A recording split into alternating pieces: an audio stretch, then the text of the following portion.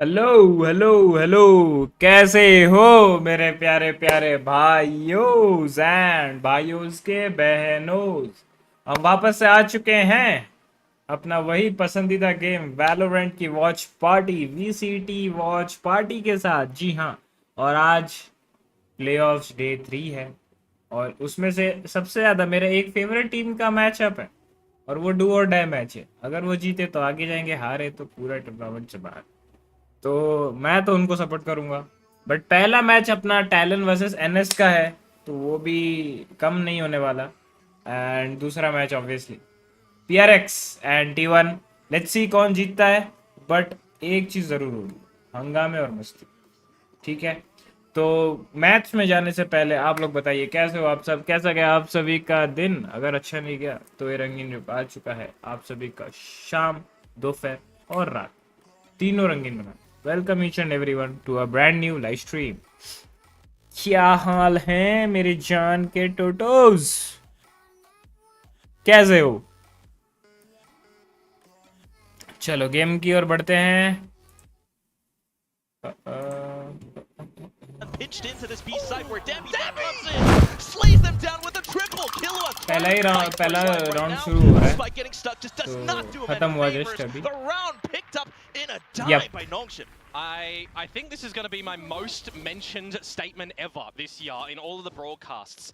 You probably already know where I'm going with this one. Stuns are cosmetic. They do not exist in this game of Valorant. Dambi has just delivered them death in this pistol round. And I got to say, the damage that was delivered, real nice early on. I mean, I thought that Talon were at least going to be able to find one kill on the back of that, but unfortunately not. It's just damage. And Dambi literally says, no, I don't care. I'm going into the site. There's a sonic sensor. Stiff, Yeah, I might just kill you. It's a little bit arguable because sometimes if you're a Jit boy is getting stunned up, then you feel that pressure. But if you're Dambi, oh my god, it just doesn't matter. Yeah, for sure. That is why welcome to the stream। क्या हाल है? Hello hello hello, क्या हाल है, कैसे हो? That is भाई अच्छे हैं, और बताएं that is भाई क्या सीन? T1 yes T1 क्यों T1 क्या हुआ?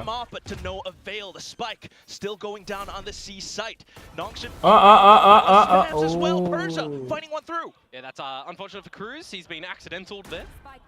हाँ ना, वो थाई को मार रहा था, क्रूज पे लग गए bullets.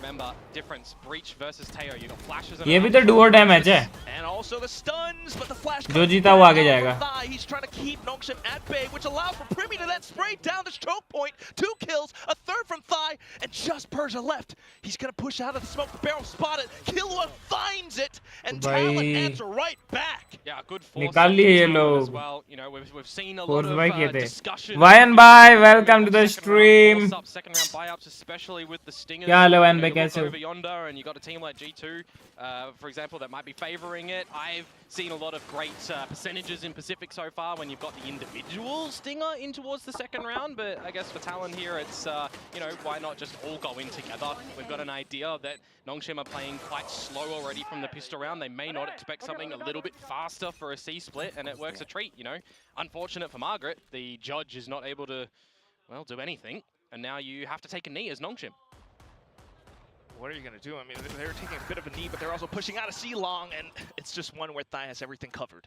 Yeah, I mean, a round such as this, shouldn't be reading too hard into it.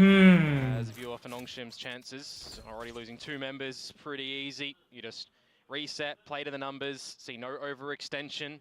have an idea of individual tendencies in a situation like this as well, right? Ivy, most likely आज डाम्बी always versus prefer in this प्रीमी होने case, वाला है it's भाई. over. You'll see him दोनों with बहुत Danby a couple of times here authentic and there. Dualist हैं It'll be Pacific region interesting to के. see, you know, for later when there's proper rounds, you know, what sort of changes Margaret will have with these Cypher setups. That will be quite crucial, Komodo. But for now, it's just Talon having their way with things into the site, trying to get the spike planted, but Ivy not too भाई bad. clear for a नहीं bit था. of damage. Just Persia now heading back in. Yeah, would have been good if Ivy was able to find more than one, because now gets just a little bit more problematic for the likes of Persia, where I mean, you'd see maybe Thai look for a kill here to be one away from the ultimate on the Omen. Primy's already got the dimensional drift, which coming in towards the next gun round is going to be quite huge. So that kill at the end. मैं तो बढ़िया हूँ और बताओ बहन भाई. Some padding of the stats, some extra creds, and now we'll get into the meat and potatoes of this game where we'll have the buyout. हाँ कर दिया. I like meat and potatoes, but more importantly, it's also just. Guys थोड़ा face cam of रहेगा. History back and forth. मेरे को 2 minute दीजिए. You're talking about how Nongshim has played Talon a couple of times so far in this year. Every time they've lost, and Haven was one of these maps where Talon always had their way with things as well. Talon getting that great read against T1 from before. A little bit shaky against Genji last week for sure, but right now, so far, this is getting a nice feeling tingly.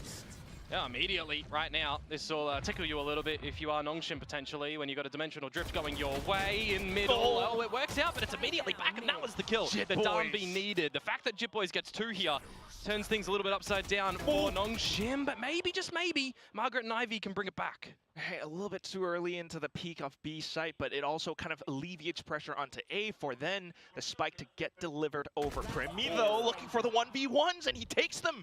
Just Margaret left. He's been having a great game for the recent matches, but right now, 1v2, can he live up to these expectations? Kind of walks into the crosshairs, that one. Tough situation, and Primi just locks it down. A little bit unfortunate for Ivy pushing too far, I think, for the duel against Primi, where you flip it on its head, and that's a really great duel for Primi to be able to just dig deep and win, right? आ गया मैं guys आ Massive गया. in mid that ultimately gets won by Talon. Some stability looking to be brought back by the Nongshim lads, but I'm looking at Ivy here and I'm thinking to myself, you've got a drone, you've got, you've got 2 shock darts, right? You can actually wait for Margaret to come to you and play a little bit more passive and potentially go in together, right? You get the information with the standard kind of oversight dart and a drone if you want, but didn't happen. One of those things.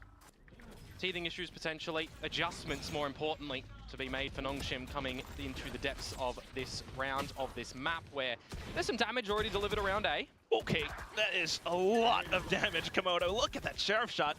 Good spams coming through for Talon as well, just to keep Nongshim away. Danby pops the overdrive. I don't know if they recognize that he can get through this one, but he has to be shifted here. He has to be silent. यार Snuck over and he slowly of करके चले जाएंगे on You नहीं still करेंगे दिक्कत ही है. have Jit Boys just hovering around the bottom of window, just in case, maybe. Talon, though, already in towards garage, creating some pressure, pulling rotations over onto the C site. And here comes Danby. Overdrive might have expired, but he's still got that sheriff, and he's good for 1. Jit Boys trades right back. Yeah, but you got to remember, Ivy is gone as well. And now with the neural theft, that's all the information that Talon need to book it towards the A site. However, they will be met by Persia there nice and early. Disrespect this smoke and हाँ for the lurk तो of Primi. मैं वो upload कर रहा था एक shot तो वो हो गया Still almost. landing the shot square on. Killua to trade right back as well. And then for Primi on this almost lurk हो गया. position, just चलो, completely cutting off rotations.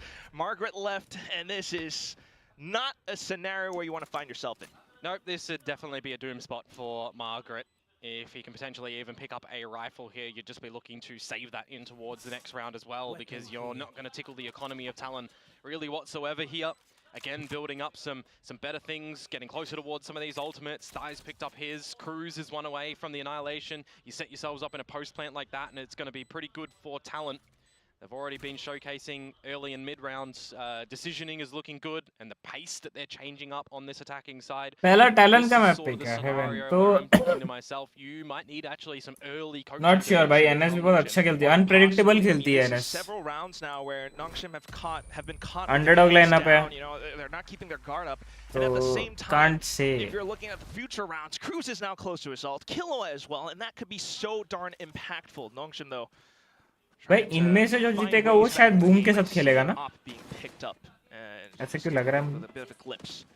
Yeah, I think when you're looking towards them, they need to do something a little bit different, right? Getting an operator out, if you can put them on the proper line, and I think right now, if you're able to remove the likes of Primi, who's multi-fragging up a storm, right, finding some great duels here, feeling confident. There we go. I think that's going to be, you know, a step in the right direction. But as I was just talking about, right, you probably are looking for an early timeout here for Nongshim to settle some nerves, get some great ideas, because I'm looking in towards this veto scenario as well, and I'm thinking and I'm agreeing with, you know, what Pilsky's saying. It's like the fact that Pearl is snuck in towards this veto should be a massive boon for Nongshim, but the fact that Haven comes in towards this one as well, when we're looking at Talon having some hit and miss results in the early stages of this year, switching up the comp to incorporate this deadlock and then getting some, you know, quite good results, right? They're looking more positive, quite good, better. You know, not bad. It's the right idea for them to continue on with this comp. So I think if we're looking at the veto, I wouldn't be surprised that you can see an argument go for both of the teams. True. I mean, it still is one of those things where it kind of could be anyone's game. You know, it's been a week.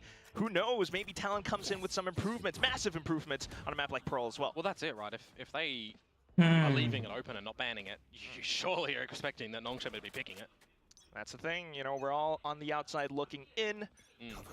Right now, this is what we can see. Smoke's up. You got the op watching down A.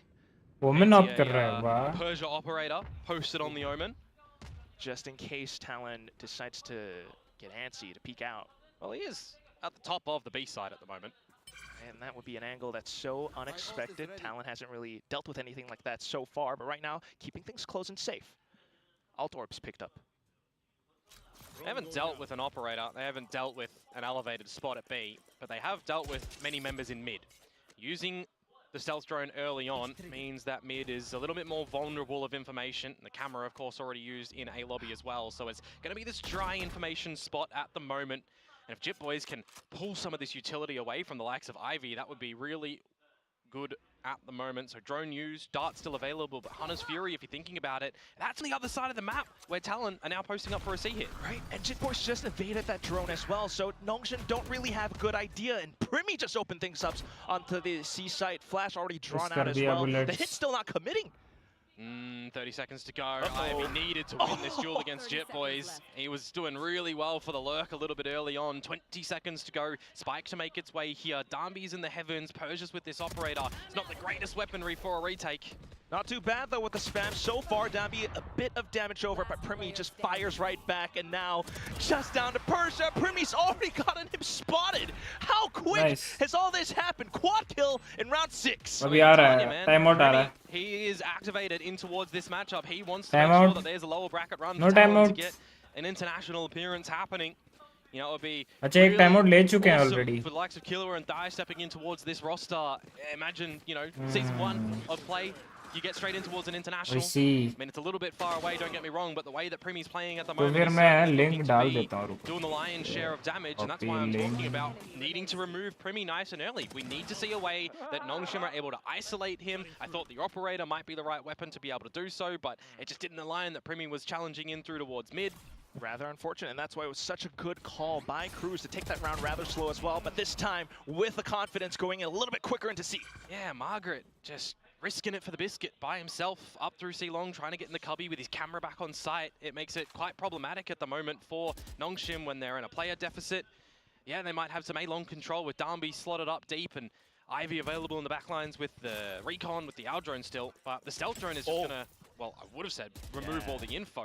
Destroyed by Ivy early on, but it's the false sense of info now, isn't it? Rotations away from the C site, where if Talon hit it, it'd be free for the taking. So that drone taken down, it's a bit of information. You feel that there's something fishy around this A-long. You just commit into C. You find that nobody's here, especially the Annihilation for extra cover. If you're Nongshim, this is a tough retake. Yeah, and you've still got RMS, you've still got sensors as Cruz. I mean, this should be a pretty 1 second guys, hard Insta पे retake story डाल दे रहा हूँ. It would take a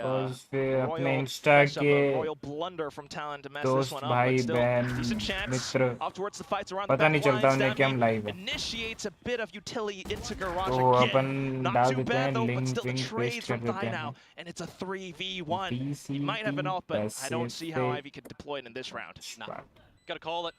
Some really great decision making from Talon. Again, beginning of the rounds, not going too far, but together as a unit. As I said, a bit of a misstep from Margaret, right? You see the blind side, you're not able to dodge it. You try to sneak in towards the cubby, and you. Samad bhai, welcome to the stream. क्या हाल है समद भाई, कैसे हो? A little breather of things coming, right? I mean, welcome to the stream. Pressure against Nongshim right now. Yes, in terms of the stakes as well, but in the game on this map, Talon's been keeping things up all towards this A site, as well as C, extremities on the map because of Jit Boys on the lurk, because of the whole team peeking down C. And I mean, who have we seen change positions on Nongshim so far? What differences have we really seen from them so far, right? It's been Omen in the middle of B, it's been Darby and Ivy over at the side of A, it's Margaret setting up C, and it's Francis, you know, kind of frolicking between a lot of the map, right? He's dancing around, he's spreading his wings. But apart from that, it's been just a little bit stale at the moment from Nongshim. Yeah, same thing right now. Yeah, setting up the breach fault line down the sewers, trying to set up Darby for something who's again once away from his overdrive, but it's just a heads-up decision from Talon into the C site, layer down all your utility, something that you just try again and again in scrims to get down right, and they're going to have a free site for the plant, a lurk again from Jit Boys, and he's just always good for one at the moment. I was just going to say, Francis had found that one kill, that would have been rolling thunder, but Jit Boys just keeps Nongshim on their toes! Second kill, Persia to trade. Not too bad, but still a tough position to be in.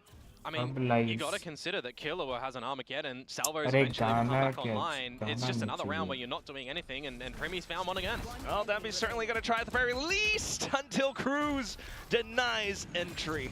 Wow, Salvos as well. Persia knows that they're kind of on the move for him, so he's going to back off. ये वाला भी 7-1. Exits found. Heavy. Talk about on the move. I'm seeing them in the groove at the moment. Talent. They've got the song that's in their ears, and they are not stopping. What would that song be? What would the song be? Yeah, give me a song. I'm not that fluent in Thai music. It doesn't have to be Thai music. Come on, it could be K-pop. I mean, the way that they're going right now, it might be "We Are the Champions." Hey, that's a good one. I don't know. I mean, Talon are playing pretty damn good on this attacking side at the moment, and I look towards, you know, what we've seen so far in this league for the likes of Nongshim. They are the team currently, albeit slightly, with the highest defensive round win percentage. We're not really seeing that at the moment, Quack. I know. That was actually one of the more interesting things. We were talking about this from pre-game, right? Nongshim had higher stats overall compared to Talon, but Talon so far on this Haven have been taking their way with things. Back into it again, and it's Jit Boys with pressure down E. Well, I'm going to say it again, folks. It's the same setup for Nongshim. They do the ults. Yeah, they've got the ults. They changed their trapwire setups towards the C site, though. Still standard garage one and kill trap for Margaret at the back of the site where डाल दिया link. Premi's been अभी अपन match taking देख into, सकते हैं. or you've got it from the shadows from Dai. At the moment, though, dimensional drift, you know, it definitely could be an angle for Premi to pop that and gather all the info. Slowly. At least to throw the utility down to bait reactions out from Nongshim, if anything. It's good timing, actually, on the dark cover. Spotted out Ivy, and you just found him. Once again, Jit Boys slip through the cage and spots him as he tried to reposition. Now Thai creates some pressure onto C. If you're Nongshim, where do you run? वो दूसरा निकाल सकता है? That comes in as well, and Killua, don't do it. Don't, no. Oh! Another kill. Just Francis left, and you just feel...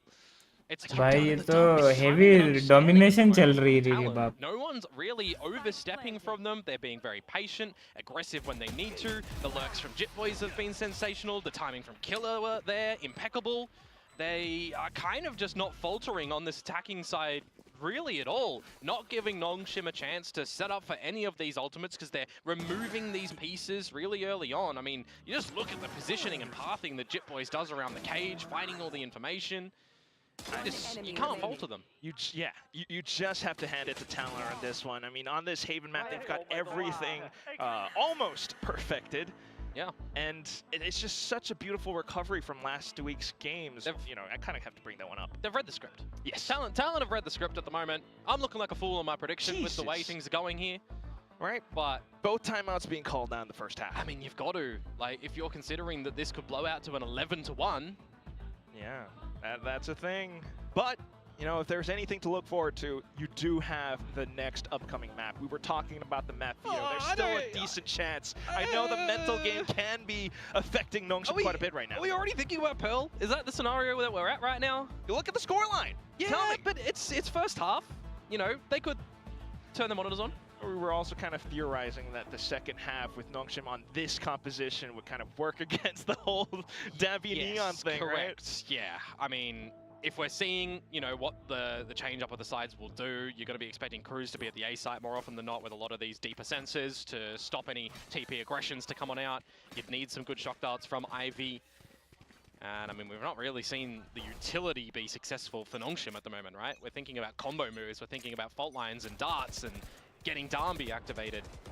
None of it's really been able to come into play. You're looking at this round again, and it's the same, you know, spots essentially for Nongshim. Slight difference in the fact that you've got Francis more towards B yet again like last round, but you've got Danby going down the sewers instead of long.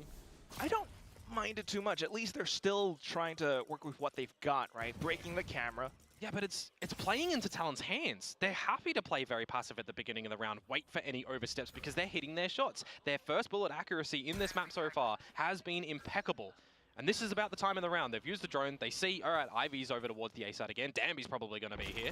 Speaking of first bullet accuracy, that's all at the hands of Primi as well as Jitboys right now. And both of these players are around this A site. You got 3 from Nongshim though, and they're going to peek into Primi at any point. There it is. Finally, there's an opening frag the way of Nongshim. They've taken down the raid boss in Primi with 40 seconds to go. You're tempting with Margaret. Francis is there. They could deploy a Rolling Thunder with 30 seconds to go to stave off this round. Very good chance for it. Oh, Francis, what's the call though? He's already hovering around side. He's up towards logs right now. Persia finds one now down middle. Armageddon ripped through as well. And there's the Rolling Thunder. Timing now, 20 seconds left. Yeah, and Dai, of course, no ultimate as well, so they are locked in to stay at their C site. Oh boy. All of them holding these grand positions. The call has been made to go for a save instead. Jitboys though, still silently skulking around. Another kill for Margaret. Why not? But oh, Jitboys. Nongshim need the guns, essentially. I mean, they'll have a buy in the next round. They need all that they can get. So 3, the pass mark, I guess you'll say. More importantly for Nongshim, it's the round. But at that point in time, that can even just be like a respect one from Talon. We've taken 8 off you. You can have another one. It'll be fine. Certainly feels that way right now. You got a lot of confidence, but do want to still note that single mistake, you don't want to get too complacent. Nongshim could still mount a bit of a comeback. Right now, though, that's a great recovery and certainly will do wonders for the mental side. 8-4, best half result that Nongshim can hope for, but I think hope is not what we need to rely on. They need to be individually hitting the shots, coming out with a lot of these calls. They've been holding some of these ults in their back pockets for quite a little bit now, wondering when are they going to put themselves in a situation to be able to use them, because Talon aren't giving them space. Talon aren't giving them the light of day.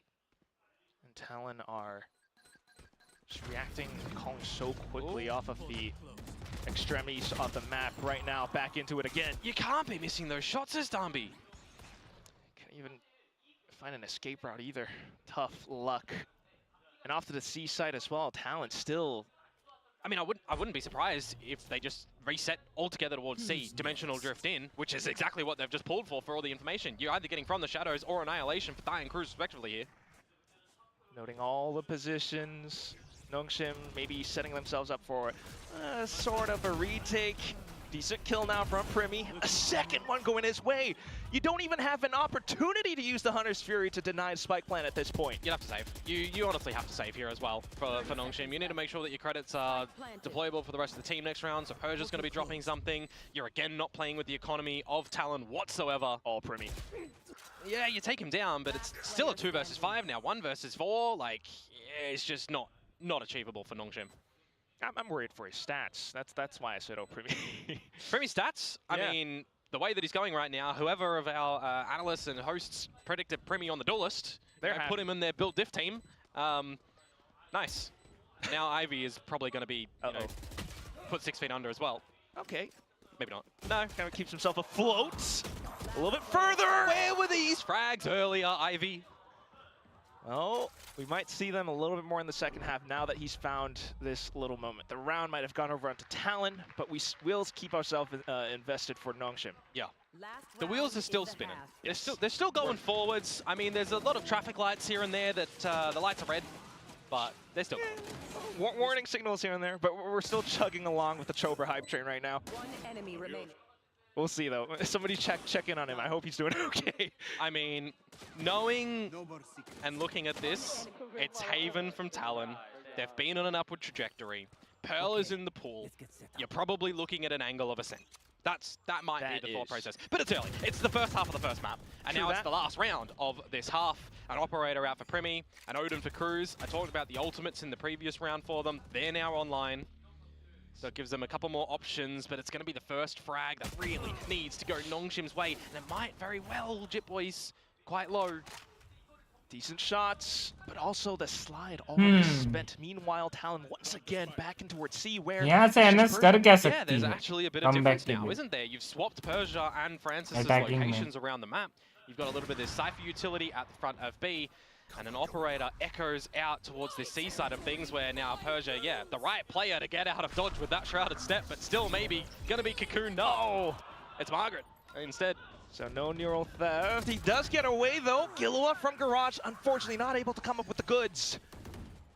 Down to the site now. There's the Hunter's Fury to buy a bit more time. Neural theft too. Yeah, but the neural theft was used after the Hunter's Fury, so they're not able to combo those ultimates on the back of the information. Yeah, not fully, but at least they're aware that there might be a player looking down the back of Garage. That said though, Jit Boys will regroup with his team just to mark down these angles now, trying to block them off at the choke points. Or here comes Dampy with the overdrive as well. Relay bolt in, and they're trying to keep themselves alive, but still gunned down, placed down by Nongshim now. Just Primi left, and he's low HP. This round should be having Oda the other way, but Primi still keeping Nongshim on their toes. 2 kills. He's still good on the 1v1s. Nongshim, though, will be able to stick the defuse all the way through.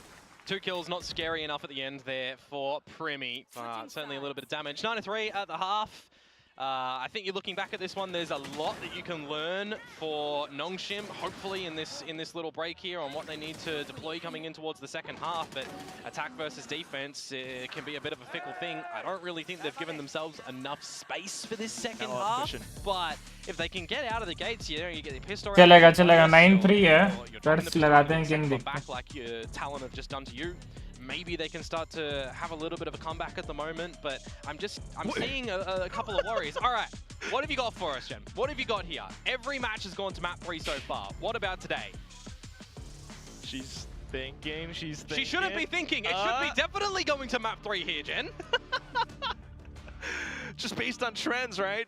Come on! She's still deciding. Okay, there we go. She's picking into a 2-0. Yeah, but that's a 2-0, and the players in the picture are Nongshim there. So she's saying 2-0 Nongshim, which means there's going to be a full reverse sweep on Haven, and then Pearl goes their way. Jen is the prophet.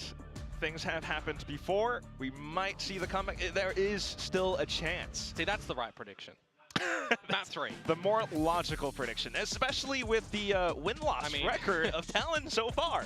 I'm looking at this, the logical prediction is probably 2-0 towards Talon. Let's be real. Just based off Cypher को बनाया so far, but sometimes you gotta believe. Needs to be the wake-up call though for Nongshim at the moment, right? A half is done. They can stew in this little break at the moment. They need to shake off any worries, shake off any nerves.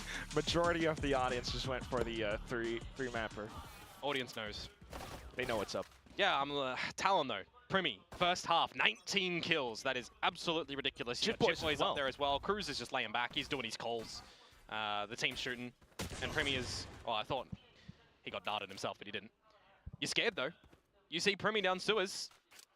That's going to scare Nongshim a little bit. Well, scared, or you'll take more members into this one fight, and they do just that. Yeah, but he still takes one down with him, and it's Darby first. 4v4. You still have your initiator. You can kind of cook things up somewhere. This is interesting for Talon. Running the double senti, choosing to go for some little bits of information in the mid rounds here. Ivy, I don't know how he's gotten away with that one. That was risky business. But close. Now you've got a 4 versus 3, and again, Talon want to still go in mid, and it's gorgeous for them. They might get a double here. They have the numbers, they have the confidence from the previous duels being won, so why not go for it? Cruz now finding the headshot. Got Killua spotting them out towards the back as well. The double kill One that Nongshim did not expect. Yeah, just absolutely catching them on the time in there through the sewers and wrapping around. They would have had to contend with the barrier mesh as well that was at the top entry choke of A, so it would have been quite difficult for them to even get on in. Just a lot of duels being traded here and there, some a little bit interesting on how it actually goes the way of Ivy, but traded out in the end. You know, a different round if he's able to dispatch of Cruz. It's, you know, pushes that Nongshim didn't quite expect. Oh, for sure. Speaking of things that you don't expect, though, yeah, I just caught a glimpse of the Judge, the Outlaw being pulled out. Stinger as well for Nongshim. Yeah, I mean, Talon were able to get the Stinger round successful. So going against Oh! 140 each shot, Primi. He's essentially just won the round with those 2 kills and even the tag onto Danby. You can't slide in with 10 HP on a Stinger, you would assume. Absolutely not. Clapped through. Your entire force buy hinged upon this, but it just got broken apart. Decent kill from Ivy, though, but you still have Primi around the site. Yeah, Primi still here, calling for the cavalry as well. Thigh nearby for flashes if needed. You got this little edge around the smoke. Margaret, though, will be able to play close range. Smoke's gonna fade. Primi out through the other side, and Danby looks to equalize. Cruz up from the top. And, well, Jit Boys with the Judge. It's a little bit tough in terms of range, but down the drops. It's going to be Margaret trying to trace through. It doesn't quite go all the way that he wants. Margaret now with an Outlaw. One shot is all it took, but still the low HP. Tough again, but decent economical damage. Yeah, it's a nice try in for Nongshim there, but unfortunately, as I mentioned, right, 10 HP for Danby. They're trying to duck, they're trying to weave out the dark cover through the cyber cages as well, and it's just not able to get the job done, unfortunately, for Nongshim. Look at the replays, it's a cheeky one out from Margaret, but just not able to get it done at the end, you know. There's 2 duels that they're trying to fight almost individually as Margaret at the end, and just not able to find any. That might be the nail in the coffin. With a bit of a force up for Nongshim there, they have to dig deep in towards the pockets yet again here. 11-3. You really need to make a deep run with every single buy from here on out. Yeah. The Outlaw can just certainly delete a couple players as well. 2 of them on light shields for Nongshim. Well, at least they do diff Primi this time. I say diff, not really a massive diff. It's just removing the head of the duelist of Talon, and that's from, unfortunately, highlighting the least fragging member in Francis at the moment. Has to adjust between the Teo back towards the breach, where I was expecting a lot more setups from him for Danby, for example. The thing is, do you expect there to be a Judge inside of Garage, or for Talon to continue pushing out of B as well? Cruz. This is a risky one, but I don't mind it. Oh, and he sidesteps in with the 2nd kill. The Stinger doing wonders. But he walls himself up just to keep himself somewhat alive. Nongshim then to play with caution. Shrouded steps over. Margaret to receive. And Ivy to find the final kill. Nongshim will keep themselves afloat for 1 more round. Yeah, for 1 more round at least here. A bit of cushioning, but all it's going to take is 1 little faltering and Talon would find map point here. Is this the time for Nongshim to start to make an attack and train happen, though? Hey, look, maybe, right? They're starting to have a couple of opening frags. That is the first round that they get here on what generally would have been the bonus round for Talon anyway, but with the way that those first 2 rounds went, it means that they're going to be down on the pistols come this next round. And I'm already seeing a lot more changes of position, of utility from Talon on this defense's side as well. They're not scared to waltz together through mid. There you go. Changes in the player's demeanor as well. Certainly giving them a lot more confidence, especially for the later maps right now. Talon trying to keep themselves alive. Ivy's using the drone right now out through mid, so you're not going to be able to use that towards the alpha side of the map, which if he did, you know, and was able to spot out 2 or 3 members, you just call an audible there and absolutely leave the site. This time though, Nongshim just going quite slow together, waiting to see any over-aggressions from Talon. And could reckon kind of fair enough. You've seen Talon push out B a couple times now. Yeah, but Nongshim, if this is the call to go to A, you're going to be going into a potential Killua Armageddon if you're spotted. If that goes from the top of toward long, well, you're Shrek'd. You just removed Killua, so no need to worry about that for now.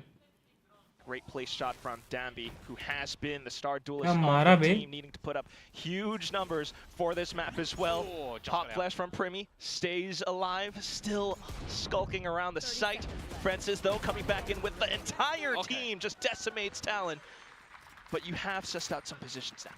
It's good to see that the layers there didn't wreck them in the end. So Nongshim, again holding on. But remember, that was just the pistols to come through for Talon. Now you've got the full buy. Now you've got the full buy and the backup of the ults as well. And I say backup because we know that Talon might not necessarily need to even deploy them. Team that has a lot of great decisions on the early stages. You know, if they're able to get Primi on the right spot with this operator as well, for example.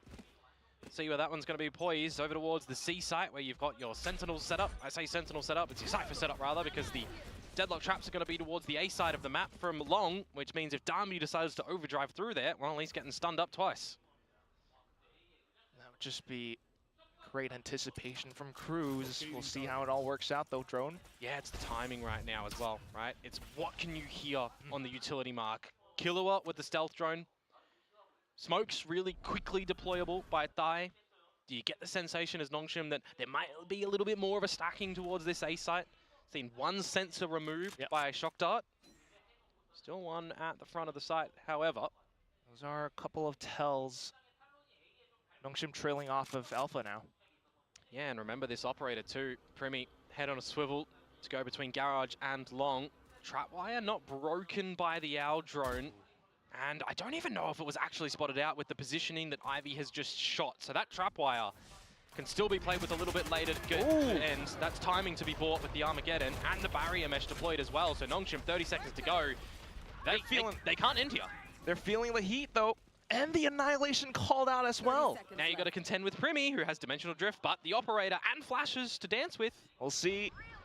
If you're able to throw Primi off, that could work wonders for your team. Primi, though, just steps into the right line at the right time. Wait, Dimensional Drift as well. Dami actually got picked up by the Annihilation. Uh-oh, that just does not bode too well for Nongshim Persia, though, trying to keep themselves alive, trying to stick the spike down as well, but Primi out for the clone, in with the angle being held as well. Cruz then, with the grab net coming back up, that could work out huge, but 2v3, the kill's not going their way. Primi and Kill have fallen, just Cruz left. They might have just done it here, Nongshim. 5v3 कैसे ये कर सकते pretty हैं hefty ultimate rounds. Cruz now looking for some potential exits. And that's just an incredible save coming out from players like Persia, Francis, Ivy a little bit as well. Absolutely. Talk about getting some confidence. Oh, okay, hang on, maybe, no, never mind. Cruz still got some kick in him. 10 bullets and ammunition. But he's gonna might be able to just escape on this one. Spike will just blow off. More importantly, it's another round for Nongshim, and I'm looking at it, right? Primi ult, Cruz ult. भाई 11-6 हो गया भाई. Cruz popped the annihilation on the A side मतलब itself. pro की ओर जा रहा है क्या? He's just 9-3 curse is real. Window and picked up Just Darby. in case. When, by the way, Nongshim are in the C site, Darby the duelist is lurking mid-window. How big brain is that? No, how unexpected is that? I mean, he knew Darby was somewhere around the A site, just based on like timing rotation of things. I think that's just such a smart call. And he's kept himself up to 9-9 right now. That was a little bit of luck. Sure enough, there is an element of that in there. Rifles, though, for Nongshim. That's right. To the A side of things, forcing a gate crash away, starting to slowly gather some space. It's another eco scenario for Talon. Holding on to a bit of this Sentinel utility, by the way, as well. 2 trapwires, 2 sonic sensors. Meanwhile, for Nongshim, if you are able to cycle through with your ultimates, you can definitely string a couple of rounds together, especially the ones where Talon will be able to come back in with the full buys. Yeah. I mean, if you're Nongshim, you want to try and be kind of 100% in these sort of rounds, right? If you have to use an ultimate to be able to pick it up, I mean, it's not the worst thing. Reminds me of, you know, Americas at the moment, where the likes of the Vice, right? Steel Gardens are used on these anti-eco rounds more often than actual rifle rounds. No Vice here, but ultimates, you know, as I'm trying to say, use an ultimate if you've got it, and you might need to with 4 players at this A site. Talon, 30 seconds to go. If you're not rolling, बहुत late घुस रहे हैं लोग Talon जैसे ही. This is rough. Yeah, no info yet either. Hopefully the recon Oh, you're gonna get gives a bit of a done. tell, but yeah, the grab net right on through. TP's away, 20 seconds then for the hit. The barrier mesh coming up at the right time.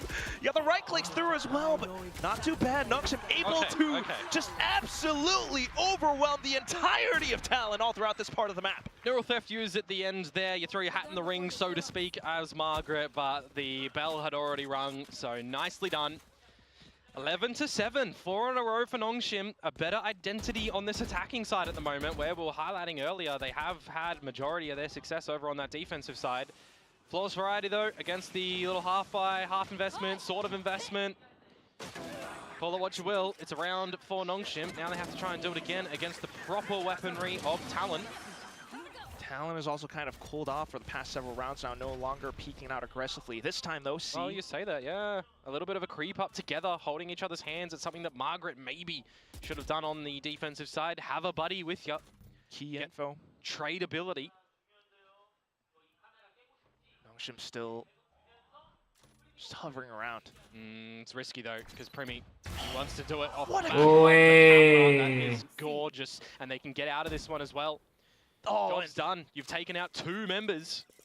Just around Garage, and then the drone out. 3v5 just as the round started. And Nongshim are just left wondering what happened. And this is the scenario now where that halftime result of 9-3 really becomes a problem, right? Because you got 1 round that you sacrifice over towards Talon in this spot, and then you have to push us into overtime. You have to get 5 in a row, unless you get a 3 versus 5 conversion as Nongshim here. That's why this is just such an incredible call, incredible teamwork coming out from Talon once again. What a way to splash cold water onto Nongshim's 4-round win streak. Still though, the 3 members trying to scrounge something up together towards this Charlie site. If they can get the plant free of charge, they'll have a recon for Ivy. There's 1 Shock Dart and a Hunter's Fury. But you have to see Danby, you have to see Persia doing a lot here. Well, in position so far. Side steps, got the flash as well. Primi coming back in, and Danby, he's equalized the numbers. Okay. Ivy down towards the back as well. And now you switch to post play. As I said, you got a from the shadows for Persia. You can one-way the site. Really good chance. Just got to spam right through. Hunter's ripping out. Oh, it's just thigh left. And he's just trying to keep himself alive. He got tagged. 70 HP. Danby slips through the net, and he sees that no one is on the spike. That's key information. The round is done. And they've really dug deep there. Oh my, Danby, Ivy, Persia, a 3 versus 5 conversion. It doesn't matter, Thai has survived there with the operator. That's just a bit of a saving grace for Talon. That is a huge round for Nongshim. It may very well save them in this map, depending on the next gun round that we see. If this operator saved doesn't deploy anything substantial in this next round, it could actually be the round that has just saved Nongshim. A clattering round of applause from our Korean home crowd right here in Esplex as well, just giving so much acknowledgement to the efforts of Nongshim in that very round. Meanwhile, for Talon, still looking for that map point.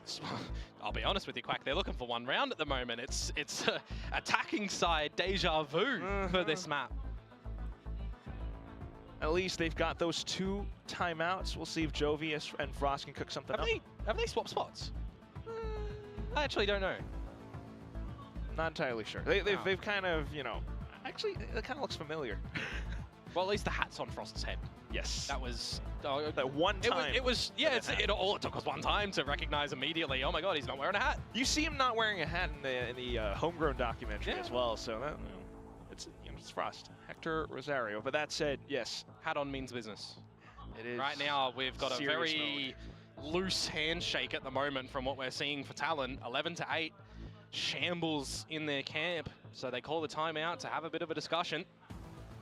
That's where you got to take a look at how Nongshim's able to play around this as well. Something I want to say as well. 19 kills for Primi on the first half. He's had 5 in 7 rounds now. Right, some of them holding on to his off. Getting clapped by Nongshim, finding first contact with numbers. Yeah. Do you still want to try and regain something towards this A site though with the operator? Oh, yeah, repositioned. Cheeky from Killua too. Has the stealth drone. If he wants to pop it down sewers or down long, I mean, it might have been a bit of a bad scenario because all of Nongshim are pretty much here now. Okay, gate crashes away. A little bit of information for Nongshim to then really collapse into the site. Great timing on the barrier mesh, but Persia just slips through. The rest of the team as well. Nice. Killua finds the first kill. Off to the next as well, though, as Dambi now slides back in. Remember, an operator for Premi, you'd need to be given a duel almost, you would think, and then with the 2 rifles of Thai and Jit Boys, I mean, 3 versus 4, you kind of consider going for it, but remember, Francis rolling Thunder too. Yeah, I might even think to a save unless you can find an opening Ready. kill. Watching for at least while Thai as well as Jit Boys methodically clear every single angle. Dambi first done, Rolling Thunder baited out, and unfortunate for Jit Boys, he doesn't get away alive. That's got to be the call now. You want to take this operator into the next round. You cannot reinvest in towards that one. Jit Boys, unfortunate that you lose your life at the end, but you will take a rifle. क्या भाई 9-3 से 11-9 क्या हो गया? 6 in the books. As I said though, right, using the old Mukul Tanwar जी आपका मेरे stream पे स्वागत है भाई. चैनल पे आप नए हैं तो स्ट्रीम को लाइक और चैनल को सब्सक्राइब कर लीजिएगा. And thank you so very much for coming. Thank you for joining भाई. क्या हाल है? Time and time again, you're giving yourselves enough rope to be able to hang on. A lot of rope, in fact. I mean, 6 rounds in a row, and you just hear the crowd continuing to cheer and applause. It's getting louder and louder. क्या कर रहे हैं यार? Every single round going towards Nongshim. एक round लेना है. All it's going to take is one. Gamers भाई welcome to the stream. क्या हाल है? That they have to just keep their head on straight and into the seaside. क्या हाल है गेमर्स भाई? भाई वो मुकुल तनवर वाली आईडी मेरी है. अच्छा should be good for one in this here. अच्छा अच्छा. At least one. You got the gate crash to. Well, I like that. कैसे हो गेमर्स भाई? For Nongshim to just make sure the sniper line isn't available for him. A bit of a difference as well, right? Playing on a Yoru, you're generally not going to see it elevated on the top of the C site. You'd have to see Thai pick up the operator, and are we seeing Thai pick up an operator? No, not so far. Not really. Great recognition coming through from Nongshim, and right now just to lurk into several positions just in case as well. Cruz deals with the camera for now. You see a lot of the center U-tilt towards the A side as well for Nongshim. It's where they've been kind of leaning towards a little bit. And a bit of a different look as well. Forward trap wire, kill trap in the site, sensor as well. बढ़िया बढ़िया. आप बताओ. मैं भी बढ़िया यार. चल रही है. Leading off this clock, you start to consider that if you're going into an angle and the judge is there, well, it could be a little bit problematic for Nongshim. Especially if you've just seen Cruz in such a forward position. Yeah. Well, they do want to contend with going to this A side though, so it's going to be Jit Boys. It's going to be Thai. Yeah, it comes down to the utility as well as the smokes. Possibly close range kills as well. But Cypher detect हो गया. Hit हो रहा है उनको पता चल गया. Rotation भी आ गया. Oh, the judge is just going to echo on out. This might be hard for Nongshim. The TP. Persia TP. Unfortunate for Persia. Now Nongshim just trying to trudge their way forward, but the judge brings justice. Francis and Ivy, though, not backing down. Smooth criminals in their own way, but Primi to fire back. They're all blocked off at this little choke point, but Ivy still bringing things right back to the 1v1. Jit Boys getting the spam forward, and he brings Talon up to that crucial, much coveted map point. Yeah, you unfortunately had to go for the stick there as Ivy to extend your chances of winning the round, and when the neural theft comes on out, उस दिन तो भाभी जी के हाथ का sandwich खाया. फिर ये as well. It becomes a little bit difficult. As I said, sub 30 seconds. भाभी जी के हाथ का सैंडविच The मतलब fact that the From the Shadows is invested from Persia and just absolutely read and heard as well makes things a little bit more difficult.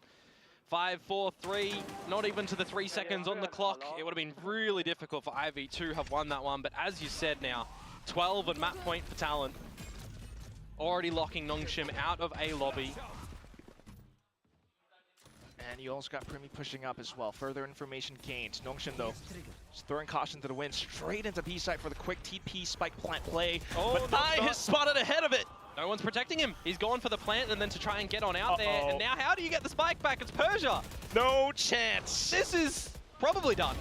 This is absolutely an unheard of situation for Nongshim to get back in. Oh, and they're just continuing to spray a hail of bullets going all the way through at this one little gate. Nongshim unable. Sandwich पगलू. अच्छा sandwich पगलू. Still close off onto भाभी जी ने नहीं बनाया था. And that just confirms positioning. I mean, they've got 2 kills so far, but can you get more? I mean, Spike in the site, disrespectful play from Thai to deny the plant from going down. Faultline and Recon to at least clear the front of sight. 2v3 है भाई, ये वाला जीत जाओ भाई, इसके आगे और time नहीं मिलेगा. Have a bit of a flank potential to come on out. Right, play with numbers. Got the flash, possibly GrafNet coming back. Chance ही नहीं मिलेगा इससे better. You would probably assume that pretty nice. Good for one, but now you've not expected a reflank to come out from Cruz. मैं मजे ले रहा. वाह gamers भाई. How could you possibly know? Francis still trying desperately to keep himself in the game. A 1v3 would be monumental, but it's so tough. He hears the footsteps. Cruz just crouched at the very last second, and we end the first map 13-9 in favor of Talon. 6 round देने के बाद finally जीते. Great idea after that first pistol round that goes the way of Nongshim. Just 9 or 8 rounds in a row rather to make it 8-1. Finally won back, but I mean it was really the heavy lifting that they did on their own attacking side. Gets a little bit of hold under the collar on the switch up. Pistol round, second round going Talon's way. You think, yeah, maybe this map's done. A wake-up call on the side of Nongshim. They start to collect together. They start to have some good timing and spacing. RyuK भैया की जय हो. Yes. Looking at that 9-3 turned into an 11. RyuK भैया की जय हो. There is just no space that they had to work with. मैं 5 minute में आया गाइस, आप लोग देखते रहो. मैं 5 मिनट में आया. लंच कर लेता हूँ, क्योंकि लंच नहीं करूँगा तो फिर पूरा अभी कंटिन्यू स्ट्रीम है ना, तो थोड़ा मैं 5 मिनट दो, मैं लंच करके आता हूँ. ठीक है, इधर ही बैठा हूँ, मतलब लंच प्लेट पे ही रखा हुआ है, तो लंच खा लेता हूँ. आप लोग देखते रहो तब तक. मतलब पहला मैप खत्म हुआ है, सेकंड मैप स्टार्ट होने में 5 मिनट है, तो 5 मिनट में फटाक से लंच खा लेता हूँ. The other day on their first map of the series of a best of 3 as well, right? Now they've echoed that yet again, but whether or not Pearl is going to go their way for a 2-0, or with Nongshim going into that and that being a very confident map for them, maybe they can tie it up and push us to a set. That's where things get a little bit surprising for sure to Komodo. I mean, just thinking about Nongshim, this is the first time they picked Pearl against Talon. We'll see how it shakes up, because for now, we're going to have to toss it back over onto our desk to break things down.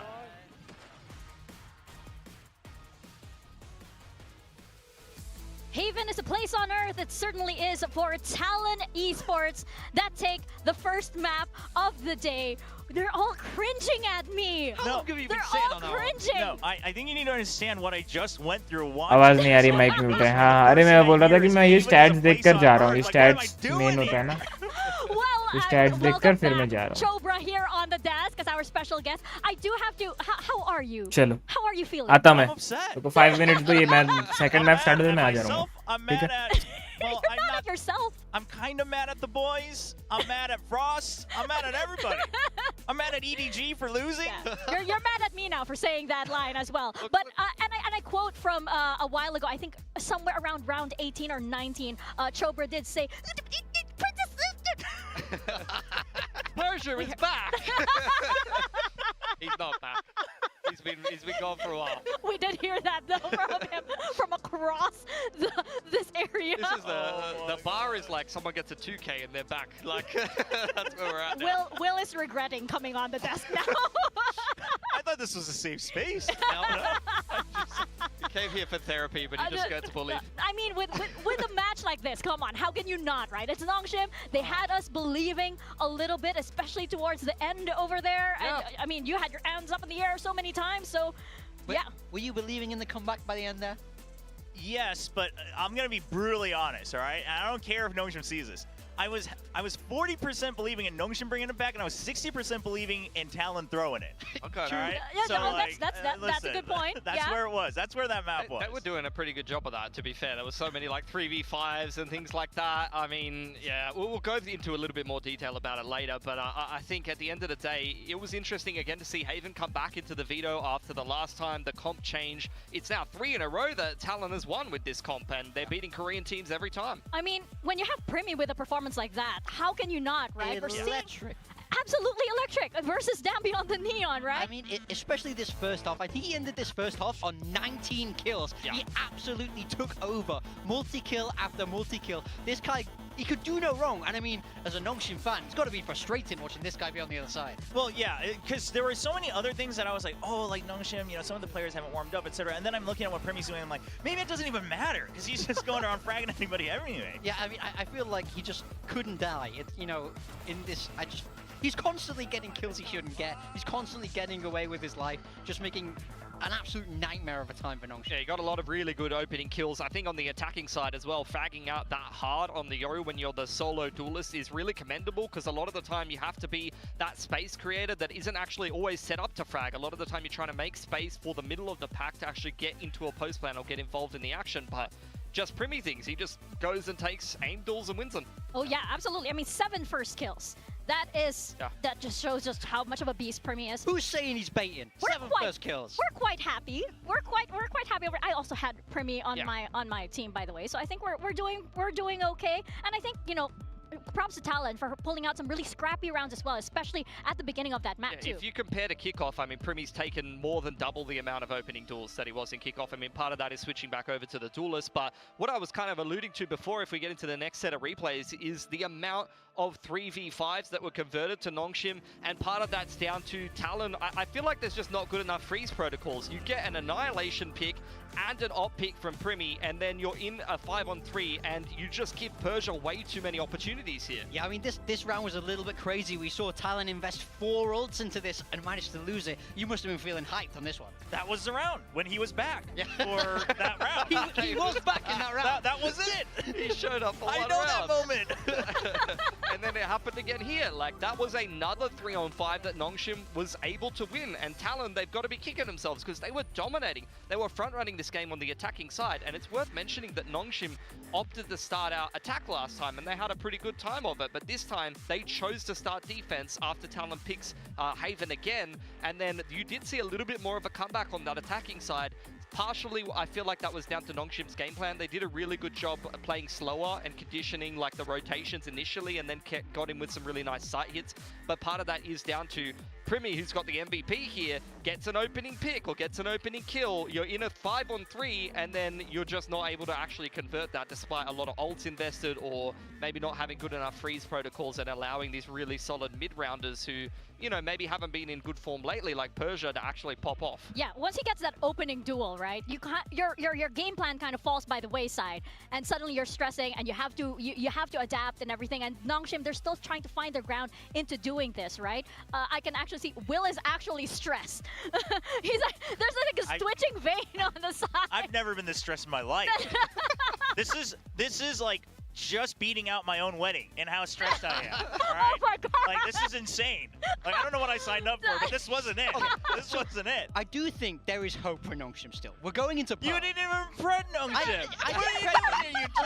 I'm not a believer. I'm trying to give you some copium. I'm trying to help you here. We are here as friends. We are here as friends. We are going into Pearl. And no, I do have to side with Morgan here, because this is the map that kind of makes me a little nervous as somebody who did predict Talon. Yeah, I mean, look, if I was to summarize it for all the viewers, Nongshim good on Pearl, Talon bad on Pearl. Okay. No good. I mean, it's kind of a weird dynamic here that I have to kind of be the devil's advocate, but honestly, what I am a little bit concerned is that I still see the same bad habits from Nongshim. Like, every team has their own bad habits, right? Yeah. Like Talon has their, we're going to give 1v1. So Nongshim, the same bad habits showed up on Haven, and while I trust that they have reinforced their Pearl, if they sat there and thought, well, our Pearl is good, let's work on the other maps, then I think Talon could come in prepared. So in all honesty, like, I don't mind losing that first map. Yeah, you're expecting you win Pearl, maybe it's a 1-1.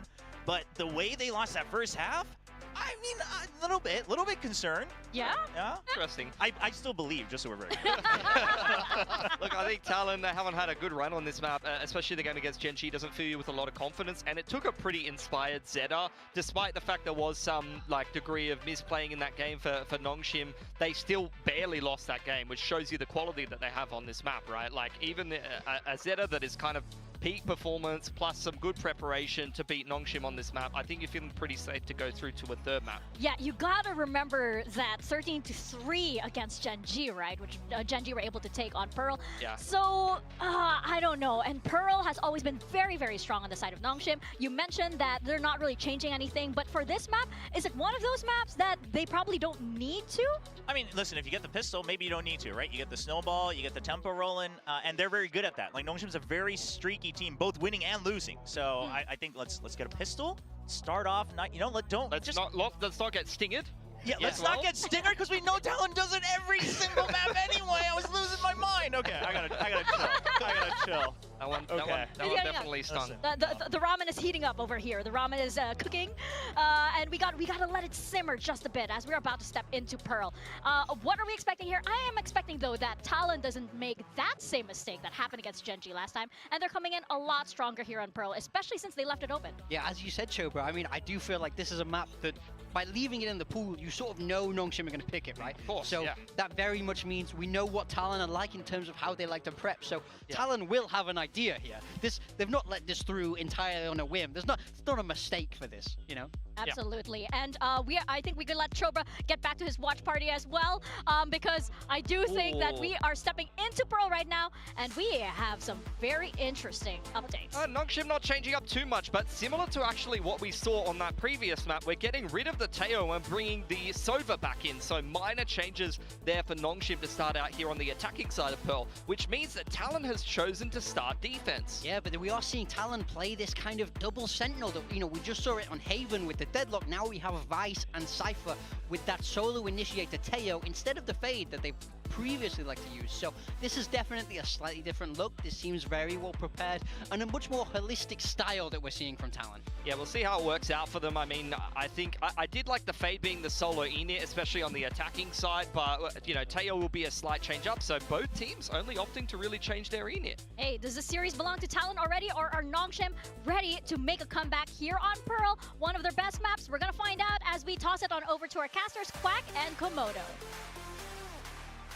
Thank you very much, Mika and Big Time and Pilsky. Yes, this all comes down to it once again. You have some slight change-ups in terms of the initiators, but I just got to remind everyone, right? We kind of have to do it. Again, the Ascension team needs to find these wins. They need the championship points. Yeah, I mean, I'm gonna, what's the word here? Did Pilsky watch how they piloted the Fade last time? There wasn't that much against Gen G, let's be real. So they got shut down every step of the way. Yeah, they did. They couldn't get anything happening as Talon in that game, nor really against Team Secret as well, if you cast your minds back towards that one. But hey, different scenario, different standings right now. We're in towards the pistol round of map number 2. And Nongshim, they need to win this one to try and send us into the third to be in with a chance to win this series. They have already gathered B-Long control at the moment. They would have to contend against Jit Boys, who was pretty sensational on the Cypher over on Haven. Starting out to see if he's able to keep that up so far onto this map. It's a lot wider this time. You do have the Trip as well as a Star for some added support. Nongshim just kind of drawing out the utility early on. Yeah, Jit Boy's taking a little bit of that damage early on with Margaret fighting an opener. You can't quite navigate a secondary one though as Nongshim, so it's a little bit evens here. Margaret down for the count, of course, had a bit of a life map last time on this one. Great shots out from Ivy. If map number 1, he was a bit silent, well, he started to wake up a bit from that second half. Who hasn't? Jit Boys. That's an awkward one. Really tough for Cruz now as well to be put in this 1v4 on the pistol. Then again, Talon were able to kind of bring things back on towards the subsequent rounds. Right now, though, just Nongshim to collect very cleanly on towards the next win. And now this is the second round where we need to see what Talon is going to do. Are they going to present us with stingers yet again and potentially win out the round, or are they going to play quote-unquote normal Valorant, go for an eco and get out a proper bonus round, buy round in the third? Because they didn't really get much in this pistol round. A little licking of damage, a single frag, and apart from that, a lot of bullets going haywire. Yeah, if you do buy up the stingers for the next round, you're not gonna I'm back. yourself a lot for the Anime bhai, welcome to the stream. क्या हाल है? कैसे हो? Meanwhile, for Nongshim, oh, the snipers aplenty. That's gonna do कैसे a हो lot anime bhai? of penetrative damage. Yeah, you'd expect. Timing, Primi afforded something here with the pistol potentially, but just with the classic and a gate crash to get out of dodge. You would generally hope that Nongshim would not overlook a position like this. And with the drone going through, he's going to have to skedaddle on out of there. Meanwhile, Jit Boys is down for the count already. Again, just pistols here. So you were generally just looking for the pass mark for Nongshim, maybe even the flawless. And that's what's curious about this entire veto as well, right? I mean, you left Pearl open intentionally. Yep. Meanwhile, for Nongshim, also just recognizing how to play around this map as well. The long-range duels right now, everything favoring them. He can close range with Marshall, though, kind of using it as musket. So far, so good. Reloads, but Cruz back in with a right click. I just have in my head in a situation like that, if Margaret is there, he needs to be doing texture. Help, help, help. He's missing the shots of the Marshal or any gun. Needs someone to bail him out. But this time, right now, there's an unexpected location of Primi and Killua. And this, I'm talking about needing to be a flawless round, Quack. It might be a 1 versus 1, but no Army in for the 4K. Welcome back. So clean, still good, and with those Thank you, kills, thank you. और बताओ going his way, राइंस चीचा कैसे हो? Trajectory for Nongshim so far, but decent kills for Talon as well. Yeah, I mean, that's the kind of highlight for me in a round such as this, right? It's the classics, it's the shots coming out. You're looking at a round such as that, carrying over these guys. क्या लग रहा है आज कौन जीतेगा? PRX जीते पाएगा? You've got a lot of these pieces for a Feeling आ रही है क्या PRX try and जीतने come की? out on this attacking side. आइए! Just see some domination for Nongshims to build some confidence. क्या मेल आया है मुझे? Expected to come in towards the veto with क्या ही मेल आया है बे? So I would be expecting a lot of counterplays, a lot of anti-strats. Oh my god. Heavy Talon mail, bे, heavy fight mail. game so far. It's a lot of early pressure around mid. If you're Nongshim right now, you're a little bit paranoid. And that's why you have a couple of players just to investigate around Art this time. Oh, waiting for flash. So close. You got the kills going through towards Talon, though. Numbers in spades, and it's just, who is that? Francis to trail off with a spike in hand.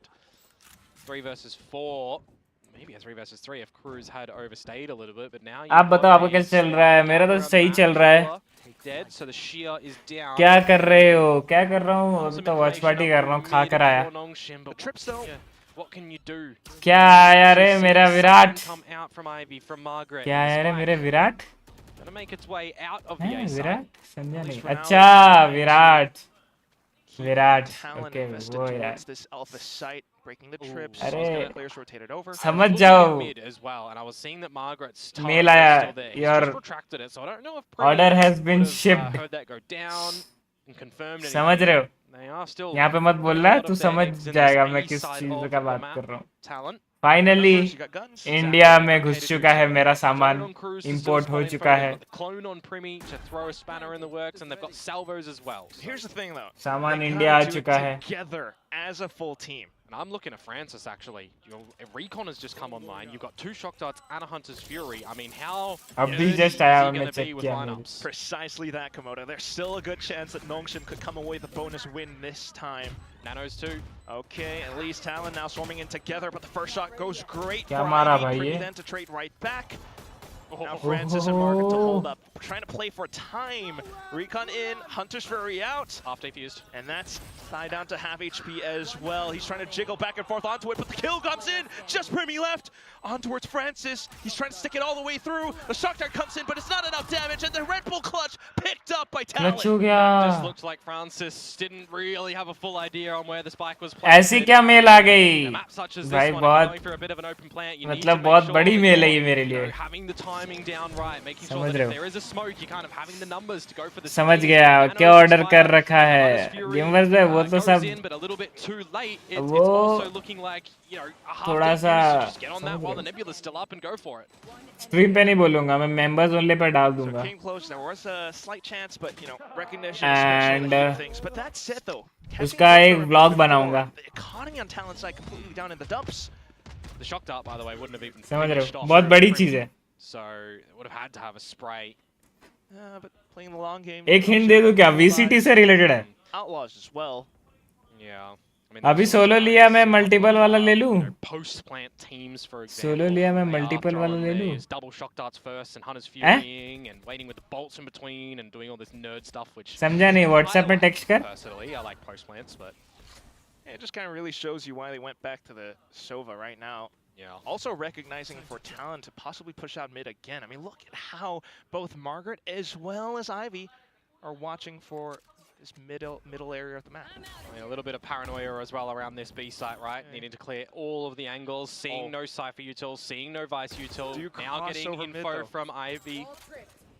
And that's where Ivy kind of plays around with it as well, just to keep Talon on their toes. They have to spend some time now just to check him out. Talon, of course, you know, it's a round where they're kind तुम of throwing solo things वाला away. लिया ना, If you can context find a kill, समझो. you can pick up solo. the rifle. That could mean quite a bit as well. So all of them trying to swarm down this तो one solo right का now. Multiple वाला क्या है? Multiple वाला कुछ Margaret, थोड़ी आया है. Not too bad, standing tall.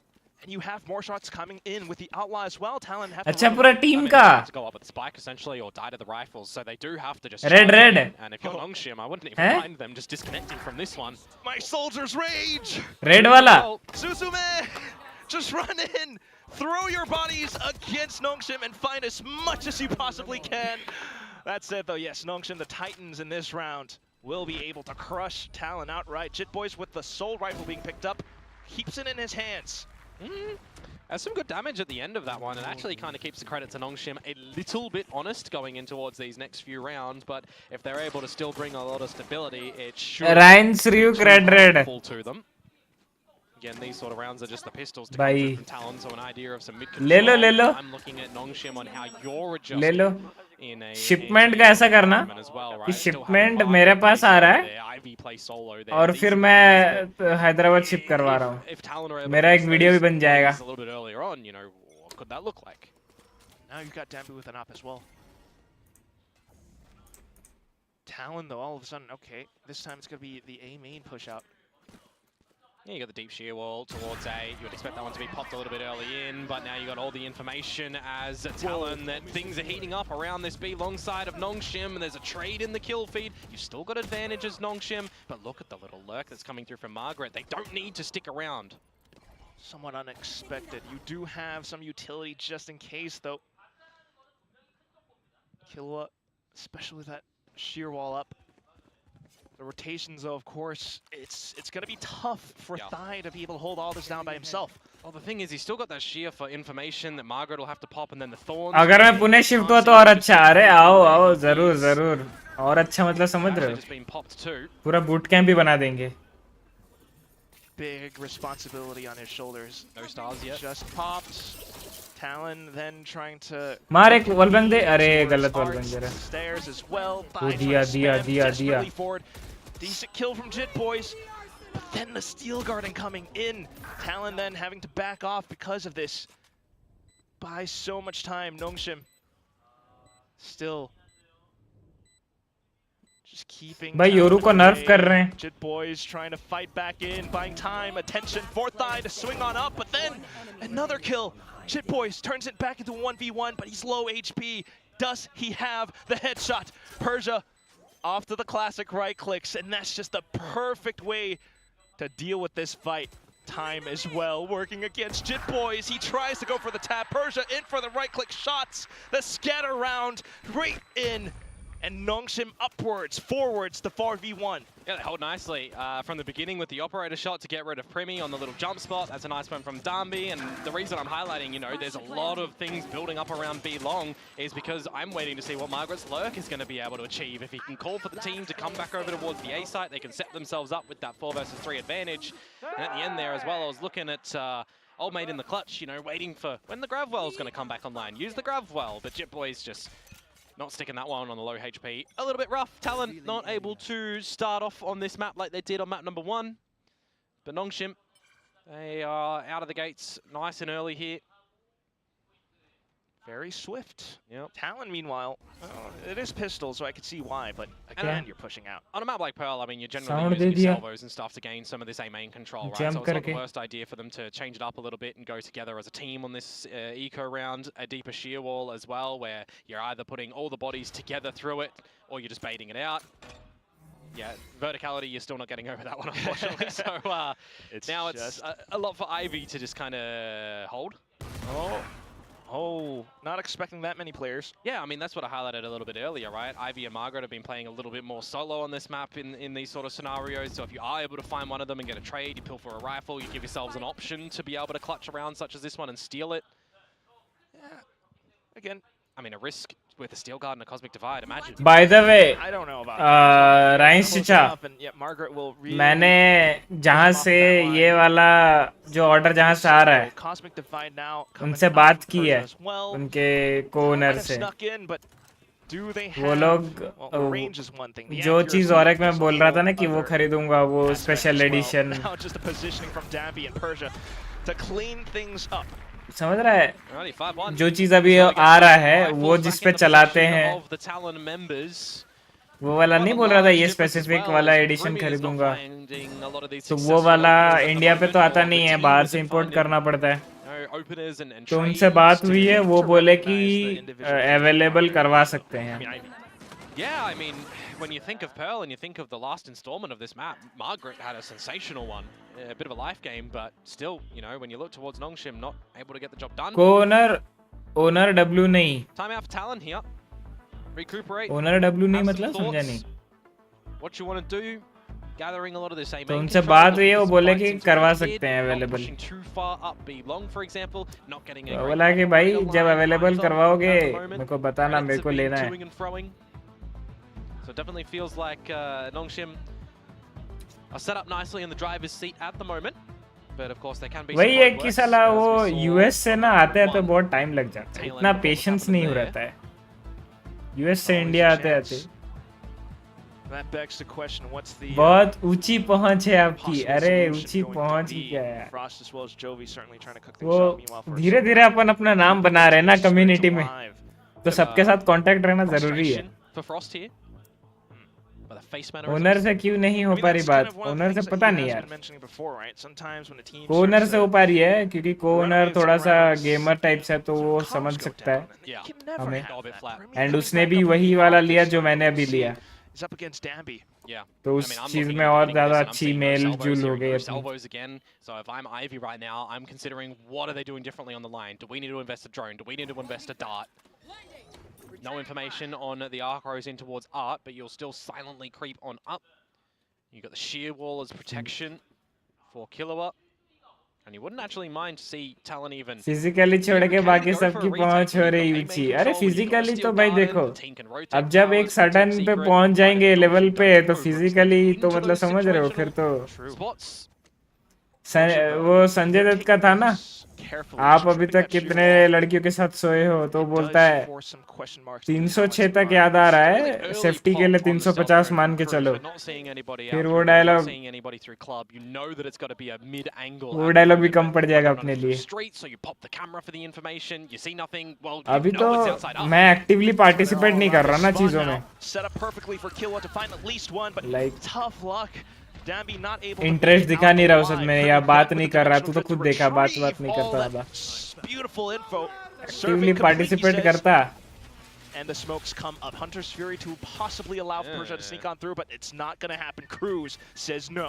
Ivy though, out from stairs. It's undetected. Thai still kind of turns back around, but it's all down for Cruz, who spins around 90 degrees to find safety नहीं रहेगा, kill in the round to bring Talon up to 2. वो safety रहेगा या नहीं रहेगा, क्या फर्क पड़ता है। अभी अपने को करना है, समझ रहा है, बड़ी टारगेट है अपने को। अभी ये सब में नहीं जाना है, ये लाइन में। जो पार्टिसिपेट करता है ना, तू स्ट्रीम्स में मालूम चलता है, अरे भाई तो वो स्ट्रीम में पार्टिसिपेट करता हो ना। अगर मेरे को रियल में इंटरेस्ट होता तो अभी तक मेरी गर्लफ्रेंड होती वो, एंड एज डिफरेंस भी ज्यादा नहीं है, इतना बातचीत हो चुका है। उसका असली नाम पता चला है, असली नाम तो पहले पता था, उसका एज पता चला, तो उसको भी मेरा एज पता नहीं था। मैंने जब बोला तो she was like oh, kind of बात बन सकती है, ऐसा रिएक्शन था उसका भी। बट मेरे को अभी कुछ और माइंड में है ना, ये सब अभी माइंड में नहीं लाना। अभी अपने को बहुत आगे जाना है भाई। जिस चीज का वो अभी ऑर्डर आ रहा है ना, उस इंसान तक जिस दिन मैं पहुंच जाऊंगा, उस इंसान के साथ जब मैं कंटेंट बना रहा हूँ, उस दिन अपन ये सब में घुसेंगे। इतना ऊंचा जाना है अपने को पहले। 30 seconds though, Quack, and you've still got a steel guard on his Killua. He is at the wrong site, so it's down on what Primi can do with the operator. If he misses a shot or dies, इसलिए कह रहा इधर भी थोड़ा सा देखो are they going to smoke? साले तुम, मैं तो बोला तुम पुणे आ, फिर मैं ओह शॉट भी He's going to flash himself into another peak, but उतना ही बुरा है। now Killua on site. but not in position to deploy the Steel Garden. This is a tough and hairy position to be in. Yeah. तुम पुणे या फिर मैं कराता ना तेरा भी You're still contemplating credits for Talon 2. Die, Cruz, oh, compatibility. They can invest in the compatibility, हाँ. उसे लग रहा था मैं छोटा हूँ. Potentially even drop something for Primi. So it's not the worst save, but उसे पता नहीं था कि मैं बड़ा हूँ और मेरा I mean sorry मैं बड़ा हूँ या same age का हूँ. मेरे को लेकर चलो वो तो आगे भी मिल जाएगी नहीं भी मिली तो मैं हूँ ले. अरे वाह. So I'm looking towards Nongshim. Mara Margaret to mara. Extend the lead. See what damage Margaret may find, and it's going to be the third to close the round. भाई लेकिन वो अच्छा मारा था प्रीमी ने. क्या शॉट मारा भाई डाम्बी पे. मजा आ गया. Nongshim. I don't know if that's the song that they will go for, but you know this replay right here, it's one of the problems that has been plaguing Talon for now, right? Always trying to push out. इधर और एक जो it's not quite ऐसे नहीं peak लेना था भाई. Especially with no secondary plan. The thing is right now, Nongshim are really bleeding down the clock, right? Yep. And they are ultimately winning the Talon duels in crossfires, in seeing some overextensions from Talon. Precisely that. Well, early salvos this time. Yep. Situate Premi on the line, but is he going to be able to find the opening kill? It's a bit of a more shallower off angle that Darby would have to stay scoped in. Or for Persia to just absolutely book you. Peeked into it. I was talking about the credits a little bit earlier. What the expectation was going to be from Talon that they would be able to force into this round. Now, oh boy. Flash. Well, decent on the dodge, but still kind of leaving Killua. दौड़ो लुंगी उठा के भागा है Thai भाई लुंगी उठा के भागे हैं. एस्ट्रा का लुंगी उठाए दुन करके भागे. And they saw Thai run back, tail between his legs over at the A site too. So they know where he's going to be able to come from. You can plant anywhere you want. Margaret's just going to pick up the ulti. कुशाग्र कुमार जी आपका मेरे stream पे स्वागत है. Channel पे आप नए हैं तो स्ट्रीम को लाइक और चैनल को सब्सक्राइब कर लीजिएगा. And thank you so very much for coming. Thank you for joining मेरे भाई. क्या हाल है? वो फैंटम केजे पे अच्छा दिख रहा. कौन सा वो मार्गरेट पे स्विच होने दे. Where is Margaret? Cameraman Margaret पे लाओ. कैमरामैन मार्गरेट फ्रांसिस नहीं Margaret. The mentality affecting them a little bit somewhat. Repeatedly looking for duels. Thaya now at least able to fend off the first assailant. Not the second one. No longer for this world. That's another one going the way of Nongshim and Talon. Don't know whom to support. कुशाग्र भाई अगर आप confuse हो रहे हो किसको support करें किसको नहीं करें आप मेरे को सपोर्ट करो. Depends on the coaching staff, perhaps. Depends what Frost and Jovi are hearing in the comms. You mentioned a little bit earlier. Sometimes when there's a lot of these losses happening for the rounds, Talon can go a little bit flat. You know, it's on to Cruz. धोती खोल दिया भाई डाम्बी. Excitable can he be for the team to get back into it? Not just Cruz, but for the rest of the boys as well. Like, how are they? You gotta understand what they're feeling like in their heads. Why are they peeking out so much? Well, at least for now, off है अभी. giving अच्छा. them the freedom to do what they want. देख. Outlaw for Dambi. And we're expecting this map to come into the इस बार प्रीमी भाई ने बोला पिछली बार मेरे को बेट करके लुंगी उठा के भागा था ना था. अब पहले तू मर. मैं तेरे पीछे रहूंगा. तू मर पहले. और अब लेंगे. लो दूसरा ऑफ भी दिला दिया. डाम्बी भाई लाइक तुमको एक और चाहिए. लो तुमको दूसरा ऑफ भी दिलाते हैं तुमको मार के. With Primi down, with Jib Boys down, this is just an eco to come through from Talon. Nice one, so you're not going to read into this one too much. I mean, an Armageddon on an eco as well is quite costly when you're not going to have that for the remainder of the half. I know. You're at round 10. भाई क्या दो smoke? If you don't have the ult, what do you भाई कम पड़ रहा था क्या? वो stars का कम हो रहे थे. ज्यादा हो रहे थे क्या भाई? Hey, we've seen a lot of these rounds in Pacific where someone has been holding an ultimate and they don't use it for the half, and then you're just wondering, well, what if you invested it, right? You know, it's also tough for him. I mean, you haven't really been put in a scenario where you can't.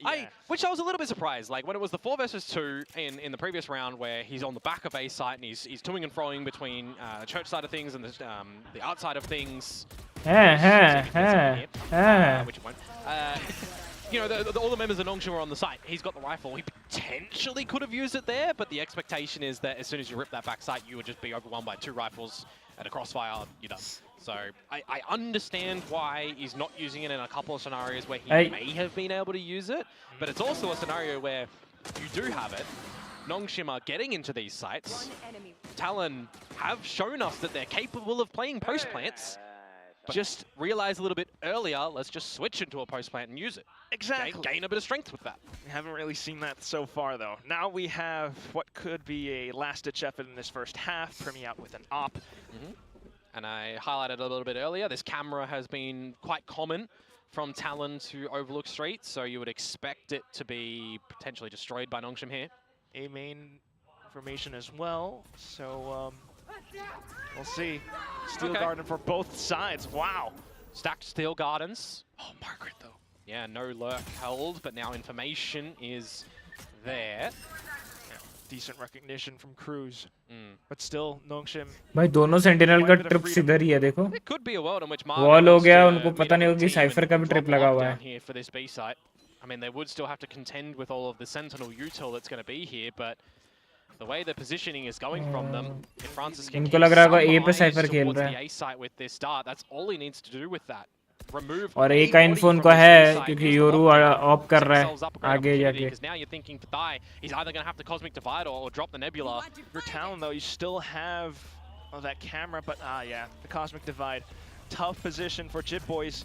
See if he can kind of unearth himself from this one. The relay bolt, though, stuns. Still, you got decent support. Assistance out from Killua now, looking for the 3rd kill, but denied. Plant, eventually, has to go down. Margaret's holding that one. Cosmic Divide starts to fade as well. Okay, oh, the drone keeps Primi offline for now, but also Cruz to set up a long flank. Spots out the first. Couple of bursts in will remove Margaret from the equation. Just Francis and Persia left. If you're Talon, you should have a decent idea of where they are. Cosmic Divide to block off Halls. But Nongshim, they're nowhere to be found. Persia, good on the first. Francis for the trade. And it's just Cruz oscillating back and forth into the crosshairs of Francis. What a 1v1. Yeah, that had to be a pretty swift shot to come through from Francis there with 33 HP. But the job gets done in a deficit position on that retake. I'm questioning, right? I'm saying Talon probably need to shift themselves, their mentality in towards a retake scenario, which they kind of did, right? You're expecting the numbers of Nongshim around this B site when they're trying to get the Cosmic Divide down, when they're after the lockdown, you're generally expecting a plant to go down, you've got your numbers, you're retaking, or you're catching them off guard just before they're planning or while they're planning. मैं आया, कहाँ से आया? At the end there from Francis. Like, I like the adjustment from Talon. Just not able to get it done. So in the last round of this half, it's either 9-3 again, or it's 10-2. 10-2, certainly on the cards right now as well. You might have a full buy, but Nongshim have been getting away with daylight robbery. Look at the elevated angle now. You still got Dami holding this overdrive with an operator to Leadstead over at B now. You got Francis as well with the Hunter's Fury. Inside of Talon. Well, they don't have a Cruise. Might not have a Thigh. Okay, they have nice. Well, they have a Killua. They have a Killua. So they're one away from Drift, one away from Neural Theft. These can actually be quite large ults in a maybe a retake scenario, in a defensive drone देखा नहीं उसको. It's the overdrive. Drone नहीं देखा. With Hunter's Fury allows for some cushioning though, but now gotta watch out for the spike. Plant Razor Vines keeps Talon away. A couple of stars as well for Persia here. To continue blocking off potential sight lines. Meanwhile, though, Talon still dicey, but Primi now coming online. The heaven position, the dimensional drift into the peek out from Persia, where Thigh finds the final headshot. Decent Nightbird पहचान लिया क्या? अच्छा मैं आया, okay, बोल रहे हो. Talon's way work a treat, isn't it? The fact that Thigh gets it and Killua gets it, the newer rookies towards this squadron. And the fact that, well, Darby is just, this time, throwing himself in. This time, yeah. 9-3 on the half. I mean, we were saying the story in the previous map, right? There was not enough space given towards Nongshim to be able to try and mount a recovery in the second half. They started to do so with the 6 in a row before ultimately losing the lasting 2 for the 13-9 score result. This time, though, will Nongshim start at the pistol, or will Talon start to mount the comeback? So let's get on to our trivia, our questions, and our selections. What's been more impressive recently? Primmy's mechanics or Cruz's IGLing? You got finger hearts versus bicep bumps. I mean, last map, it was kind of both, with Primmy just absolutely shooting and Cruz having some really good movement around the map for the team. But I would probably say Primmy's. Oh, in this one right now, none. In this one right now, none. You got snacks. Which snack is the GOAT? Is Ivy and snacks, Margaret a snack? True, maybe. Are they a snack? What are they even holding? Nongshim snacks, I'm assuming. I believe Chobra would be explaining that on his watch. For the Aussies out there, Ivies kind of look like chunks of saladas. I like saladas. Okay, then what about Margaret? I believe those are the fruity like pie things. Like fruit mince pies? No. नहीं वो network बोला ना RyuK देखो chat में कौन आया तो ऐसे में आया अच्छा. I like those. You might But like which snack is the GOAT though? Ivy or Margaret? I'd say Margaret overall, but Ivy's kind of stepped up this series. You're my snack, Komodo. Although, to be fair, there was a point in where Margaret, Francis, Ivy, and Darby all had 11 kills, and now Margaret and Francis have got one more. So it's a big effort by committee, and I did hear that, by the way. You calling me a snack. Okay, we've got confirmation. There are Korean snacks named Ivy and Margaret. Oh, there you go. Oh, ऐसा होता है. Imagine if their IGLs are named after the snacks. Oh my god. Imagine if that's the law. ये सही है यार. Ivy और Margaret snacks के नाम है. Still though, we are kicking things off into the second half right now. Talon slowly meandering forward on this attack towards middle, where you've got a lot of Sentinel utility. I mean, how great has Margaret always been around holding down connector, holding down straight on this killjoy? Individually. So if you're going to try and counter anything, it would definitely be him there.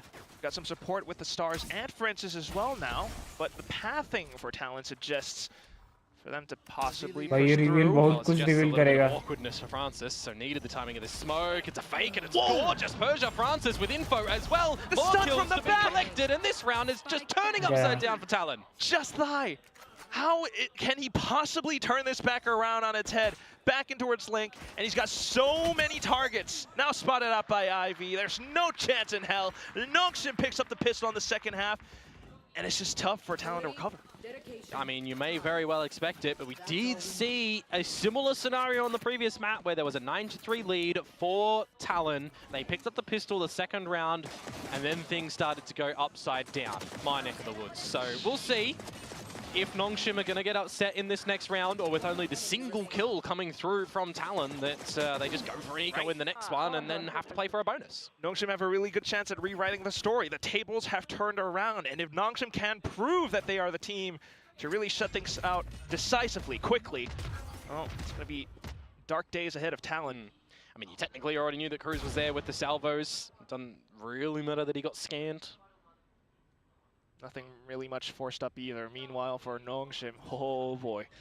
Outlaws, judges. Yeah, Margaret with a judge at that position. I generally would say that's like an ace waiting to happen if they all flood him again, but thankfully. Didn't happen on the garage in our first map. True that. Well, seeing what these pistols are going to be able to deliver from Talon here. Not finding too much, and that just suggests to how Nongshim are playing disciplined around this one as well. Yeah. Possibly anticipating the judge on the other side of the door, so Talon flushed over into these. Good timing on the drone, actually, from Francis here. Yeah, definitely spots him out. Oh, the foot. So he's got two infos. There's an Arc Rose available, already set up for a good flash. You've got Thorns as well to make things a little bit tricky with 30 seconds to go. You know the Talon are going to end here. Yep, all the rotation straight in. Even with some shots whiffed past, it sits okay. We've got the judge, we've got the shots. Every single semi-automatic rifle straight into the sight. And you're taking 4 into the next round as Nongshim as well. So things are looking hunky-dory for him. But this is the round. This is the scenario that we started to see Nongshim come back at 11-3. Arman bhai, welcome to the stream. Team names. So let's see. कितने दिनों बाद आए हैं अरमान भाई chat में? Number 15 is going to शेर! net them another one on the board. क्या हाल है अरमान भाई, कैसे हो? मेरे को लगा आप और आपकी बहन दोनों मुझे भूल ही गए. I see you looking over to see what's Yeah, happening. I'm looking a little bit to see how Trober's doing. You know, Is he smiling? I think he probably recognizes it's not over just yet. So let's just be calm. All right, all right. So far, so good. Talon picking up the alt orb. Yeah, getting a little bit closer for it, but the opening duel, Francis nearly caught out. He can start to get spammed as well. He's definitely locked in towards the dugout here. मैं मस्त, आप बताओ. मैं भी बढ़िया यार. चल रही है जिंदगी. Sheer to be baited out by Killer. Oh, yeah, needs to make sure he properly does that one, which he does. So an avenue a little bit. अरे वो भूल जाएंगे, मैं नहीं. They don't have to contend with. Meanwhile, not a lot of चलो shifts इतना जान के अच्छा लगा. the rest of the Nongshim lads. वो तो भूल ही मतलब जाते हैं क्या ही. महीने में एक बार आएंगे, बोलेंगे मैं याद हूँ, मेरे को भूल नहीं है. Contingencies at play as well from them, right? If things go towards the B site, Darby's there to spot some. आप बताओ आपके क्या हालचाल? Damage and get out. They can refresh that nebula at the front. So it all comes down to A. Yeah, you're trying to funnel them into A as well. Alarm bot to play first info. And you can pop the thorns, stave them and hold them back a little bit. Francis finds Primi too. And that pulls down the attention to the rest of the team. They have to launch a quick assault into the site, but it's being halted. The drone, the players all marking the positions, darts towards the back, and a lot of paranoia for the players on the side of Talon. They're checking their sixes, they're looking towards their front. ये वही अरमान है क्या सारा का भाई? Yes, yes. Suddenly finding the lineup. Off towards the back. वही वाला अरमान है. With the ghost, he had a judge, so looking for the range. Just Ivy left, who hasn't really been spotted. He's got nothing but a ghost in hand. Talon will be able to find the final frag necessary to possibly mount a comeback. Maybe. I mean, Talon, they took it slow and steady in that one. They lose Primi first, who's not been able to really find some opening kills in this map. But the fact that they do get in towards the site, they get the plant down, they can start to shift into just making sure they're removing heads from shoulders. And they do so quite convincingly at the end there. I think every single one of them was a headshot. So it's good to know that the crosshair placement's still there for Talon in this game. Just needs a little bit of the timing and decisive decisions, it feels like now, to start to really stack on top of each other. That said, though, that was a round where Nongshim, again, didn't have the full kit. Not all the weapons available. Yeah. So this allows for Margaret to play, a little bit safer towards Connector. Getting a little bit closer towards Hunter's Fury, too, for Francis. Playing closer up towards A main as well. Information that Primi blindsiding towards Art. Alarm bot too, but they're going to go for a peek together. Not popping the thorns too early as some extra utility invested. A lot of pokes. Dambi though. Oh, this is risky for Primi. You'd hopefully see him get the kill, or either traded by Kilowatt. Meanwhile for Margaret as well. Look at how he sidesteps the angle. Primi though now finding Dambi. Got the kill. Good now, chance. The onus is on Nongshim to be able to bring it back, so it's going to be an unconverted opening kill, untraded rather. वो थोड़ा तबीयत ठीक नहीं थी मेरी, but अब पूरी recovery हो गई है. शेर. नाइस. बढ़िया. क्या हुआ था तबीयत को अचानक से? Salvo's coming in for the hit, and that's when Killa finds his mark. और भाई क्या हाल? बीड़ी चल रहा है कि छोड़ दिया? अब बीड़ी छोड़ के सिगरेट स्टार्ट कर दिया. वाह. Even if Ivy wants to try, he can't really make it out alive. 2 left, and Talon much more careful consideration into this execute. Much more clinical in this round as well, right? The fact that it starts off with Primi finding the first kill on towards Darby, the rest of the team just together as a unit, making sure that crosshairs are there, being too overzealous with their utility and trying to sacrifice bodies and get the trades out. Just kind of dotting I's, crossing T's, so to speak. And they will be rewarded in this bonus round. Oh, sorry, the round after the bonus to come away with 5 alive. If you can do that. You got the alts beginning to cycle up. Always got to dot your I's and cross your T's, because if you don't do that, then they're just lines on paper. Hang on, I've got paper right here. Okay, what are you seeing? 1, 2. Nope, that's an X. That's 2 lines that make an X. And you know what? X marks the spot. And this time, it is the spot towards A that works out again for Talon.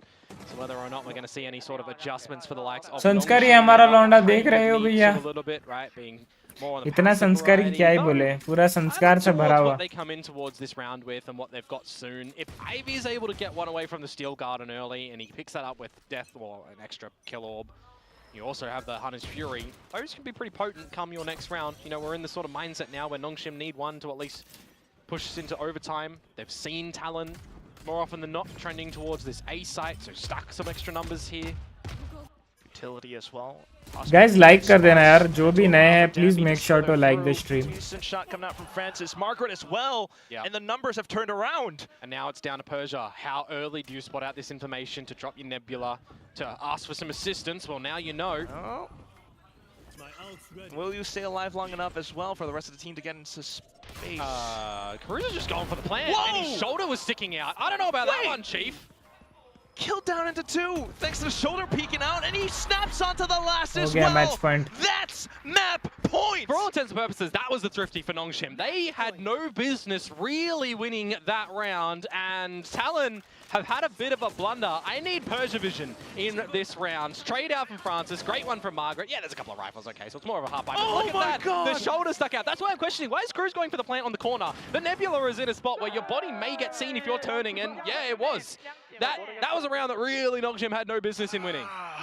Your heart aches on that बहुत one. संस्कारी हूँ वो तो पता चल रहा है Big blunder if you've ever seen it, and that could spell the end for Talon on this map, which would quickly send us into map 3, but for now still trying to put one foot in front of another into the B site this time. Yep, everybody changed together on Talent to go in towards the B site. You Quick need to see rotation from Nongshim. something big from Persia again. Oh, and he's playing hooky around this smoke. Jit Boys, though, so far so good on the recognition. But the spam is now coming out from Danby. Even odds. Hunter's Fury just No smokes. gives him a little bit more advantage in the retake as well. You're going to have to see something big come up. I mean, Premi, do you even consider a dimensional drift here? Because information, yeah, but you need kills, man. He's done it, though. So it comes down to Jit Boys and Killua if they are able, indeed, to hold around halls. The sheer at least buys time. And then for Ivy to look for the shots with the elevated position. Fastlane now out. Where is Primi, though? Oh, good on the first and the next. Now down for Francis and Ivy to try to look for a bit more spacing, but also considering. अरे RyuK भाई वो video में मजा नहीं आता इसलिए हाँ अरमान भाई That's just going to be Talon obtaining the kills in spades. Primi, despite the समझ रहा हूँ ultra मैं picks up 3 more. I said he needed kills, didn't I? I said he needed the kills, so finally he's able to shoot the opponents when they're on his screen. And he will meet up to double digits. I mean, you know what Persia's trying to do there. He's trying to play anti-flash to double on down, to get multiple. Just right in there. Still came close, Dion. Yeah, maybe. I mean, Primi certainly needed to do something individual. I mean, that's the kind of thing we're lacking at the moment. Talon's individuals, we're not having any superstar moments. As well as the reads and the calls. Call this time, though, having 2 successful B hits thus far. Into A this time, Talon. But you got 3 marching up B long from Nongshim, and that immediately deletes Jit Boys. Yeah, what are they favoring on the orb over there as well to get closer to any ultimates? You've lost Ivy now at this A site. You've got Margaret surrounding it, but... अरे मजाक कर रहा हूँ यार मैंने आज तक हाथ नहीं लगाया Cosmic Divide as well, Arman possibly, bhai. but we'll see if Killua and Gang are able to create more space towards back sight. The shear wall instantly placed. छी Steel Garden at ready. Yeah, be big. Spots him out. He's not going for it just yet. There we go. Finds the kill, and then Steel Garden ripped away. So less chance for Nongshim, but they've avoided it so far. So back into position. Primi did not expect that whatsoever. Killua, can he hold down with just the Phantom now? Tries to reposition and regroup with his teammates, where Margaret then springs out from stairs! He's lined them up! Just the last one left alive, and it's Thai.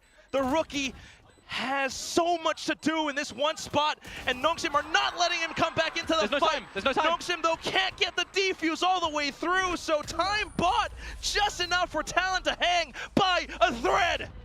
Dai's timing on the gravity well there was actually millisecond perfect. I saw the body block coming through from Nongshim to try and get it to half, because if that got half, they get the round. But a Red Bull clutch from the grave to come out through from Dai. I wonder how much the replay is actually going to be able to show us on the timer. A lot of kills to be collected upon. Margaret with the double there. I don't even know if knew Killua was there.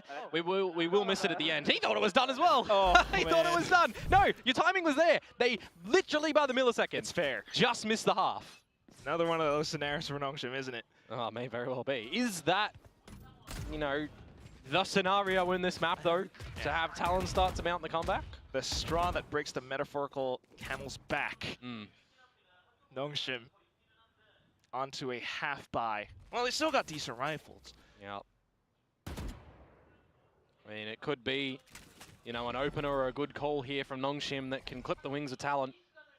Talon, though, for the first time in ever in the second half, full force, 1-4 split down into A main.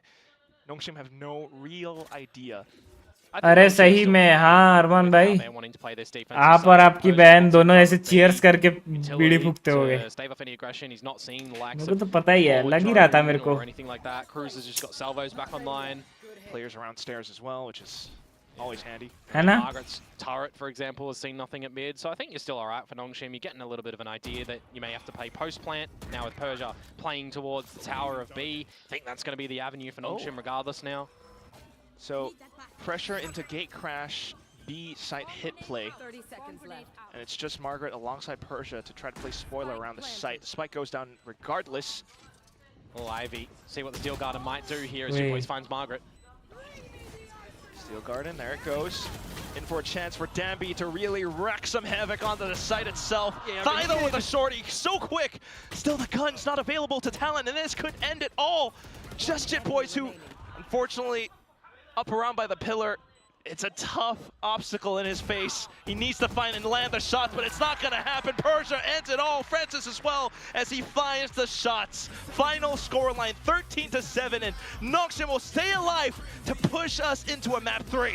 Yeah, we've just seen some pretty massive dominance from both of our teams on the first half of their own map picks here in this elimination series. So we're getting a good series, I would say, until I cast my mind that Ascent is the third map, and I have absolutely no idea what is going to happen on that one. Of course, I don't need to worry about that one. That's our analysts that have to use their brains to try and figure all that sort of stuff out. But I am keen to kind of see. नहीं मैं नशेड़ी नहीं हूँ क्या पता. Of course, one that we're expecting that Talon would have thought would come in towards this series, but we're not seeing a lot of great decisions from them. We're not seeing any counter plays. These are the sort of things where I'm thinking that they would be prepared for. Precisely that. Map agent comps or not, you still have to acknowledge the first half on this map for Talon just looked absolutely haywire. They looked as though they were in disarray. At times they thought to push out, but they kept on getting shut down by Nongshim, but they didn't change up their game plan. Yeah. I wonder what is going to happen on the next map as well, right? Clean slate, the option for an Icebox or an Ascent for Nongshim as well to have a little bit of a ponder about, but it needs to be, back to the drawing board for, I'll say both of these teams, right? Because we've got some real greatness from both of them on each of the maps, and we've seen a little bit of sloppiness. So getting everybody ready for this next map, adjust that.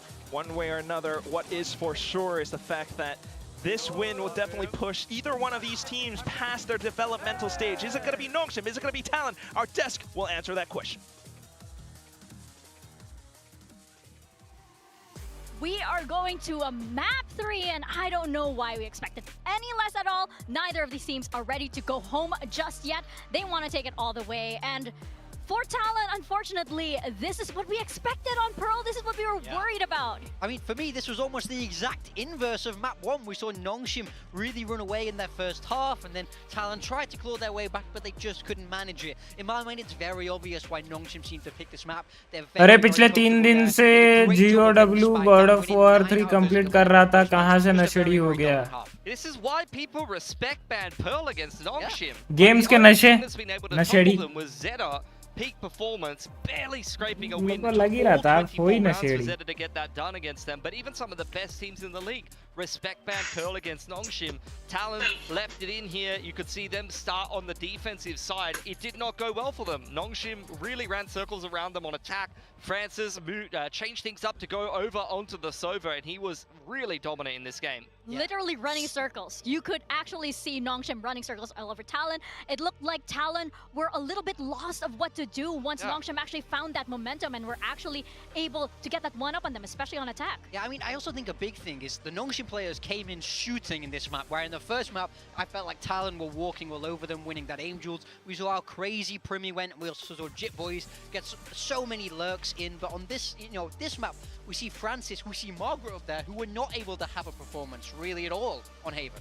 Yeah, Nongshim, I think it was an interesting kind of game plan for them on attack. Very 3-2 heavy, really skirmishy. They had double lurks in play a lot of the time. They would leave behind the Killjoy as well as the Vice on the attacking side, back towards top mid or backside of A main, and they would get double lurks in play. Half the time they were kind of conditioning different things of like, is it my Killjoy lurking up Art, or is my entire team standing right there with him? It was pretty hard for कैसे हो motivational speaker bless भाई? बढ़िया है, आप बताएं कैसे हैं? Welcome to the stream. Bless भाई कैसे हो? हाँ, गेम के नशे तो करता हूँ। हाँ, नशेड़ी तो हो आप, मेरे को लग ही रहा था। Found by the Sova utility, which is not something that they prep for. If you've seen someone play Sova before, rather than something like a Teo, you're going to be ready for certain util sets and play around them. But then when they swap, ऐसे सो जाऊँ क्या मैं? It actually is a pretty huge change of how you adapt and approach map control. And when you're prepping to play against that team, you're not pre-aiming a lot of the recons that you're ready for, and you're getting caught off guard and you're getting scanned a lot more often. And भाई प्यास लग रही है, और ये प्यास ना, I mean, bringing up how they were able to deal with Primi, right? Glucon D बना के लाओ क्या? ठंडा ठंडा part of how they were able to take Haven या so easily, कोक ऑर्डर करूं। So when we look back at some of the replays, we can actually see how Nongshim was just so ready and just so comfortable. Board के paper भी बिना पढ़े दे दिया, board को उसकी औकात दिखा दी। किसने बोर्ड के पेपर को बिना पढ़े दे दिया? गॉड ऑफ वॉर 4 खेलना है, बट PS3 है। God of war 4 dodging the drone, and then the TP comes off there from Primi and picking Cruz as he tries to pick up that orb once again here over towards the B side of the map. They're able to find a pick, and the whole time these skirmishes are happening on the extremity. By God of War 4 lurking in the middle of the map. Yeah, and then on the flip side for Talon, we keep seeing them do this aggress into A main. This was a huge Ragnarok की बात कर रहे हो क्या? Fantastic mid-rounding and उसे 4 कौन बोलता है भाई?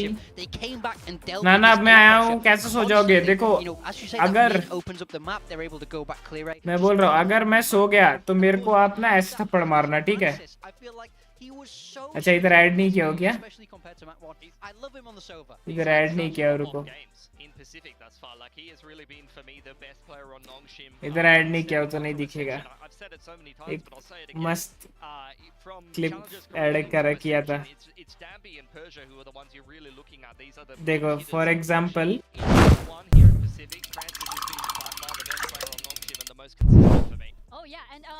ऐसा कैसे थप्पड़ मारोगे मुझे? समझ रहे हो? अगर मैं सो गया, मेरे को ऐसे थप्पड़ मारना आप लोग, ठीक है?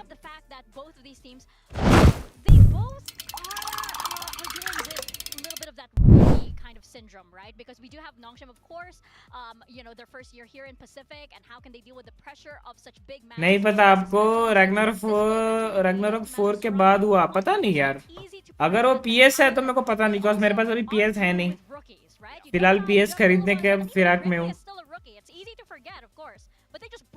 देखता हूँ, मन तो कर रहा है ले लेने का, फुल हेवी मन हो रही है।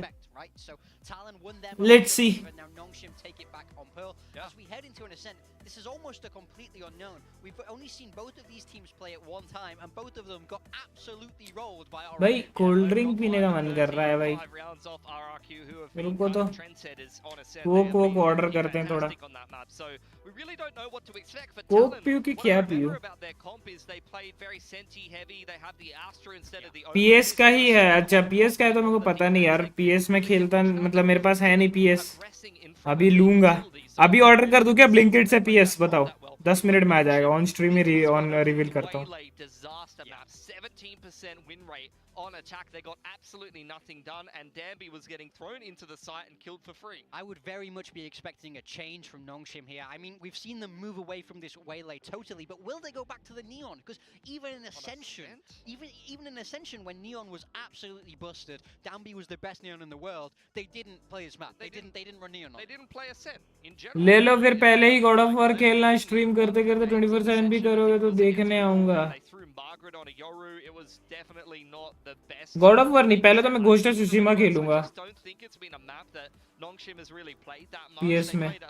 Ghost of सुशीमा, last of us, ये सब खेलने के बाद. And you haven't really seen it too much. They tried to go towards this waylay style when they were going for that earlier on. But ये लास्ट ऑफ अस ना थोड़ा सा मेरे लिए दिक्कत हो सकता है, बिकॉज मैंने कभी भी ना कंट्रोलर पे एम गेम्स खेले नहीं है. तो लास्ट ऑफ अस में जो एडीएस कंट्रोल करके मारना रहेगा वो वाला ना एग्जैक्टली थोड़ा दिक्कत होगा स्टार्टिंग में, बट एक्वेंट मतलब धीरे धीरे अवेयर हो जाऊंगा. To live your life in the playoffs, and I think both of these teams are very RyuK भाई पैसा के पास पैसा. I think we have to look to this first half, the opening of the game. मेरी chat नहीं जा रही, आ रही है ना ब्लेस भाई? आपने डॉट डॉट डॉट डॉट लिखा है, अब वो डॉट डॉट डॉट डॉट को भी पढ़ूं क्या मैं? Get rounds on the board. I think that's what you need. बताओ, because the pressure cannot be higher. अगर आप एक इमोजी दे रहे हो या कुछ दे रहे हो उसको भी पढ़ना है मेरे को. डॉट जैसे आपने 6 डॉट लिखा है तो मैं ऐसे पढ़ूँ आपका dot.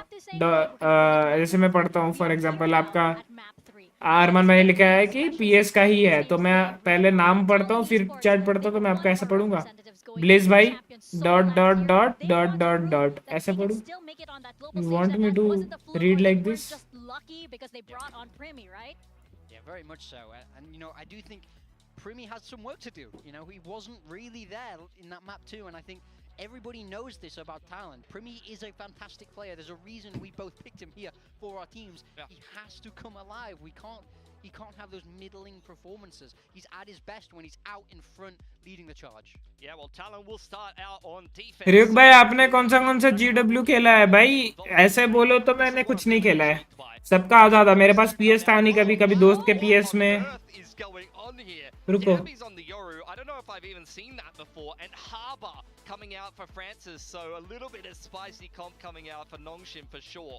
Talon sticking with that deadlock Vice. I think this is an incredibly strong composition. So मेरे मैंने कभी लाइक ओन करा नहीं पीएस, कभी दोस्त के पीएस में, कभी वो गेमिंग स्टोर्स में वैसा खेला है. तो लाइक ऐसा प्रॉपर बोलोगे तो नहीं, कुछ भी नहीं. जब पीएस अभी लूंगा एंड ये सारे गेम्स खेलूंगा. लेकिन दिक्कत क्या पता है अरमान भाई, मैं आपको बताता हूँ.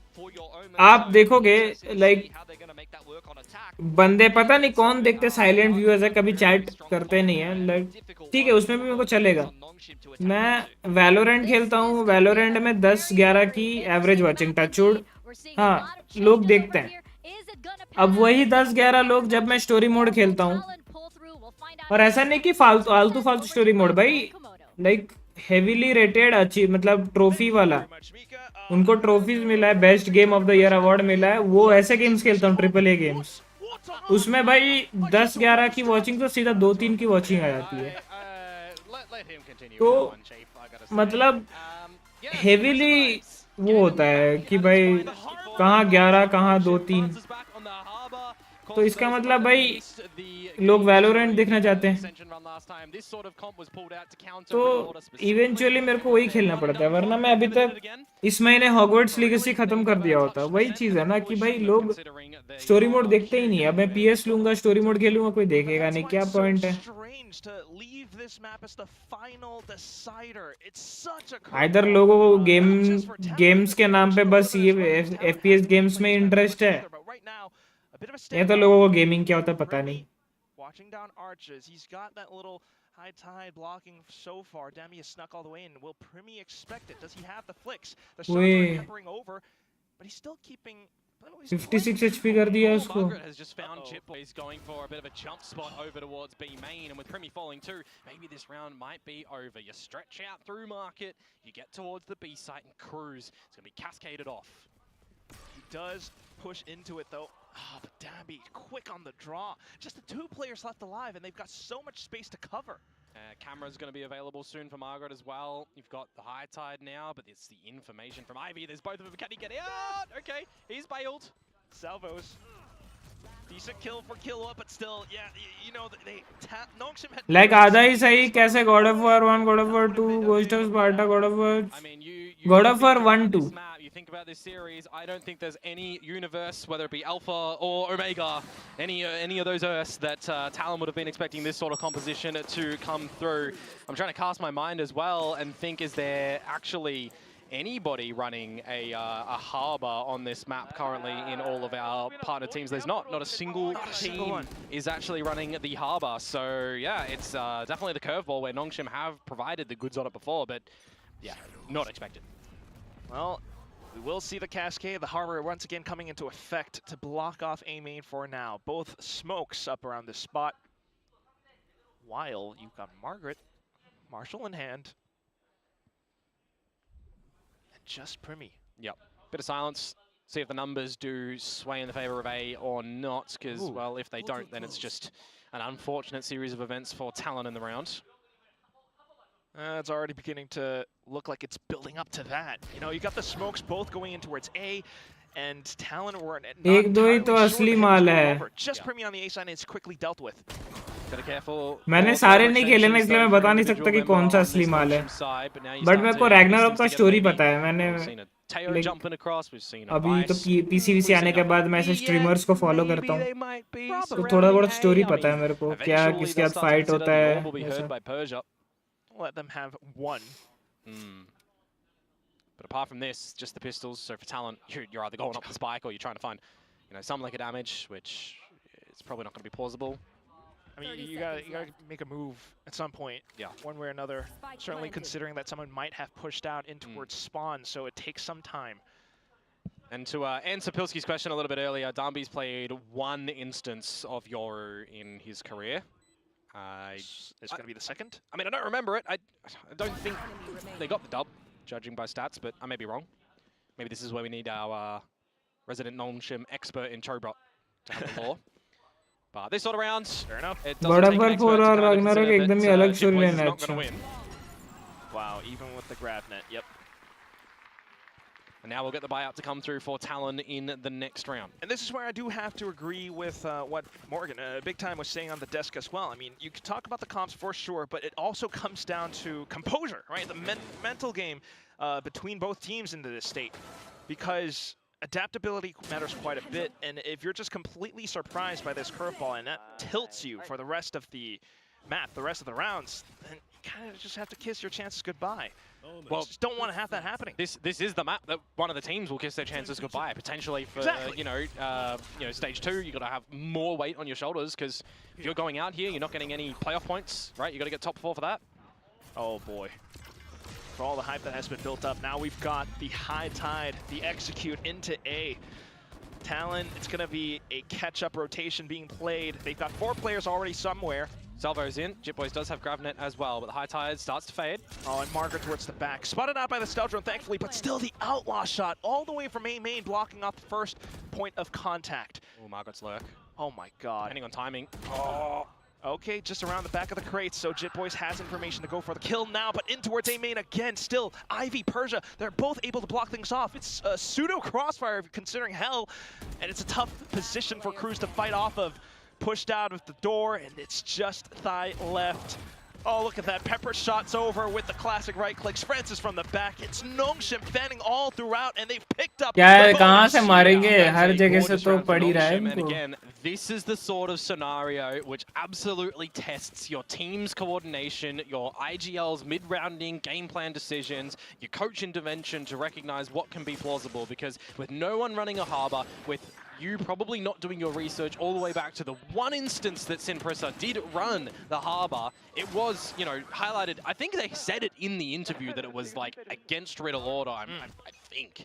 So yeah, this really comes down to a lot of that mid-round decisioning and what you can kind of recognize throughout the rounds. Right, how much you're able to gleam off of these little utilities thrown in your face. Meanwhile, for Talon, you might have the double sentinel, but how much can it really do when you're being tossed with so many uncertainties? Right now it's Dabby down middle, but you have no idea that there are players all across the...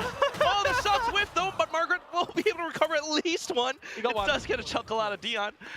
Oh my god. That's a hurtful laugh as well, because that one just looks absolutely just disgusting from Margaret, and not in the good way. Now though, maybe some stability, as it's just going to be Thai left with 60 HP. Gun to be retrieved, but hunted maybe by Ivy. They're going to put more of a premium on just making sure the plant's there. The orb is already gone as well. You want to maximize getting this reckoning for Francis.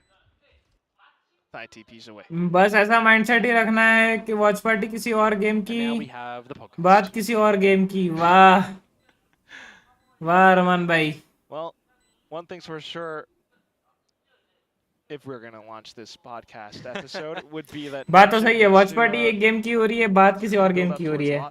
सही है. For the remainder rounds of this first half. Meanwhile, if you're Talon though, mental form has been something that's affecting them. Oh, look at that! Even not able to the take sweep the gun from Francis. Nice hunt at the end. Remove the bird. Ay. So now we'll get the proper buy-up to come through from Talon and Annihilation available for Jit Boys. So waiting to sort of see what Premi's value is going to be back on towards this Jet as well. Not really given too much space around the map to play with. And these are the sort of scenarios where I'm also wondering, it doesn't really matter what agent comp that you're going up against. I still want to just see some sort of tandem plays come in on this defensive side, right? You're still running the Teo, you've got a deadlock, you're expecting some sort of util combos. You've also got, you know, the availability from Killua with the Vice, you know, trying to play with some timings, trying to play with some stalling. Like, these are the sort of things that I want to see from Talon, right? Coming up with some sort of combinations. But a timeout to come in right now, and this is a really elevated Frost. This is... He's seen enough in 4 rounds, maybe. Because if you're looking at Talon, defensive side, double Senti, you know? It matters a lot. And another thing that we do have to consider, I think it's not brought up enough, is the fact that he's relaying this to Cruz. Cruz has to translate then to the boys, and he also has to lead them. He has to get them to listen to him. Sometimes that might not always be the case when your mental is down in the dumps. So we'll see how it all shapes up now that the timeout has been burnt. You have the double Senti. You need to work around it. And what we're seeing is, okay, sheer wall towards tree once again. Yeah, a lot of those Senti util towards the A site. You've got an operator in the hands of Darby right now. Neural Theft and Reckoning. I mean, those can be some pretty good ultimates in these sort of scenarios that, again, as Talon, you're not really expecting what a Reckoning is going to be able to do. Now with the High Tide cutting across short, cutting across Pizza. Start to gather some further information with the drone as well. And this is the time where I think, what traps are you setting up? Senti util at A. Leave Primi there. Rest of your forces towards B. We'll see what the forces can do. So far, so good on the off angle. Killua off of the blooming cyber cage as well. Down onto A, where once again, like you mentioned, it's all इसी में तो मजा है, but PS4 में games खरीदने पड़ते हैं ना. PS5 लूंगा ना मैं तो, PS4 थोड़ी लूंगा. लेकिन आप PS5 में PS4 के गेम्स आप खेल सकते हैं. Nongshim away to find an advantageous duel. Trying to hold tight. Ivy, though, slowly trickling forward until Cruz goes in for the sidestep. At this point, 50 seconds remaining on the clock, sure, but surely not Komodo. I mean, damage, really. The credits aren't in full control of Talon whilst they're, you know, around the 1500, 2k mark, but they're pretty gorgeous for Nongshim, so any damage you can potentially find here would it be good.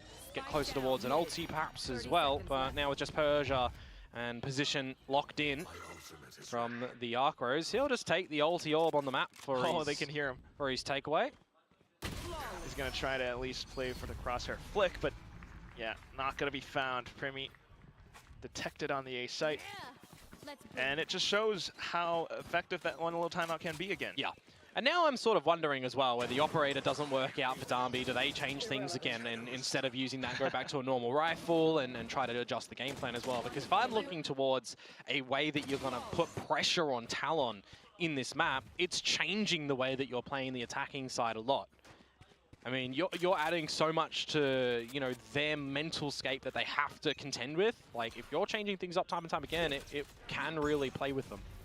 Possibly, but again, they had 2 weeks. Yep. For all we know, this was fully well prepped, but you also have the studs. Ooh, the perfect on the gate crash. The perfect player to get out of dodge in that scenario. Combo between salvos and gravnet. but it's Darby to get out of there. 5 में भी मैं तो बोलता हूँ RyuK भाई offline लो PS5 पूरा proper vlog के साथ। देखो ऑफलाइन कैसा सीन है ना कि High tide eventually to fall. See what Thai can do मतलब with the वो ना operator. बैंक ऑफर्स कुछ है तो मेरे को देखना पड़ेगा कि वो बैंक ऑफर्स उधर मिलेगा कि नहीं। Possibly just hold space. Not finding too much against Nongshim. Maybe here अगर बैंक ऑफर्स मिलेगा Yeah, it's got to pop नहीं the तो shot, मैं and the अगर balls ऑनलाइन भी ऑर्डर कर रहा हूँ ना तो मैं उसका भी एक व्लॉग बनाऊंगा। Oh, Primi. ऑनलाइन ऑर्डर का भी लाइक द मोमेंट जब मैं वो ऑर्डर कर रहा हूँगा एंड फिर जो जिस दिन मेरे को डिलीवर होगा और अमेजोन प्राइम है तो 1 डे डिलीवरी होगा तो नेक्स्ट डे मेरे को जब डिलीवरी होगा तो कंटिन्यूएशन रहेगा फिर इसको खोलना एंड ऑल वो सब वो तो करूंगा ही व्लॉग तो बनाऊंगा बट या जाकर खरीदने वाला व्लॉग ज्यादा एंगेजिंग होगा लेट्स सी नॉट श्योर क्योंकि बैंक ऑफर्स में मेरे को 2-3 हज़ार और एक्स्ट्रा ऑफ मिल रहा है। I mean, Killer was gone, right? As well, so no Steel Garden. Bit of a sleeping Ivy means it's a 3v3. So not too bad, Jit Boys good on the flank watch. Dambi low HP as well, but he is in tree, and that's a spot where, unless you check it out, you might not know. Gravnet comes online for Jit Boys now. Blink it कर लो। Can they isolate a player? Trying to. कर तो सकते हैं ब्लिंकेटर को देखते हैं तो so maybe some information to then collapse in towards hell. Margaret, he's got a good chance, but full swarm. Now Dambi out from the flank. Not detected so far until he gets a shot at the thigh. 2v2, but good shots from Jit Boys. Dambi desperately jumps and dives in with the shorty, but still Jit Boys able to block it off. Yeah, the fact that you're able to remove the flanking player in Ivy in that sort of scenario, it makes it a little bit more tenable for Talon to get that retake happening. If there was a kill in towards unders, yeah, maybe it goes Nongshim's way, but a couple of good adjustments, and when you're in a retake scenario in a 3 versus 3, I mean, you're just playing for a audible call and to go together as the team, right? So making sure that Jit Boys has the lasting protection at the end there as well, very well needed. So there's a secondary round gathered up by Talon. There will be another full buy across the board, however. And Army this time can secure all of the information with the Dimensional Drift. Flip it over though, Quack, and Primi with the operator. No one's looking for him to push on out, and he does get away. There's a second from Cruz. Nice opening double for Talon. Nice might be underselling it, Dion. 3v5 now for Nongshim, and they are, well, trying to scrounge up whatever they can find. They do have the creds for the upcoming rounds, though, so still able to march forward with whatever confidence they have. This duo now challenging Killua. The Cove to block things off. Killua opts to play it silent. Yeah, you don't want to give him an option where and look to bring it back into an equalization scenario. So it's 3 versus 5. If Talon want to allow the plant to go down, they can, but now, I mean, Ivy, please don't be doing this one. He bites off more than he can shoot. And the Steel Garden ripped. So if you're Francis as well as Persia, not a lot of chances left. Paranoia to block. मुझे Blinkit पर 45990 का बता रहा। Just Francis hiding inside of hell. कौन सा disc addition की digital addition? Saving his teammates from certain doom. Francis to spray, but Primi coming back in once again. He's back again. Yeah, just making sure that when there's numbers advantages for Talon, they're settling down a little bit. You know, you would expect in that sort of scenario, IGL crews to come in, come up with the decision, the team to be all aligned and how they want to go for their retake. But more importantly, that sort of round, it's having a good idea in the beginning, something that you haven't deployed just yet to catch Nongshim off guard. Certainly poetic. Now this will be Talon reaching the 3-point mark. If they get one more, that would be breaking that curse from the past 2 maps. Yeah. Well, another big old buy. So these rifle rounds, we've seen Nongshim be able to get a plant, just not able to be successful in the post. Firing now. Cruz, though, this time with an op in play, in for the grab that combo for Jit Boys. Cruz then holding the angle. Does Nongshim expect it? Certainly not. They haven't been here before. Yeah, hard to get him off that angle. Surprised that there was no, salvo investment from Ivy first to push him off a line, but irrespective now, 5 versus 3. Another 5 versus 3 for Talon. And these sort of scenarios, as long as they don't overextend and give opportunity to Nongshim, they've been successful in winning them 100%. Fake progression smoke to draw out utility now. Yeah, you still got the showcase of a double sentinel though on this sort of scenario. Sheer to protect over in tree. Also for Thai to possibly slip around with the TPs. Jet Boys now, again with the Gravnet available. You got Cruz with the salvos online and an Armageddon. This sort of scenario, by the position of Nongshim, it's just a respect save. It's also the fact that they would have to take so much time and effort just to clear every single digital addition 35K बता रहा है. A. So 35K? कौन सा Blinkit देख रहे हो बे? You do survive with enough as well, where Ivy's going to be able to drop over a gun to Darby, you would expect. Francis is going to be able to be buying for कौन सा himself. Blinkit देख रहे हो? This next round, I'm kind of looking at it in a scenario where you probably have to dimensional drift, maybe off the rip, maybe wait a few seconds and use it, see if there's any overpush from Talon. You know, you've been holding on to that one for a little bit now, and well, if you were considering using it in late round for a sort of execute, maybe you need to use it early because link भेजना duels. And that's sometimes what it comes down to, right? At least what we've been seeing for the past two maps. The first duels, so pivotal, paramount to both teams. Of course, on a map like Ascent, then you got the 3 clear lanes, and at times Talon pushing out onto them. Yeah. Nongshim get caught off guard. And they're always changing up where they're pushing, right? It's either through cubby and a little bit of bottom mid, or there's some B main control. We're not seeing too much towards the A site, which you know, are fine. Link भेजो जरा कैसे भेजो? Discord में भेजो ना. Killer's setups are generally over there as well, right? You don't necessarily need Discord. They're happy enough and confident enough that they will. Discord में DM करो मेरे को. They can potentially keep on going for them until Nongshim show us an adaptation that they're no longer able to. Still though. भाई 35 तो मेरे को नहीं दिखा रहा. Once again brings back the question of composure. How then does Nongshim find their way back into the game? Yeah. I mean, timeout from Silkanon. You got to remember as well, in the grand scheme of things for the 10 players in this lobby, there's a couple of youngins that are new to this atmosphere, right? So it can play with the mental. Across both teams, yep. Absolutely. And it's a map 3 in a playoffs game for your survivability in a lower bracket with Masters slot on the line. Yeah, you got to have a bloody big gauntlet run. But, I know. You know. If you bring that though, yeah, logically you kind of want to back Nongshim just given how they were able to persevere throughout that entire Ascension run. I mean, they were kind of untested until the final one, though, the grand final. True. As I mentioned, though, Quack, using the dimensional drift off the get-go to try and get some early information was probably what I expected to come out in a scenario like that. Primi has just absolutely booked Darby. He's got the hot hands this time. Oh, and no one's spotting out Margaret. दीदी के से DC पर भेज दूँ. हाँ भेजो. 3 where the plant goes down. How successful have we seen Talon? सारा के DC भेज दो. The time, and what do they have online now? Still Cruz with an Armageddon that can absolutely rip you a new one in the right spot. Jet Boys for the flank as well, but he's currently being marked by Persia. Yeah, but Persia's really deep. He'd need his paranoia to come into play. It's good information, at least, for the rest of Talon to then throw on more utility. Francis trying to survive inside of the Cove. Killua to bring out the guns. And then, for Persia as well as Ivy. Counter. वो लोग 3 round लगातार जीत गए ना. 3-4 या फिर 5. Yeah. Killua hiding inside of the smoke as well. They're sticking it all the way through. Killua springing out for it, trying to swap over onto the shorty. Ivy for the kill, but the round nonetheless headed over onto Talon. Yeah, when it's half defused and the salvos are not immediately from a close position, right, there is some trajectory, distance that you got to consider as well. How long do the salvos take to get onto the spike? Well, they've got to fly a little bit of distance, so really heads up from Talon to just stick it for the remainder of that one. And again, another 5 versus 3 scenario where Primi comes online for the first shot, just going through the wall when he recognizes that Darby has to equip the gun out of the dimensional drift. 5 in a row now for Talon on this defensive side.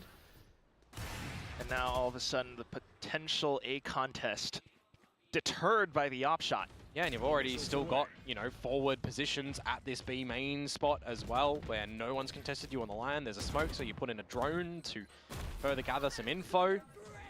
Oh, and then the annihilation. It's just missed.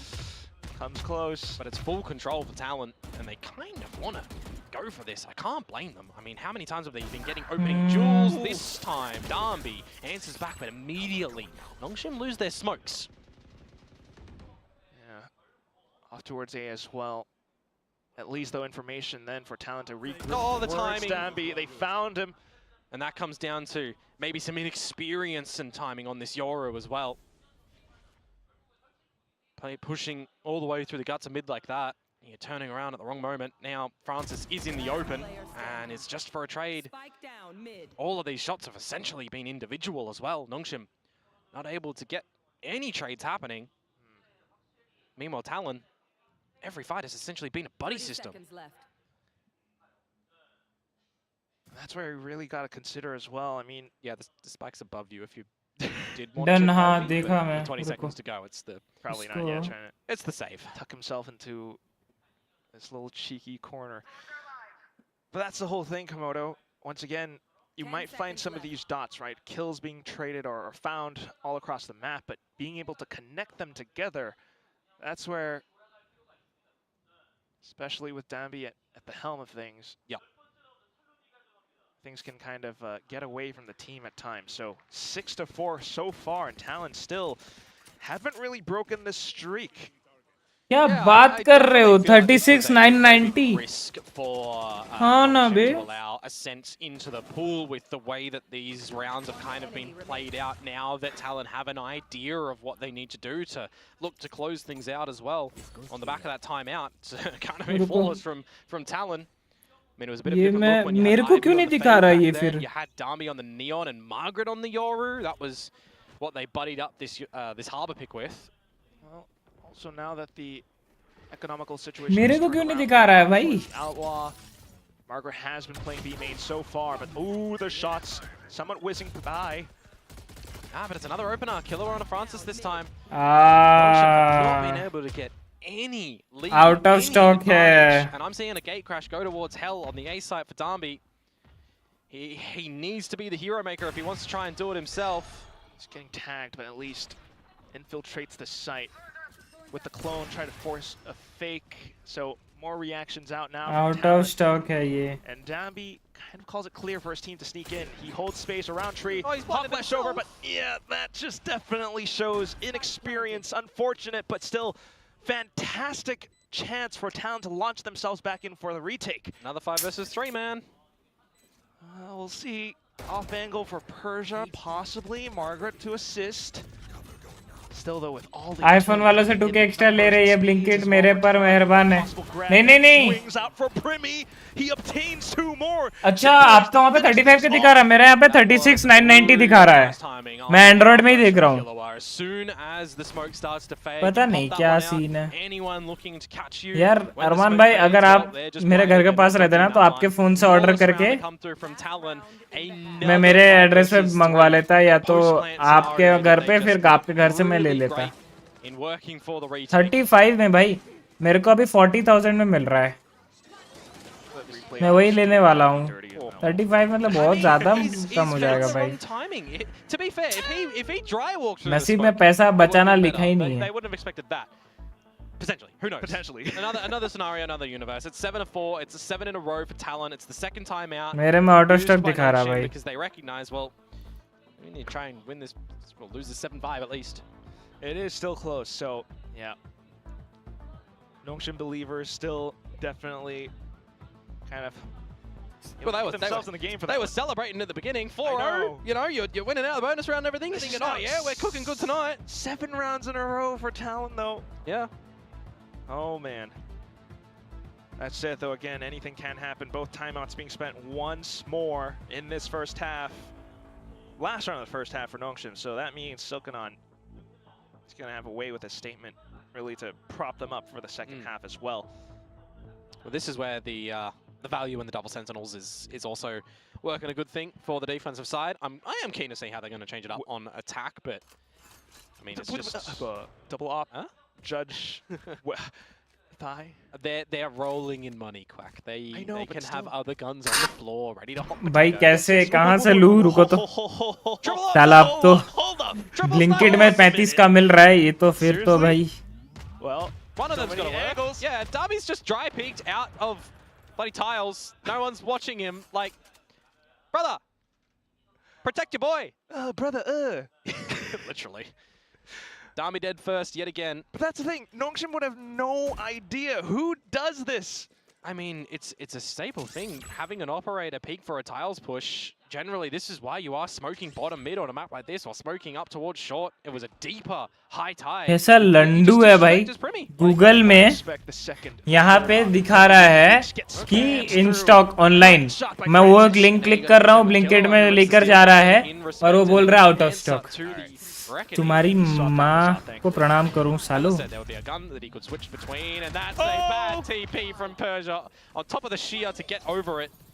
Enough ammo for possibly a second, maybe a third kill as well. Tucks himself into the corner, spots the barrel, and that's instantly ripped away!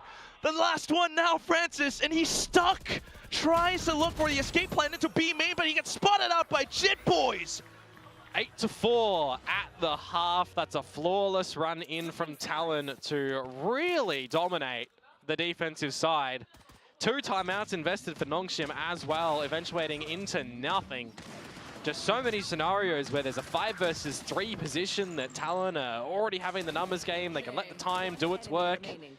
Killua, great round in that one. Good coordination from the team as well. I mean, Angry Frost was here in the timeout earlier on, and it certainly whipped them up. It definitely was a wake-up call. I will say that. 8-4 is an incredibly good scoreline to start things off in the second half. The main thing is the team's got to keep this together. Things have gone a little bit off by the wayside from that first map where Nongshim found 6 rounds in a row. There is still a scenario in a world where Nongshim is able to turn things around. Yeah, I mean, you're looking towards a little bit of the differences that this side switch up is going to have, right? How Killua deploying device, how is Jitboys deploying the deadlock. I mean, I would say it's a little bit more mainstream when you look at Nongshim's composition. If you remove the harbor, for example, and you put in, something like another initiator, that's a more common style, right? Where you got an Omen, a Cypher, a Taeho, a Yoru. Like this is playing in towards sort of a shifted meta with the new Taeho, but a harbor in there. You're flipping it onto the defensive side. You can certainly see some things that'll come out from Nongshim, but I'm kind of wondering. We're not seeing opening kills. We're not seeing shots allocated for them, really. There was a lot of individualness from Nongshim on that attacking side. Can they adjust that on this defensive side early? Is Dami going to be finding any opening frags here? You would assume he has to, especially with the gate crash that he has right now. Just a dump of utility all around A main, but sidestepped by Primi and Gang. Ooh. Shots do pepper out. When the dark cover does fade, they can reimburse that with the cascade. Doing nice and early actually from Francis there as they go looking for something different. No bogeys on the radar just yet though. No Talon still playing discipline around the corners and angles. Of course no gate crash for Dami now. Just a sheriff and some heads that he's hunting. The repositions from Nongshim currently. I wonder. Right, a slight gap for Talon. They just made some noise towards middle. Yeah, it's all 5 for Talon though towards this A side, and it's go time. Primi, Dawn, peppered through the smokes. Dies low as well. Still, opportunity for Nongshim abound. Talon, they might have the sight, but this is where that utility comes in. The double sentinel, all-around generator, and they can potentially buy so much time. Now Killua peppering his own shots forward, but what is this? The wallbang for Margaret. Yeah, it's weird. Okay, reposition. ये क्या area का price difference है पता नहीं यार अरमान भाई वही यार ऐसा तो नहीं होना चाहिए price difference. Margaret dropping down, but the utility not coming in alive. It's just Cruz, and he doesn't have any salvos either. The defense is stuck all the way through, and Nongshim answers back. So Nongshim have now found both pistols. Cruz getting a couple of good cheeky kills at the end of that one, but both pistols for Nongshim, and they are still trailing, so they're going to have to do some heavy lifting at the beginning of this half. They completely relinquish control of the A side, allowing Talon to get on in, but then a couple of shots come through. That's disgusting from Margaret. It's wild that he's able to find that one. I reckon that's where the kind of problem comes in, right? The pathing of the jet, and so familiar now. And I'm looking towards Jitboys on the deadlock as well, right? That sonic sensor that he places at the corner or the top of generator. I've seen a lot of Cypher players when they're able to set up towards a post plane at the A site, they drop that one because it's one that if you're running in for a retake, your feet will trip and you're generally dead. You can also see some adjustments by putting the sensor under hell and it will trip anybody running on the top. So I'd be interested to see how much depth Jitboys has on this map with just the deadlock utility for post plants. Seen it drilled by crews from other maps, Haven for example. Yeah. So hopefully Jitboy is able to pick up where crews left off. भाई कौन-कौन call कर देते हैं भाई मुझे पता भी नहीं चलता भाई. Nongshim to pick up where they left off on the beginning 4 of this map. Getting more. Well, picking things up with the drone, they will find just that. If they find 4 rounds, they're only tying things up, Quack. That's right. There's still more to go. Still though, I don't want to count them out. पता नहीं. Now spotting so much. Area का ऐसा तो नहीं होना चाहिए यार. Rotation soon enough. Talon though. Yeah, they're going to start to gather some information towards A, but if they do stretch their legs up through mid, they're going to have to break the trap wire, and this is where Darby with an Outlaw, if he wants to go for the challenge there, potentially could get overwhelmed. His Gig Crush has expired, so he's going to play for a different position, but that's when then Persia comes in with the out-dueled position on the Bulldog. Okay, Darby back in. Yeah. Talon looking to recover. Margaret's trapwire not going to do anything for him as Ivy So far so good though, repositions with a Spectre! Okay. The last shot going through and Darby nail in the coffin. Rounds answered right back. Yeah, 3 alive. I think you'll take that as a pass mark for Nongshim going in towards the buyout round for Talent. See what sort of bonus is going to be here. I mean, they did win the first one when they were on their attacking side, but it felt like, there wasn't just a adjustment from Talent, right? It took them a little bit to figure out how they're going to be countering the aggression of Nongshim. I think it may very well be another scenario. रुको मैं ना Croma में देख रहा हूँ Croma में ना number तो लीक नहीं हुआ नंबर नहीं नंबर लीक नहीं हुआ है नंबर लीक नहीं हुआ है Jitboys, you're done. And that's an opener, which Ivy technically pilfers with the util, but you'll take that one as a opener that's not traded. Fantastic calling. Meanwhile, यार that's where you really want to see a lot more pressure on towards B main, but so far nothing found. But this is the time where I'm, saying it's a couple of rounds in the beginning for Talon where they have to get ready for what Nongshim throw their way, and then they might wake up. That's where the adaptability comes back into question. All of a sudden, the swings from both ends, and Talon caught unaware. This may very well be a flawless bonus to come through for Nongshim, unless Cruz has something to say. 1v5 Komodo. I don't know. He's running straight back through spawn into 2 players from Nongshim marking tiles. Persia spots him. Yeah, just don't give him the solo duel here. Make sure you go in together as a team. Which somehow Cruz finds both of them. Solo. 5 HP. Maybe he gets closer towards the Armageddon here. He's one with death. And he gets another one, so he's got it for the next round. भाई ये कोलैट हो जाता पता है Okay, like that's a bonus round. You probably should be winning that one as Talon, but the fact that again Nongshim have a clear idea on how they're wanting to play the beginning of that round. It's the stuff that they practice in either scrims if they've tried this one, or it's the stuff that they're theory crafting nice and early on. Right, and that's why you see this very specific composition. You love to watch and really get enthralled by how the utility combo comes into play, but we gotta see Cruz as well. Yep. Dude has some kind of an arm injury and he's still able to walk away with 3. Yeah, but this is the strange scenario now, right? Where you've got an Armageddon, where you've got a Annihilation. If you're able to get a couple kills off that one, I mean, maybe you steal a round back as Talon. Full 5 towards A main, however. Orb to be gathered up. Don't know how much that's going to do, though. What is that? That's just, you shall not pass A main wall, that one. Are Talon's a Balrog in this situation with just stingers? I mean, that one's been prepared ये तो हो गया अभी मैं by देखता Francis for this हूँ sort of scenario. He's done his homework on. अभी हो रहा है कि नहीं अभी मेन मोमेंट ऑफ ट्रुथ पता चलेगा कि मेरा वो लग रहा है कि नहीं I mean, low sense gamers. True. Rise up.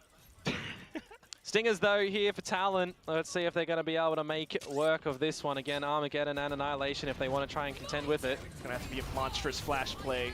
Grab net right now, though, against Dambi, and unfortunately he will bite the bullet. Francis, however, bailing his team out of the tough situation. Just Cruz left, and he swings into his ultimate doom. Nongshim tie up the score. Yeah, a little bit of an overstay from Dambi there with an outlaw, where the ability of that gun is generally not 36,500 में मिल रहा है. Down, but it's good to see that Francis stamps his feet and gets a couple of trades in there. Valiant attempt for Talon with the lesser equipment, the Stingers, to try and get something done there. Maybe with the end result, you 36,500 में मिल रहा है. The annihilation, but we start to get a little bit closer to a couple more of these ultis now as we are tied up 8-8. This is where we start to see some depth in this match. This is where you need to see Talon try to 36,500 में मिल रहा है. As well. Yeah, for sure. The op from Dambi, though. क्या बोलते हैं? Prepared for it. I mean, you know that the credits are available to come out with a gun such as this one, a shorty, to destroy the stealth drone. So a bit of a spot out too, but I mean, you're rinsing and repeating a lot of this Harbor utility where you've already used the drone to get in front of it. You'd have to sacrifice a body to get any farther forward. You do have your shear there as Killua as well to just make sure that nothing afoot happens in B. अरमान भाई आप हो? Start to put our attention towards the A site, don't we here? No more Harbor utility until that high tide comes back online, and Francis, he won't know that he's done that much damage to Killua, but I don't think you can call for the team to come back to B, can you? Yeah, not enough. Killua's got to do a little bit more. Meanwhile, towards the A site, just a full hit, and down with a TP, the corner left unchecked. Jit Boy's finally coming up with the goods, but still, it's not enough. Killua, he got Francis, but can you, I mean, you're gonna have to call for Cruz to get over here. How much time can you buy by yourself? That's the whole thing. He might have flashes, he might have vines, but they could technically leave and try to cut him off. This is why Killua has to go back and help Cruz get across. Ivy, he actually could give them an opportunity here. Oh, Killua, he's peppered Ivy down by a bit. Cruz! There's the opportunity. He's given them a 2 versus 2. Overstayed, you're welcome, Ivy. And now there's nice a chance. Shot, nice shot. 2v2 doable hai. 10 seconds for the plant, and that offers some opportunity to Nongshim to close enough market, at least until the stun comes in. Cruz then has 1 second left until the salvo. Flashes nahi bache. Gets himself into a position where he sends it बस over. वो बचा है उसका time being bought. Akros 2. Teleport. Killua hiding inside a boathouse, both players. Trying to play it safe. Oh, nice one, Killua. It's going to be a great kill. Just Dambi left, and he marches forward until nice round shots from Killua finds 2v4 कर दिए 2v4 बहुत बढ़िया. Difference if Francis is able to finish him off through Adamas जी, आपका मेरे stream पे स्वागत है. Channel पे आप नए हैं तो स्ट्रीम को लाइक और चैनल को सब्सक्राइब कर लीजिएगा. And thank you so very much for coming. Thank you for joining. Please gift me skin. That gets converted back to the way of Talon. It's a 3 versus 2. What skin, bro? But just going for the kill a little bit too earlier on. Always going to understand the risks to try to win the game there, but sometimes just doesn't work your favor, and now Talon will reclaim the lead. Majestically, yeah, put together. Spots out Francis as well. Now Talon very aware of what could happen around A main after all that util combo. I mean, Francis is just going to keep resetting all of this utility, making sure that he's staving them off for quite a little bit of time. Yeah, that is a clone. You're correct. वो भाई पास जाके confirm कर रहा है. ये clone ही है ना. पता चला घूम के मार दिया. अच्छा नहीं तो वो गन भी चेक कर सकता है कि योरू के पास स्नाइपर है. वो भी चेक कर सकता है. Don't get flushed out by the salvos, for example, of Cruz if they want to go back towards the A side. But it looks like the call is here that they want to contest with B. And I'm wondering in this sort of time as Nongshim, what are you doing to re-get some information? You don't have a drone from Ivy. You have an operator from Dambi. So you're going to have to try and figure out something, right? A drone in towards mid. You don't necessarily know if it's teetering towards A or B. ये miss बहुत महंगा पड़ेगा. Yeah, well, that might do it. Especially in with the utility now coming out. Oh, Primi though, he's just going to gate pass all of it. मैं बोला ना वो miss बहुत महंगा पड़ेगा. Into the site where चलो मैं आता हूँ RyuK भाई. अरमान भाई मैं बोल रहा था वो 36,500 में मेरे को मिल रहा है क्रोमा पे, तो ले लेना चाहिए क्या? Puts up the high tide. Jitboy jumps on over. What? He needed a shoot. He didn't need a Ferrari peek him. Unfortunate for Francis, but he still got Ivy around the corner. Down for the trade. Killua keeping the team afloat. Annihilation now just to push Nongshim away. Margaret back in. Sent out the last second on towards Heaven. Dambi, operator into angle. As soon as he makes noise as well, Sensor will get him. And you just got to call for the save here. Another situation where it's an individual member potentially for Nongshim. Had they tackled that a little bit differently, it could have been the round. ये तो Blinkit से भी सस्ता है ले लो Blinkit से. A general pick, especially on this map, right? It's Blinkit से सस्ता कहाँ है? Regardless, you know, some teams. आप तो 35 से बोल रहे थे Blinkit, मतलब मेरे को यहाँ पे 36,900 दिखा रहा है. तो मेरे वाला Blinkit से सस्ता है, बट आपके वहाँ Blinkit 35 में दे रहा है. बहुत भेदभाव है ये. और आज ही डिलीवरी हो जाएगा. 1 डे डिलीवरी एक्स्ट्रा पैसा देके मैं करवा रहा हूँ. Definitely bites him in the back. 1 day क्या? Same day delivery. कर दूँ क्या ऑर्डर भाई? He's done him there. Really nicely done from Talon though, despite the time. Bleeding quite low. Still eyes on the prize to finish it up. Now we come into a more stacked ult round of Nongshim, but the weaponry, not the greatest. A couple of pieces that you can certainly work with for sure, but you need to see opener from Darby potentially. Alright, he does get out, but the operator. नहीं भेदभाव तो है, नहीं होने से तो अच्छा ही है. Or at least knowing that it has TP'd away. नहीं होने से तो अच्छा ही है, मतलब समझा नहीं. I mean, you're still looking just to the early game of Talon in this round as well, making sure they're trying to piece together some sort of information, any more lean of a certain player, right? Again, you're going to confirm that Persia is playing in towards market. There's a couple of bodies in towards mid. You can expect that there's going to be some Cypher bits towards the B site now with that camera there. So if you're Talon, this is the sort of scenario where you got to make a good conscious decision on where you want to try and end up. B split, the name of the game here, and there are 3 members of Nongshim. The thing though, ले लो, नहीं तो पता चला ये deal भी गई. ये deal 17 तारीख तक रहेगी. 17 मई तक है ये समर. PS सोनी ने समर सेल रखा है, तो 17 तारीख तक रहेगी ये deal. Margaret to receive the first. लेकिन वही है कि लूं अभी या नहीं लूं, वही थोड़ा सा कंफ्यूजन है. Continue forward with their march. Armageddon now at the best possible time, and it puts Talon into a bit of a precarious position, trying to lock down in towards Boathouse though at the very least, and they found those kills. Margaret not able to stay alive either. Killua sticks the plant, and it's just Francis and Ivy. They peeked out. क्या खेल रही है Talon Talon? Francis अलग level खेल looking रही for है. a kill, anything possible, but Talon denying it outright. Look at that spray from Cruz. Yeah, I mean, I'm looking at the positions of Ivy's Armageddon there. If I really want to be, you know, pedantic in this sort of scenario, he's trying to get as close as he can to be able to use it, and he has to drop it from outside into the site. Had it been the other way, towards lane probably, he actually could have forced the hand of Talon, but just not close enough because no one on Nongshim there. अगर जल्दी है तो ले लो, या 16 तक रुक जाओ, क्या पता. और अच्छी, इससे अच्छी डील नहीं होती. देखो, अरे Tanish Thackeray ji, thank you so much for subscribing. Thank you bro. Thank you भाई, रियली अप्रिशिएट दैट भाई.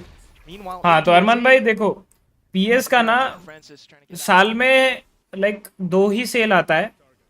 एक ये समर सेल और एक वो आपके बिग बिलियन डेज में सेल. ये पीएस का सेल है, मतलब पीएस खरीदने के लिए.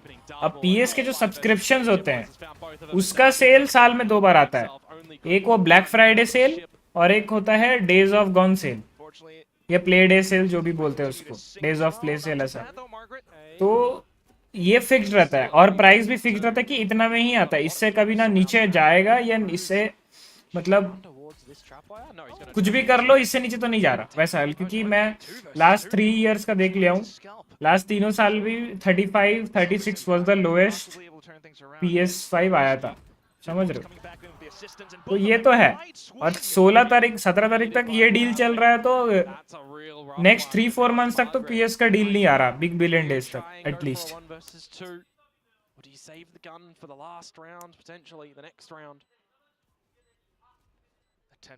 लेट्स सी, ले लेने का मन तो है, बस वही है मेरे को ना मूड थोड़ा सा उसमें है कि PS इस टोटली स्टोरी मोड गेम्स भाई मैं आऊंगा लाऊंगा तो मैं पहले ही घोस्ट ऑफ सुशिमा खेलूंगा, वो सब स्टोरी मोड कोई देखता नहीं है मेरे इसमें। जितने मेरे व्यूअर्स है सारे के सारों को ये वैलोरेंट ही पसंद आती हैं। वैलोरेंट के अलावा कुछ भी दूसरा गेम खेलता हूँ तो भाई फट से द मोमेंट मैं वैलोरेंट अपने स्क्रीन से हटाता हूँ द नेक्स्ट मोमेंट मेरी वॉचिंग पूरा 1/4 हो जाती है। 1/4 क्या बोलूं मैं, तो फिर ले लो 36K में। हाँ वेनम भाई वेलकम टू द स्ट्रीम, क्या हाल है वेनम भाई, कैसे हो, स्वागतम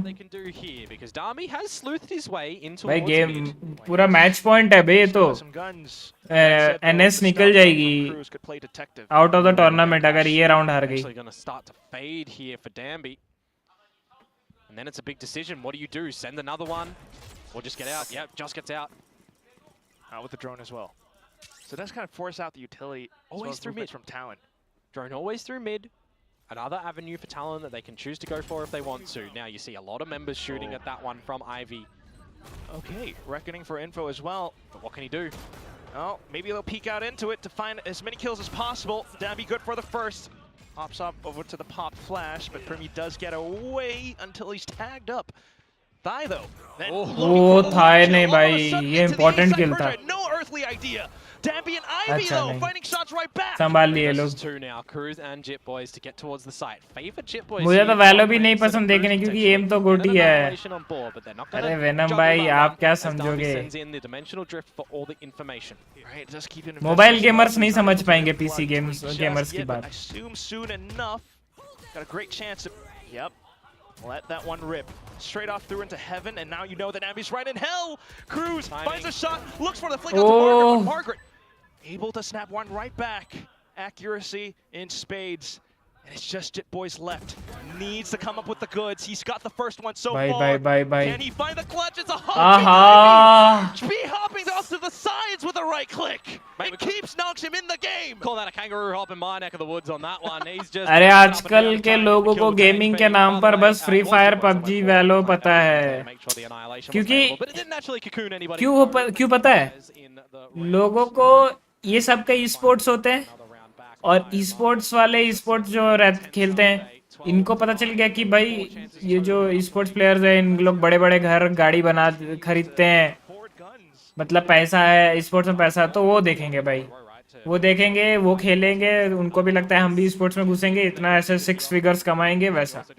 अरे भाई ये सब कंटेंट क्रिएशन में 6 क्या 8-9 फिगर्स है भाई, मतलब लोगों को इंटरेस्ट ही नहीं है भाई, इसीलिए IGC बस इतने में सीमित रह गई है। बाहर के लोग कितना देखते हैं, और मैं हिंदी में स्ट्रीम करता हूँ तो बाहर की ऑडियंस आती नहीं है इसी चीज के लिए, लोगों को पता ही नहीं चलता असली गेमिंग होती क्या है, वो नहीं पता इन लोगों को, वही ना भाई।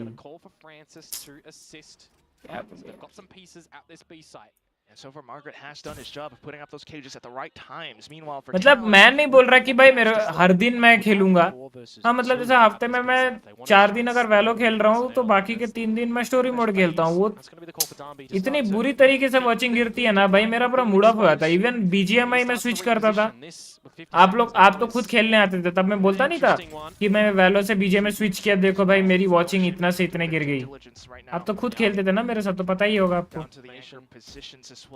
कुछ दूसरा गेम स्टार्ट करूंगा तो पूरा वॉचिंग जाती है भाई।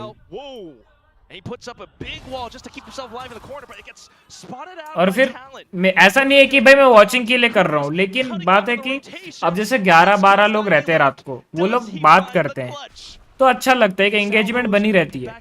अब भाई कोई बात ही नहीं करेगा, 2-3 लोग में कोई बात नहीं करता तो क्या मजा आएगा। भाई टैलन जीत गई। 13 good rounds from Talon in that one. It took a little bit on both halves for them to wake up and figure out how to do some mid-rounding adaptations on what Nongshim Red बहुत try hard किया है वो, शक्ल से पता चल रहा है बहुत ट्राई हार्ड हुआ है. Talon that's had their trials and tribulations through this stage. It's looked awkward, it's looked bad, but it's also looked pretty. अरे फ्रांसिस भाई उदास ना होए फ्रांसिस भाई. To be able to potentially go towards champions, you know that this was a series that delivered some pretty damn good Valorant from both teams in a lot of those rounds. But this time, Nongshim Red Force will bid adieu to you in this stage, picking up no. और venom भाई क्या खाए lunch में?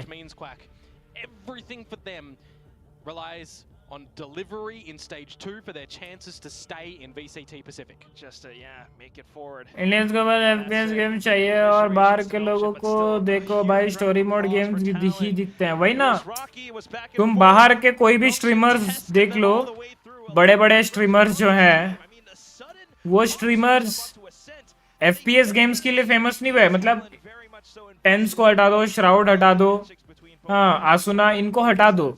मैं बात कर रहा हूँ नेड शॉट की, मैं बात कर रहा हूँ निंजा. एक टाइम पे निंजा फेमस हुआ था. फोर्टनाइट का तब Esports नहीं होता था. फोर्टनाइट वो नॉर्मली बैटल रॉयल खेलता था, ठीक है. और मैं इसका ले लो, अरे तारीख ले लो भाई, ये लोग कितना मस्त मस्त स्टोरी मोड खेलते हैं. और भी एक दो है वो ना 100 Thieves का क्रिएटर है, उसका भी रिसेंटली समथिंग 10 मिलियन हुआ. वो हॉरर गेम्स वो सब गेम ना वो रिएक्ट बहुत अच्छे से करता है. लाइक वो गेम खेलता है एंड रिएक्शन, जैसे हमारे यहाँ का टीबोन है ना, वो यूएस का टीबोन है ऐसे मान के चलो भाई. वो बंदा का मेरे को स्ट्रीम्स इतना पसंद आता है ना, उसके वीडियोस तक भाई वो फकिंग एंटरटेनिंग भाई. भाई बहुत लोग हैं भाई, ऐसा नहीं है कि नहीं है. अरे आइए भाभी जी.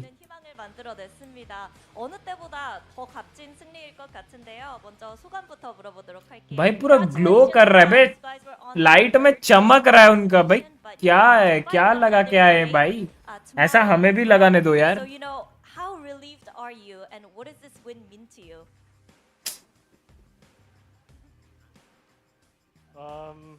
So I think I don't know. It's just इतना ट्राई हार्ड किया कि भाई मतलब वर्ड्स ही नहीं निकल रहे भाई. I'm not that happy yet because job's not done. 사실 잘 모르겠고 이번 경기 승리도 중요하지만 दाल चावल रोटी सब्जी. अच्छा अभी फ्री हुआ काम से. नाइस नाइस, बहुत बढ़िया. ये देखो लोगो बनाया, देखो देखो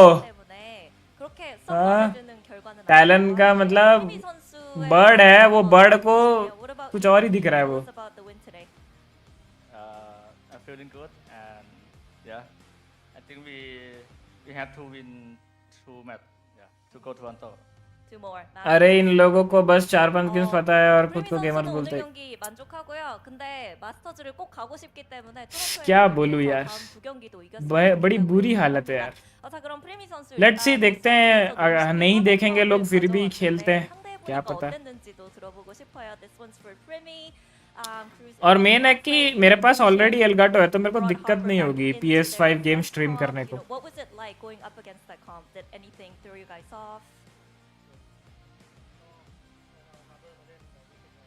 अरे माइक में क्रूज.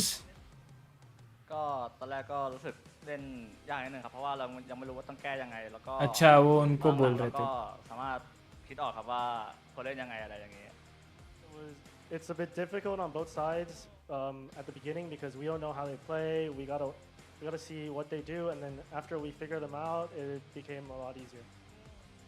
사실 공격과 수비에서 정말 상대가 뭘 할지 몰라서 좀 파악을 하고 상대를 ये लोग अच्छा बनाए हैं. 걸리기는 해서 힘들기는 했는데 그래도 चलेगा. 상대가 뭘 할지를 예측할 수 있어요. चलो मैं आता हूँ. ओके अरमान भाई, थैंक यू फॉर कमिंग यार, ऐसे आते रहिएगा.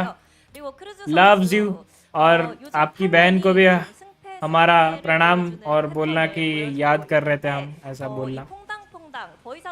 क्या फुंगतांग फुंगतांग? 이 패턴에 대해서는 어떻게 생각하고 있는지도 들어보고 싶네요. And Cruz, there's a pattern going on. You guys win one, you lose one, win one, you lose one. But then from now on, we really don't have the luxury to lose, right? So what are your thoughts on this ongoing pattern and moving forward facing DRX tomorrow? We just think that we lost today, I guess. अच्छा It'll be a win, and then if we win, ऐसा होगा DRX अब ये कम मतलब PRX अभी second map जीती तो वो बूम के साथ खेलेगी. 치고 내일 이기면 되고요. 그 다음 경기 이기면 또 졌다고 치고 얘기를 하면서 계속해서 그 패턴을 스스로에게 속이면 될 것 같다고 얘기를 합니다. 그럼 마지막으로 이제 프리미 선수 DRX전 각오 물어보도록 할게요. Lastly, Primi, what's your mindset heading into tomorrow's matchup against DRX? I hope we have to win. Yeah. Because you lost today, right? Ah. Wink, today, wink. so we win tomorrow.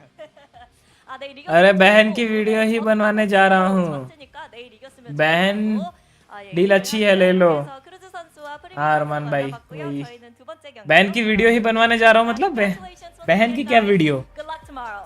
Thank you. थोड़ा sound wrong कर रहा है ये बहन की video. आज dress अच्छा है इनका.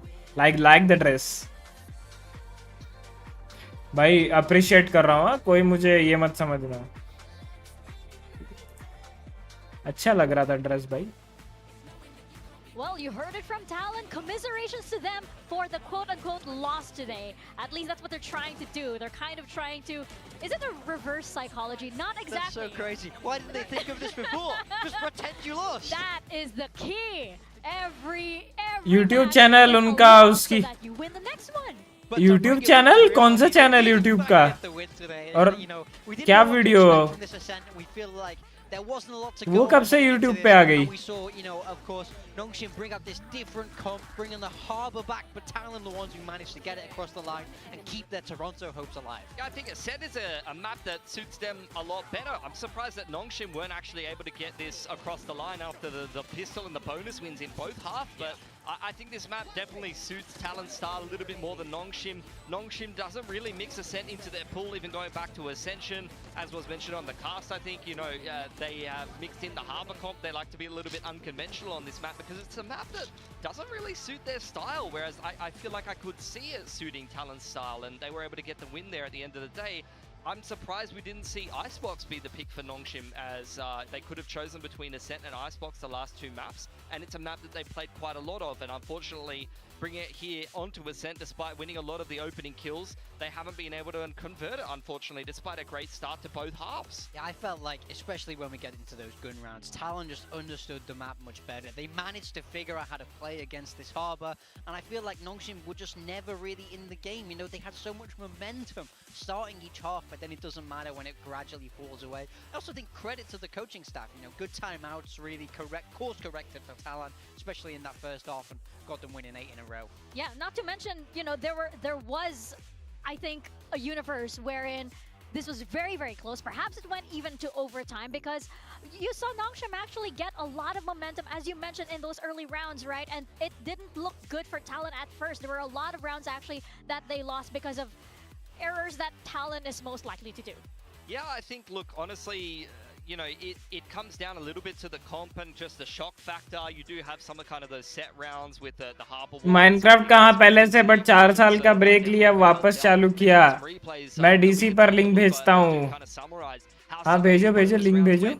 It's a dimensional drift and a really early timing round 3, followed up with some fantastic Harbour utility that really caught the side of Talon off guard. Beautiful Teo missiles straight behind the high tide, and you get that A site for free. Yeah, I mean, you can't have a better start to a map than this. You win the pistol, you have the Yoru ult for round 3, and I spoke pre-game about how I really believe this map 3 was going to be all about momentum. As soon as I saw that first win, I felt so good, and then I really believed in the comeback after this round. A great set piece on round 3 gets them that bonus win, gets them to 8 rounds essentially for free. Absolutely. I mean, there was great ideas for Nongshim. They're a very well-prepared team.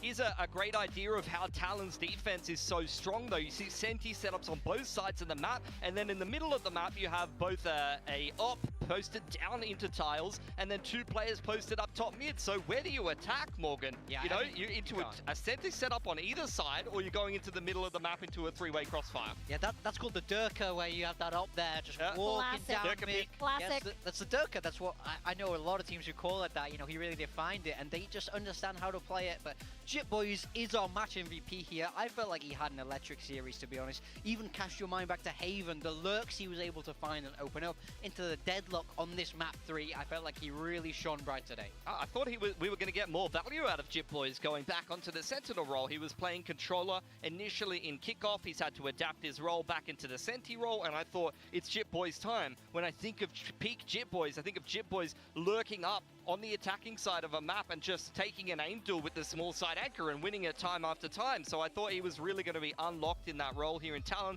but it's taken a little while for him to get rolling, so it's good to see him in the lower bracket come up clutch for Talon in a very important series win. Especially since we know Talon to, you know, somehow to have difficulty, especially when it's high pressure moments, and you know, we've seen it before.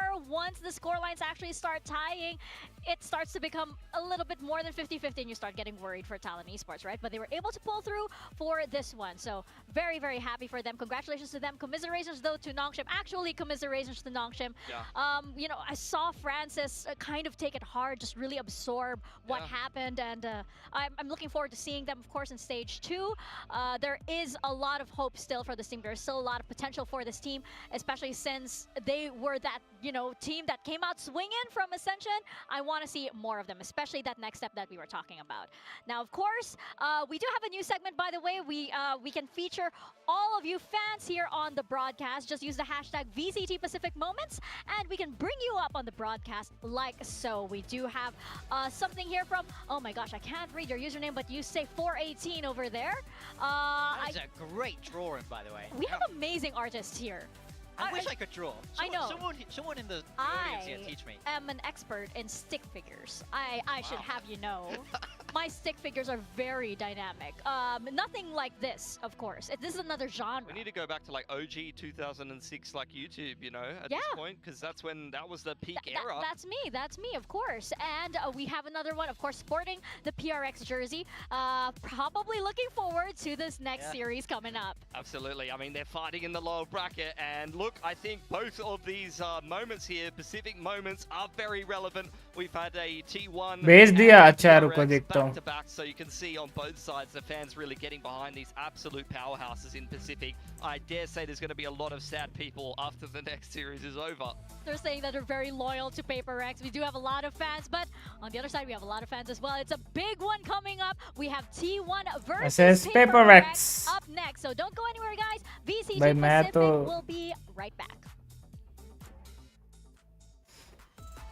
सारा gamer नाम है, सारा gamer. Okay, सारा gamer.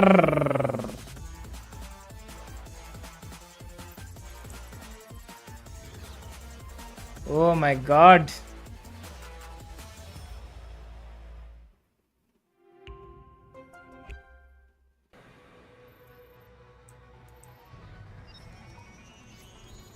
Oh my god, live streams हो रही है क्या? ये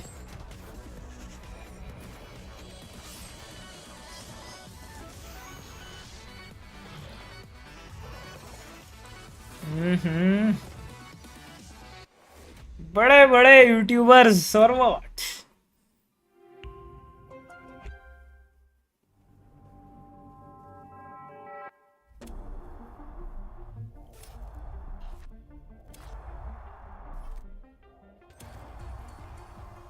Pulsar X PPRX.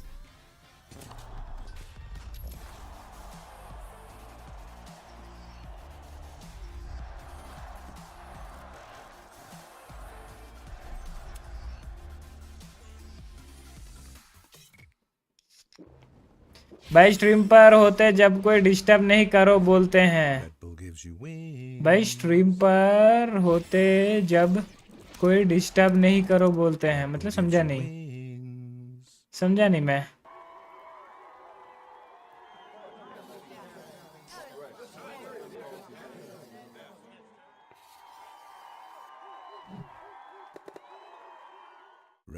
gives you wings. Welcome back to VCT Pacific. We're on to our second series of the day, our second elimination match of the day as well. It's going to be T1 versus PRX. Gentlemen, there is a world in which this is the grand finals of a global event, but today it's an elimination match here for playoffs. I mean, as if saying goodbye to one team wasn't enough for This all is of our painful. heartstrings. No. One of these two Goliaths of Pacific, PRX or T1, will be crashing out of playoffs today and heading home far too early. Yeah, I think for T1 that's going to be a big shock given that you're current reigning world champions, but unfortunately a very close loss to DRX in the upper bracket there. Both of those maps going into OT, so still these guys are showing the potential to beat the very best in the league, but unfortunately just weren't able to get across the line. They are making some changes. We've seen them shift around a couple of roles, maybe move away from double duelists on certain maps, but overall in Pacific, these guys are dead even. They're just a 50-50 win rate in map score overall in this league, so when it comes to playing here in Korea, T1, you know, they don't have the same level of dominance that you'd expect a world champion team to be having.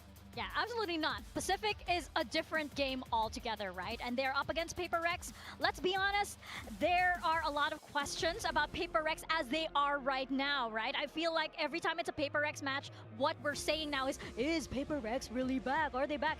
Why is it that for a team that was once so consistently good, they're now one of the biggest question marks heading into the discussions of Masters Toronto? Yeah, I mean, these guys are a previous Goliath, right? There's no two ways around it. They're such a storied, such a historic team, and now they're sat here in the lower bracket. But, you know, they came in as that 4th seed, so they've had that time to prepare. It's about how well they can use that. Yeah, I think against T1, you're seeing them change up a couple of things, but overall, you can really expect T1 to be bringing a lot of the same stuff that you're expecting for them. So that prep time will definitely help out PRX, but yeah, I think to answer your question, Mika, at the end of the day, it just comes down to we've seen their potential. We've seen just how good this core can be, but unfortunately, they just haven't hit their stride so far this year. They will be one game away from getting eliminated here from playoffs with a very difficult opponent to start things off. But you can see when they're playing a lot of the more successful teams in the league, DRX, Gen G, Boom in groups, they do always take a map. Yeah, and they're still PRX at the end of the day, right? It's still PRX, but looking back at their history with T1, I mean, these two teams, they have clashed often here in Pacific. Of course, it's different rosters, but we do usually see PRX come out on top. It was the same roster, of course, for more or less the same roster, I should say, for PRX and T1. They've switched things out quite a lot. Yeah, I mean, exactly a year ago today, we saw the legendary 13-0 that these guys had over TLN. I mean, we just saw TLN make it through, and, you know, so really, really storied. I mean, 13-0 was, I remember this game so vividly. 12 out of 12 most ones. Just insane. We remember those. I mean, like, of course, it's never easy to have a 13-0, but they do stick out in our heads. But for, of course, PRX and T1, these are two teams, or rather, the players involved here. Sorry, मेरा mic mute था. मैं बोल रहा हूँ अरमान भाई, आपने बोला ना कि मम्मी उनके मजे लेते हैं स्ट्रीम पर जब होते हैं, इसलिए दरवाजा बंद करते हैं, बोलते हैं अंदर. वो स्ट्रीम पर खेलता कौन है? आप खेलते हो या सारा खेलती है? हैं? Pressure match where you have to perform. You shouldn't be getting any choking. You shouldn't be getting any nerves. Stream पर कौन खेलता है? Know how to perform on the stage. भाई जिंग तो है भाई. जिंग. To be fair, these are stats from the last two series, but these are against Global and DFM, so maybe a little inflated. You're saying they don't count? They count. They count. And I know there's a lot of Jing haters out there. I'm not one of them. I've been putting him on my team pretty often. In fact, I haven't done today, and Morgan has. But Jing has been one of the better players, if not the best player on PRX for me. He's been flexing on the controller role, more so over onto Duelist now, and it's been working out a treat for PRX. And I know that a lot of people might have had their criticisms of Jing, but he's been fantastic in the last couple of series for me, and particularly in this stage, he's been great. Yeah, I really think he's the key to this PRX team, you know. I mean, he's been such a fantastic player for so long. We saw him leave this roster and come back. Now he's had to change roles. There's been all sorts of back and forth, but I felt like from last week he was at home on the Raze, and it looked like vintage Jing. Yeah, it's Jing, go enter, Jing do Raze stuff, iconic, classic Jing. Of course, looking at the head-to-head, we are seeing PRX come out on top in this head-to-head, but of course, this was an entirely different roster for T1. This was not the Masters Bangkok Champions roster of T1. The thing that's, I guess, in this whole record, the one win for T1 is the one that you hang your hat on, because that's kickoff. Yeah, that's that was just a few weeks ago. Very close kickoff. Come on. अरमान भाई जब live आएगी ना मेरे को बताना, ठीक है? देखूंगा कैसे खेलती है on stream. Oh my, that feels like an eternity ago. That's so much has changed since It was then. just yesterday. What are you talking about? I mean, it was one of the earlier games in kickoff, and T1 scraped a very close win over PRX that I felt like PRX definitely could have won, to be honest. I felt like they kind of threw that game in the bin a little bit. Yeah, for sure. I mean, one stat I really want to highlight here is the first kill win percentage. We see PRX actually edging out T1 in this stat, and PRX have a reputation for throwing mid-round. That's it. Stop the count. They've won. This is what I mean. I think sometimes with PRX, it looks worse than it actually is. You know, we know them to be this hyper-aggressive team, and people always get mad that they're like, why are they throwing these W Gaming, we just go in! They do close them out more than 70% of the time, and more than T1 actually managed to. So I think you have to give some credit to PRX. Not to mention, PRX have been improving in that regard, right? They have been changing, they have been evolving, they have added Padman as well, so it's a different flavor to PRX. And especially with Padman in the Smokes role, of course, something can move over to something he's more uncomfortable in, and we're seeing that sort of harken PRX that is much more familiar. So going into map vetoes, I'm wondering what is going to come out, especially since this is going to be very crucial. Again, fracture elimination match for नहीं, both fracture these teams. नहीं. We saw how मेरे को crucial लग the रहा match है was in the Heaven. previous series as well. Okay, Haven taken out by PRX. That Icebox. is what they've been banning the last couple of series in a row, and it's quite a good ban against T1. T1 taking out Icebox. I don't want to see that anymore. I'm glad that's gone. And PRX played some interesting comps on that.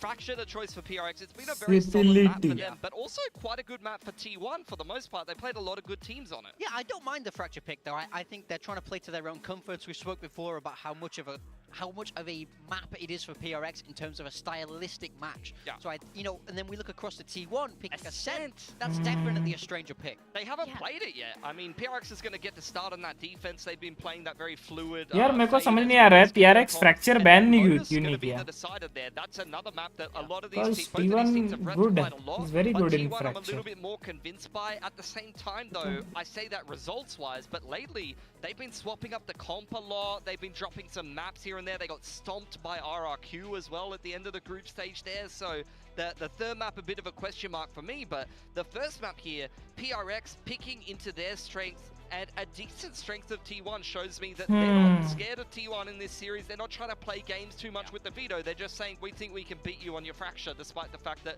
you play pretty close games against very good teams on this map. Yeah, it's a comfort pick. It's a comfort veto. I feel like they're not even considering T1's Fracture in this. They're going, we know our Fracture is good enough to win, so we will pick it. Last time we saw them play this Breach Teo style that is so popular, but both of these teams, like the Neon, like the Vice. Yeah. I think also that T1 at the moment, sure, Masters Bangkok champions, but they're not invincible, especially not invincible here in Pacific. If ever there is a chance to strike at T1 for PRX, it's now, especially since T1 have laid out all of the cards for them. I mean, I'm going to say this as quickly as I can, but I'm a PRX believer. I have 5 words for you, brick by brick. I believe... That's it. That's it. Get on board, people. It's the playoff run time. You had me counting. You had me counting words. He's still building the rest of the bricks. Yeah. He'll come later. Okay, all right, sure, whatever, Morgan. But I am a PRX believer as well, so I have that. But T1, भाई सब लोग PRX चाहते हैं भाई PRX fan favorite team जो होता है ना ऐसा है. Let's send it over to the stage for T1 versus PRX. चाहे वो हारे 2 साल लगातार हार रही हो, लेकिन भाई वो एक प्यार भाई PRX के साथ ही होता है. एक टीम ही ऐसी है.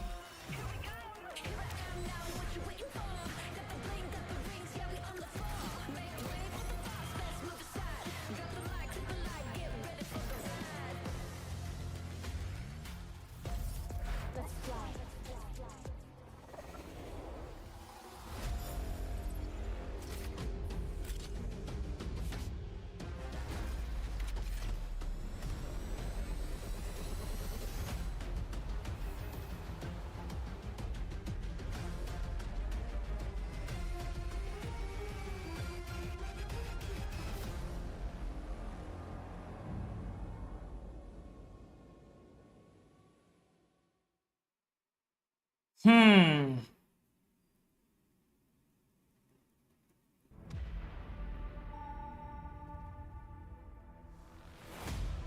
Rise Pacific.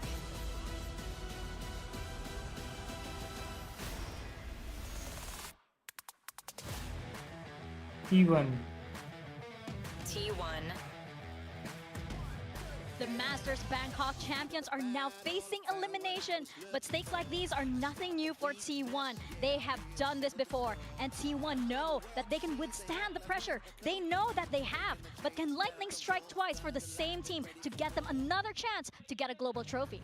Coming back Sponsors देखो बे Mercedes, Samsung, Pulsar, Soup, Red Bull. भाई ये one of मतलब 5 of the 8 स्पॉन्सर T1 के पास है. तुम सोचो 8 स्पॉन्सर में से पहले ही 5 सोचो.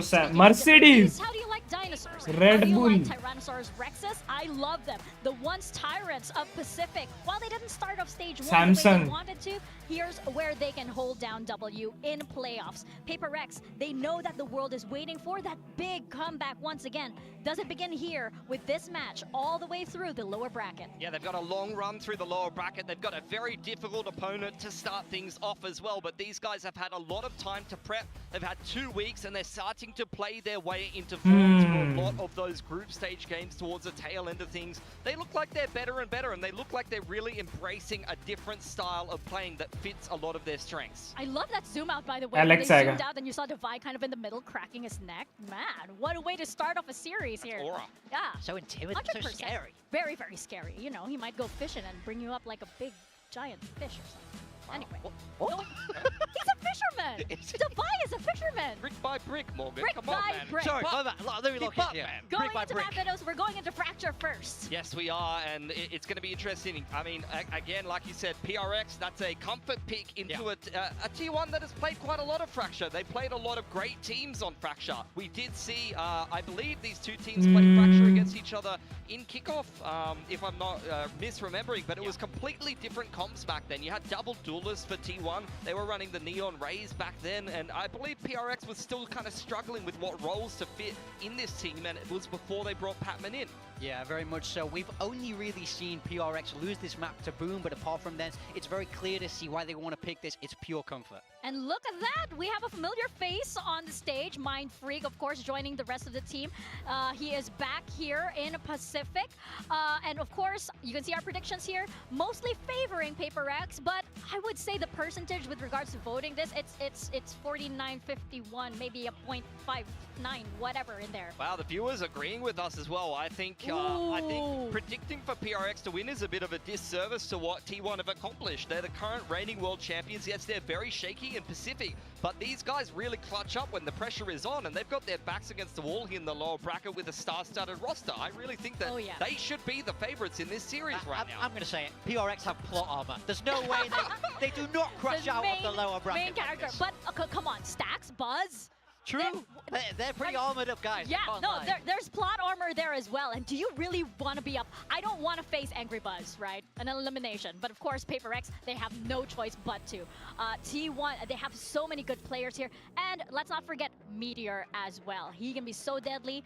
And as we're seeing right now, our compositions going into Fracture. PRX changing up a lot. Something's on the Brimmy. You got Patman thrown over onto the Breach, and they're playing double duelist here. Forsaken and Jing.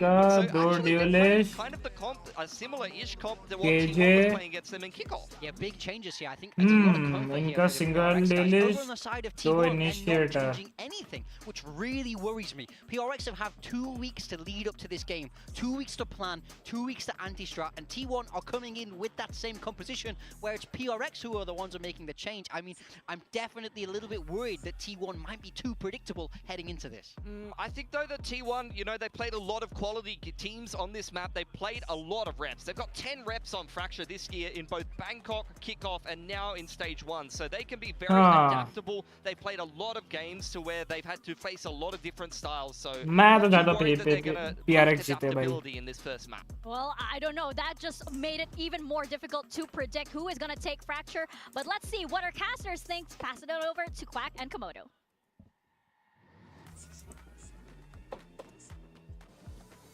Thank you very much, Mika. Yes, the desk brings up good points, but that said, this is still an elimination match, and you had a pretty good point yourself, Komodo. Yeah, I got a new point though. These guys, they don't know their build diff teams whatsoever. Pilski is saying Forsaken, and Big Time is saying Jing on the smokes. Nah, how about something to bring out his first ever smokes on the Brimstone, folks? That's something new. That's true. It really makes you question, like, why are they picking this? But you know, you do. It allows you to put, you know, the Forsaken and Jing back on their comfort duelist roles. For sure. And I mean, I'm looking at history. I'll take you guys down a trip through memory lane right now. What did 2024 entail for us with the PRX team? Well, they were second in the grand finals for kickoff, right? So they game runners up. Stage 1, well, they won that one. They got the grand final dub. Stage 2, well, they bowed out in third. Come 2025, I'm turning my head. I'm throwing my hands up. PRX, where are you? You've scraped by into the playoffs here, but is this where it's going to be done again? That's the thing, Komodo. I'm going to have to tell you exactly where, because throughout the entirety of 2025, the very first loss that PRX received was dealt by T1. This being an elimination match between two teams, between lots of players who have so much history between them. It all starts off right here. PRX on the attack, on towards north side. All of them up at north side as well. It's Buzz, it's Izu over towards Dish, and they want to go for the fight. Look at this one, everyone's trying to do it. The salvos, though, they have punished on towards at least one player until Forsaken trades right back, but low HP, and Izu happily collects. And Jing's on 3. Meanwhile, Forsaken, full HP, but they got to go back and get the spike, and now they're smoked off. How do you even get through this one? उनके भी दो लो हैं, लेकिन इनका जिंग तो बहुत ही लो है. I mean, maybe you click the... Can we start again? Start over. Reset. Reset. Yeah, I had a tech issue. No. Damage done. Sorry, mate. It is what it is. It is what it is. And right now, it's looking like T1 are going to be able to come away with the round, unless they have some big mistakes here. Sylvan's low, Izu's low, but it is the double duelists, and there's 0 pieces of utility that they're going to be able to run in with. Unless Jing finds 2 miraculous kills, or maybe a bit of mobility for Forsaken, but right now that's a quick tell. Smoked off, Forsaken finds the first frag. He's done things like these before, but oh, the shot's eluding him for now. He tries to slide into safety, picks up the Sheriff, but still, you gotta watch out for the shots through the smoke. Unfortunately, that flushes him outside, where it's a quick and clean kill from Meteor. Yeah, if Easy didn't go and try to hunt down Forsaken for the last one, he would have been finding himself an ace, but I think his job was done. He got the trade, or got traded at least at the end there, leaving really no space for Forsaken to come out with anything. Some really sensational damage early on delivered by the salvos and all the utility towards Dish, and then, yeah, it's just kind of, you know, Easy getting their kill and then playing together as a unit for the last kill on a Forsaken. So pistol round, it doesn't work out for the PRX lads. They're going to take a knee here as well, not go for really anything of a force up, just a single bit of light shields in here for Forsaken. And to make some noise off towards north and south side, closer towards B, where clearly a lot of the defensive utility coming in. Sylvan trying to back himself into safety. He does get taken out by Devi. It'll be a second one on a Meteor if they're able to try and flush him out on the site, which they do manage to do so successfully. He can start to look for a bit of a plant here, though. Maybe you're giving up a bit of the goods in this 3 versus 3. Yeah, Izu, he's been on one. It's only 2 rounds right now, but still very much so aware, and you also have the utility coming back in as well. Outlaw off towards north side, and well, you've gotten what you came for. So the spike planet is all it really is.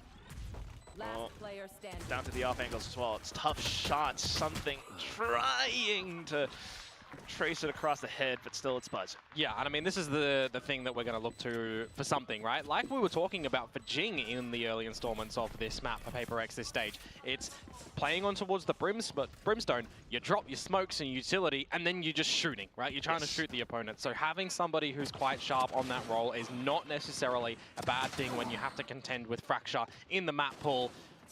For the people that don't like it, it's gone soon and Sunset's coming back in, for what it's worth. Well, it's one of those things again.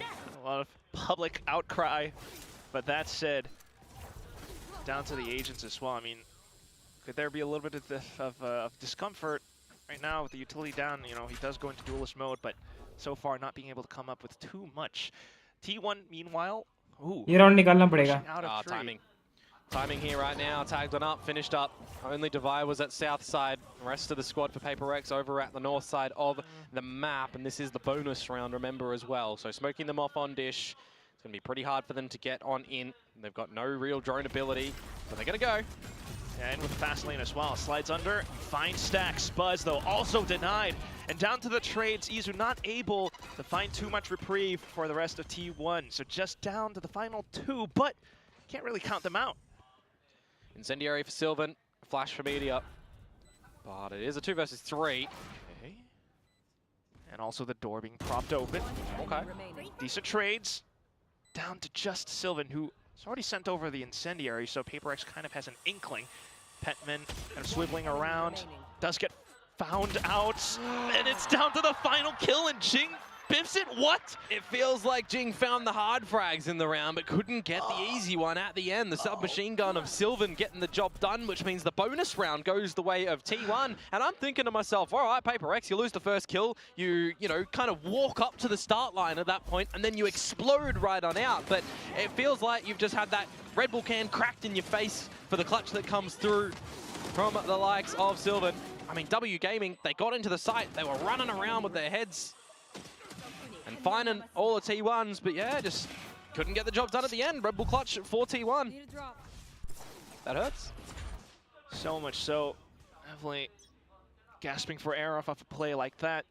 Well, PRX, that said, now down with the economy. T1 finding so much confidence to peek out. Remember, this is PRX's map pick, and now they're getting pushed back by salvos. They flash back against Buzz, though, but he's still able to hold down the line. Yeah, you still got to remember that a team like T1, they can still know how to play this map, right? They can still fashion a good victory, but as I say that, these pistols, I mean, let's just have a scrap battle. Full scrap, PRX comes out on top of the brawl. 2 versus 3 again, though, Quack, so you got to get the plant down, you got to contend with the fact that T1 are here relatively early. That said, Jing does have an ult to work with, and he's playing around drop, a good launch pad, if anything. T1 right now, both of them, as a duo, marching forward inside of A main. A lot of noise being made known. Off towards Sands as well. Oh, wow, Meteor! Once again, looking for the needle, and he finds it, threaded through. That's disgusting. Oh my god. Illegal. For those that don't know, Quack is a PRX fan. Well, that aside, you know, if we throw the PRX biases aside, this was 3v2. I mean, it was a look, it's a scenario where everybody has won the duels over at the Dish for the PRX squad, and in the 3 versus 1, you've got Meteor that's just getting Patman, finding an individual that'll lean out from Dubai, and then individually winning the spray game where Jing's spray, it looked atrocious. I'm not going to lie. 2 rounds so far, we've seen the spray not really look too good for Jing whatsoever. So he needs to make sure that he tosses that to the side. And this is where PRX start to wake up. Blimey. Maybe. I knew. As soon as we heard the audio, I'm saying to myself, it's got to be a tech timeout, guys. But no, 4 rounds. 4 rounds, and this is the wake-up call that we saw in the previous one from Talon. देखो chat में कौन आया है भाई, बड़े लोग आए हैं चैट में. Where the coach gets to do any talking. Yeah, this is true. So it still is a really बड़े लोग आ गए हैं क्या, मतलब ये होला होला किसके थ्रू में दिख रहा है. बड़े लोग मेरे चैट में क्या होला होला लिख दे रहे हैं. Actually bears a lot of weight. While you know majority of us are PRX stands, fair enough. हाँ, सारा का ही है. Welcome to the stream. They might have had some. क्या हाल है सारा, कैसी हो? But I'm just a fan of good. भाई आज साक्षात एकदम देवी ही पधारे हैं हमारे stream there. And what I was trying to highlight earlier is you got to remember the T1 aren't a team that don't play Fracture. Right? Close loss to DRX in overtime, beating Zeta Division, playing internationally, you know, having you know, some close losses and a close win. It's not the most comfortable map for T1, but it is a map that they know how to play. Precisely. Hence the positions once again right now, and hearing so much info towards drop.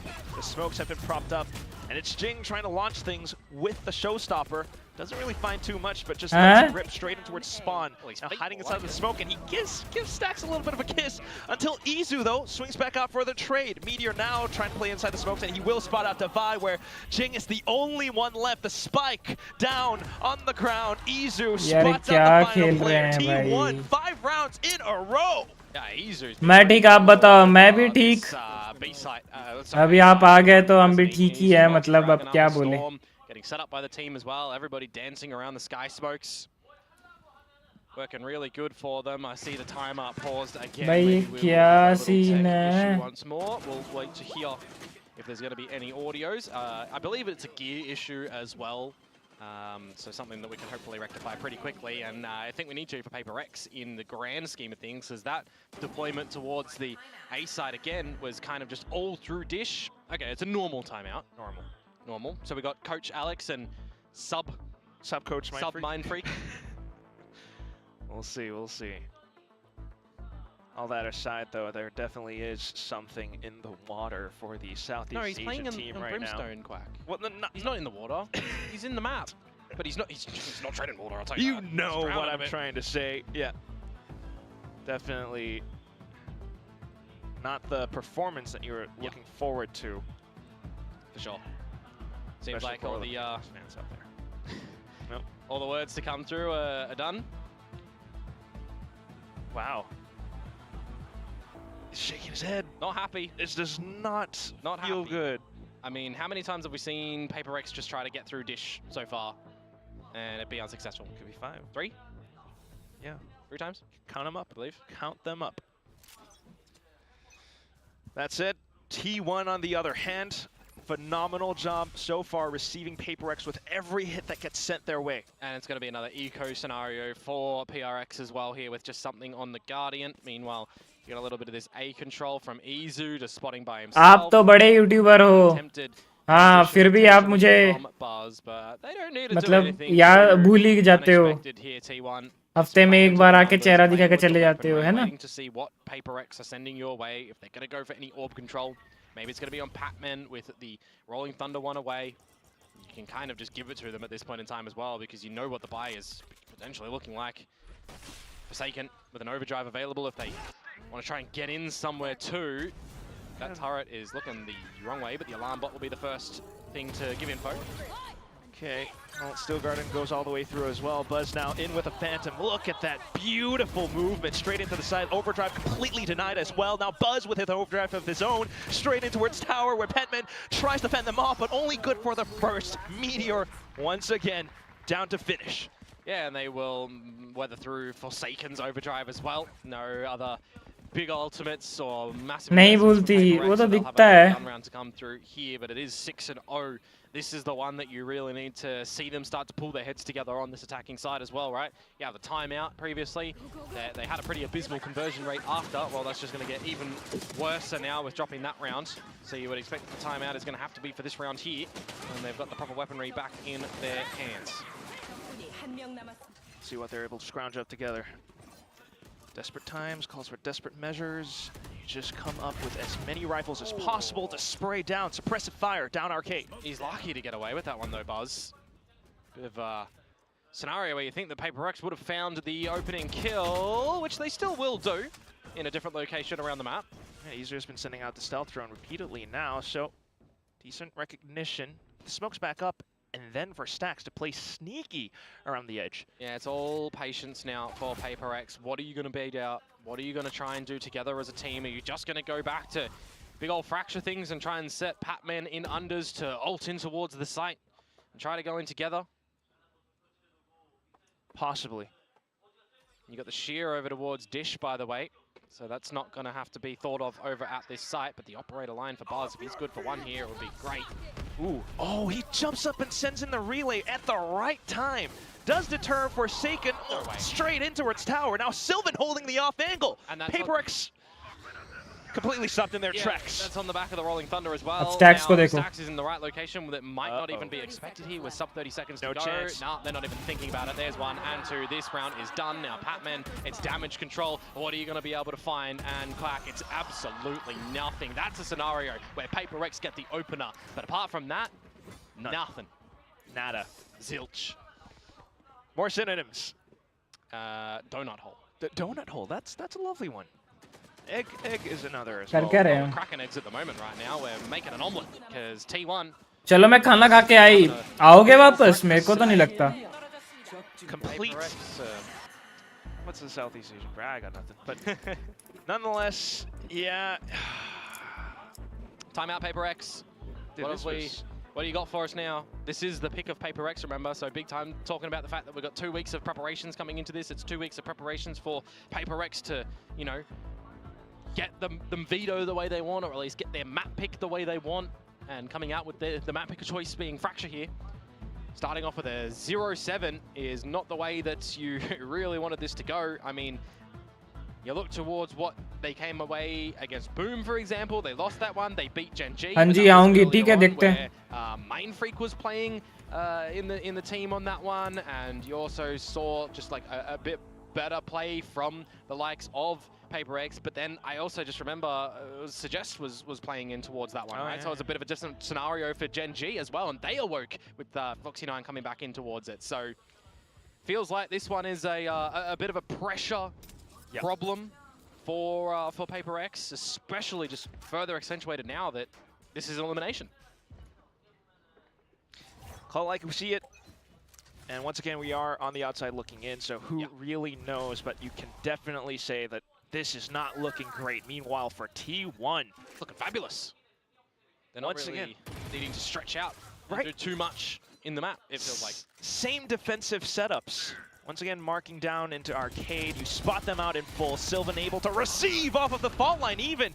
Decent shots now coming through, though. Forsaken able to silence Meteor. But they're in the site now, Quack, and that's something that PRX have not really been able to do successfully so far, right? Get a little bit of time on the back of getting the plant down, which actually has been staved off for quite a few moments, as the lockdown will have to be respected. And this is the time where we'll start to see the retake now happen. Rolling Thunder. Izu in position. Buzz making a bit of noise towards Canteen just to pull some attention away. PRX certainly keeping that in view.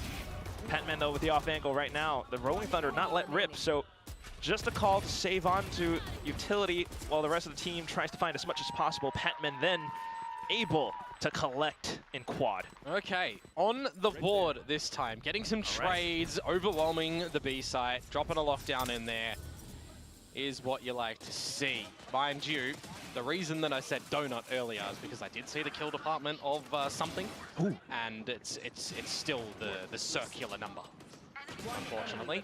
But this time, Patman getting a bunch of great shots out there, and just the team looking a little bit better to overwhelm T1, but they are not chipping away whatsoever. The scoreline, the credits will still be looking good. So T1 have another crack at a good half here to further extend the lead.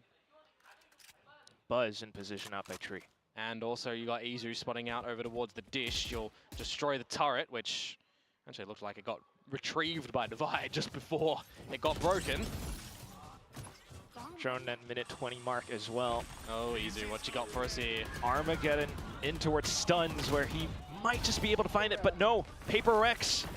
They've got the angles locked down this time, and Forsaken slithers forward to silence Meteor once again. You can't drop this one though as PRX. 4 versus 2, no ultimates in sight for T1, though you're giving Jules to Sylvan. how? This, a trade, and Buzz now for the 1 versus 2 with an operator. He's making a lot of noise, so PRX knows exactly where he is, now holding the off angle into the site. You have the spike in view. Surely you're able to find it, and there it is. PRX recovering off the 2 timeouts call. Could you imagine if he got off the defuse, line up that operator shot for the moment they crossed over? I would have removed my headset and walked out the door. I would have joined you, Komodo. I would have gone over to Trobra and said, get on the desk. Like, get over here and cast. Yeah, we'll be having fun together now, wouldn't we? I mean, hey, look, PRX, you've actually managed to pull away the round besides making us get on our seats a little bit when Sylvan is just winning 2 individual duels there. But they bring it together, they collectively and calmly win the round at the end there to try and get into a reasonable scenario for this scoreline, right? If they can bring it up to 7-5, then we're starting to wonder and ponder. Okay, they're starting to get their attacking side known. Let's reset things. You make a bit of noise towards north side, bait Izu out into the opening, and then you go for the south side push where Buzz has already been made known. So the question is, how do you work around this operator that you're so aware of? Yeah, well, it is just Buzz here by himself. So he kind of has to play a little bit more on the passive variety. He'll be able to at least dodge out at the flashpoint, but he's still on the line. And now it's going to be both ults being let rip from both sides. Rolling Thunder, though, a little bit more impactful, but Forsaken doesn't stop. Just into the smokes with the shorty, takes out Stacks, and looks to reposition. Off towards Heaven now. Sylvan getting peppered down. Suppressive fire from the team is good. We got a minute left, and the spike's still not down. And this is the time as well for PRX. Generally, they would just look to stick around, go for more challenges, get chaotic, but playing on the more passive variety. ओ उसके नीचे gun दिख रहा था. The team has started to already वो book it to आराम से मार सकता था बस को. The shear though, still here. And 8 seconds to be bought from the incendiary too. So with the rotation from Buzz now also over here, this is now the more stacked side for T1. I mean, the whole intention of this rotate is to call in with a possibly Rolling Thunder into sight, but now it's getting blocked off somewhat. The op still firing through. Sylvan in great position to find a little bit more. He kind of almost gets propped up by it, but still, PRX finding a couple more trades down to Buzz. 10 seconds, Spike. Trading almost right back. Irretrievable. I don't see how Devi is able to make this sprint. He tries though, but the angle is still in position.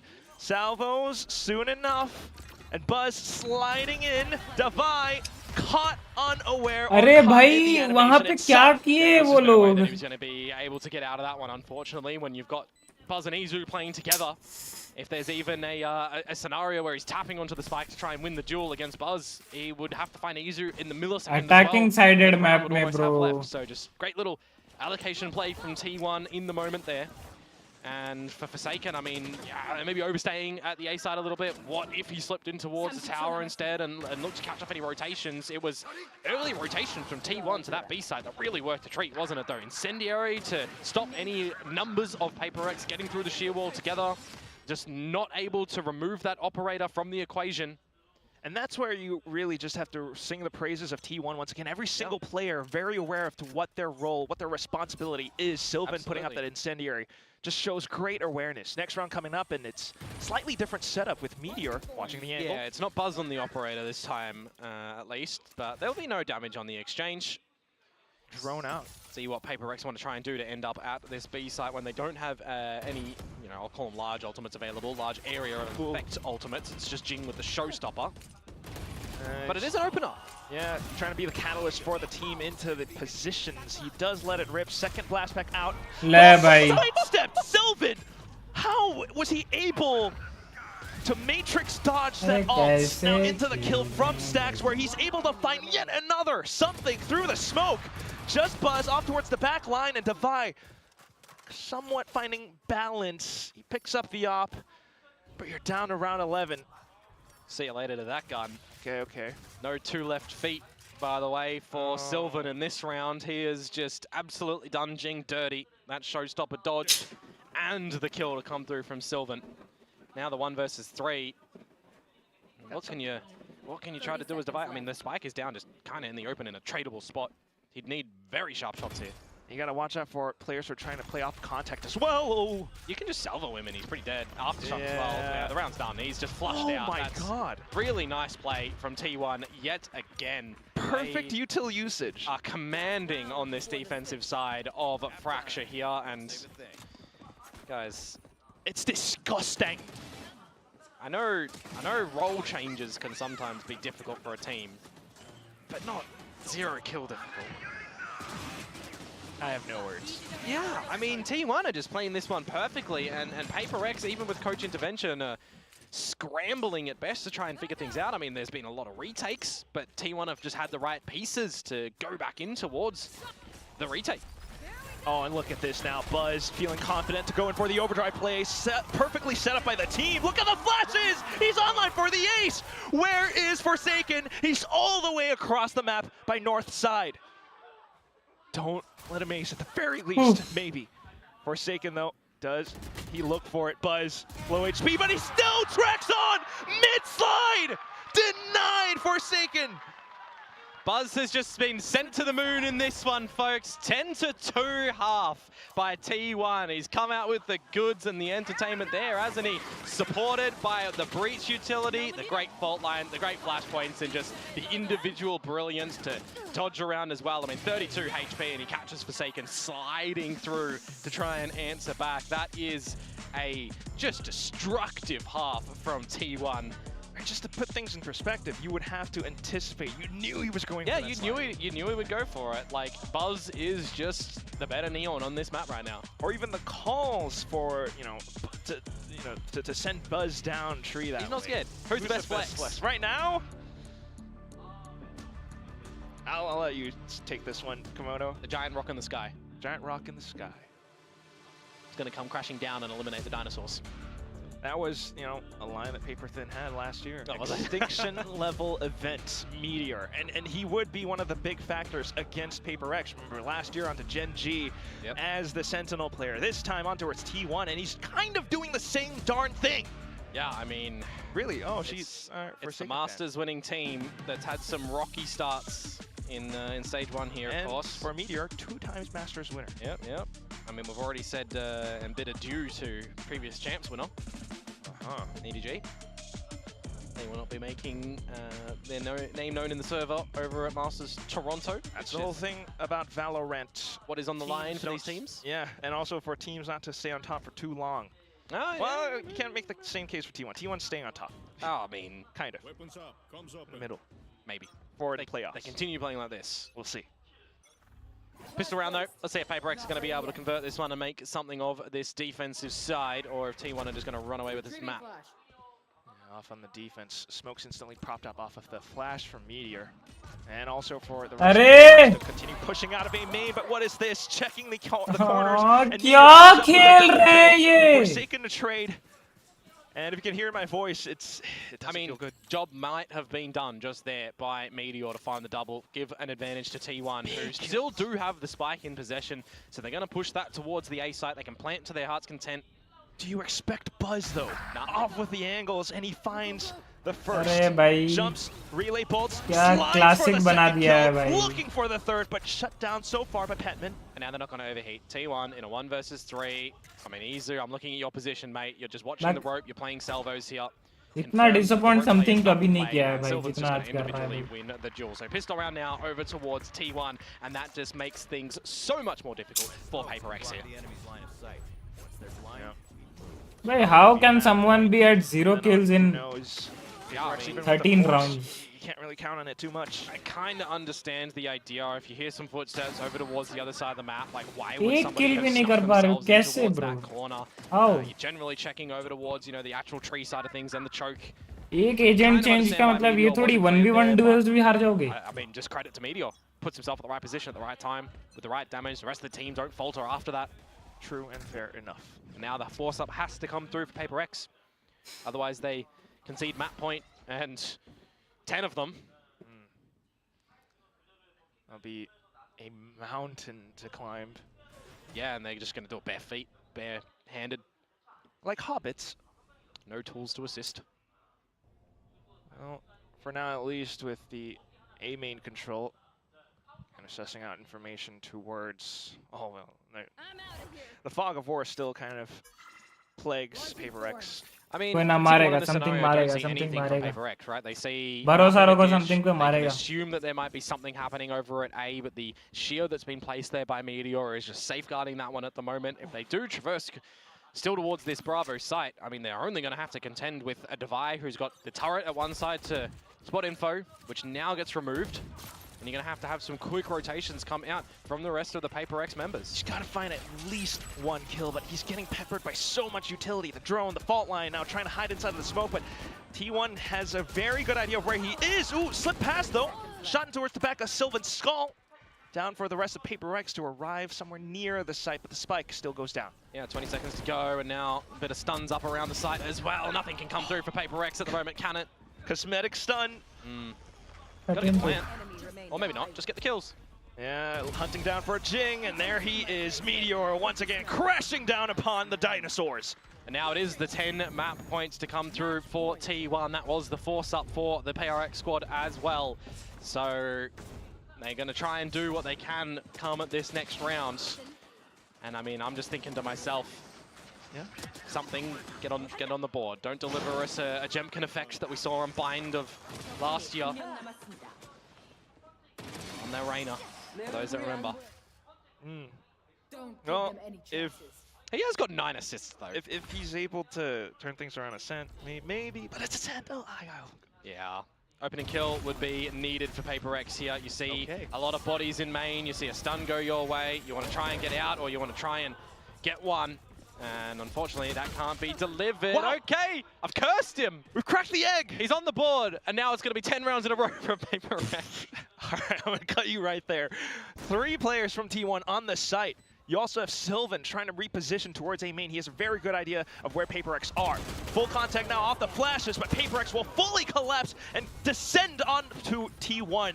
Yeah. Finding all these rifles. Well, it's 5 alive for PRX as well. So if you want to start off any chances to get back in towards a map like this in a flawless variety, well, how about starting off with a flawless round? And all doing it together. There you go. Effort by committee. It's one of those where she's able to surprise T1, but how many surprises can you really pull out? You've been pushing A main for the past several rounds, well, the past 3 rounds, a little bit. T1 certainly beginning to read that. We'll see what the answer is going to be for, I think more importantly, PRX for the next couple of rounds if they have that available, because this is going to be another purchase for T1. Playing north side of the map. I like the idea that they have down towards the south side, by the way, with the arc rows, but it's going to be smoked immediately for some tree control. Okay. Well, once again, the A main push. Just confirming that the information is there. So much of it. Yep. Do have some KJ utility towards drop. Shia going to be baited. Uh-oh. Yeah, but the KJ util's down. This could be very worrisome, although I think maybe something has heard this. Yeah, he's trying to stay online, but he's not frosty enough. Petman, though, good for the trade. Now flashes out, looking for another, but a little bit too greedy. 4v3. Angel's still available for Ching here. Yeah, he's got a good chance to really chuck it in at the right spot, isn't he? But where? You got Meteor coming out from the back as well. Yeah, not truly certain. The smokes will dissipate, and now for the rest of PRX to hold this down, a full firefight until Meteor ascends from the back. Forsaken, though, trying to launch himself back in. Off towards the 1v1 where he knows where Meteor is. Doesn't really have much to work off of, just the spike, but that is where Meteor will silence the full outright. It's 13-3 at the end of map 1, at the end of PRX's map pick. Yeah, did not think that was going to be the result scoreline here for the first one of this elimination game, but T1 have certainly come out with something special on that map, a bit of a masterclass that we didn't really see from them at Masters, but they've carried on the information from that one and just the great realizations and calls in this map. 13-3 on PRX's map pick makes you quite worried going into the second one of Ascent, which is T1's choice. And I believe you do have a really good point about that one as well, Komodo. I mean, Ascent is a map where we don't see too often from either team, but at the same time, just questioning basic things like form, it really, really makes you feel so darn nervous because we do have to say goodbye to one of these teams at the end of this match. Yeah, absolutely, and I'm hoping that there's going to be just a really big reset for PRX in this short little interim before we get onto that second map. Maybe they want to bring something more normal, agent-wise, composition-wise. Felt very uncomfortable in that map for them. That said, though, again, we are on the outside looking in. We're not in the practice rooms with them. We don't entirely know, but maybe it's just a bit more comfort looking for that. Nonetheless, one thing is for sure, PRX off this first map pick has been absolutely derailed. We'll toss it back over onto our desk.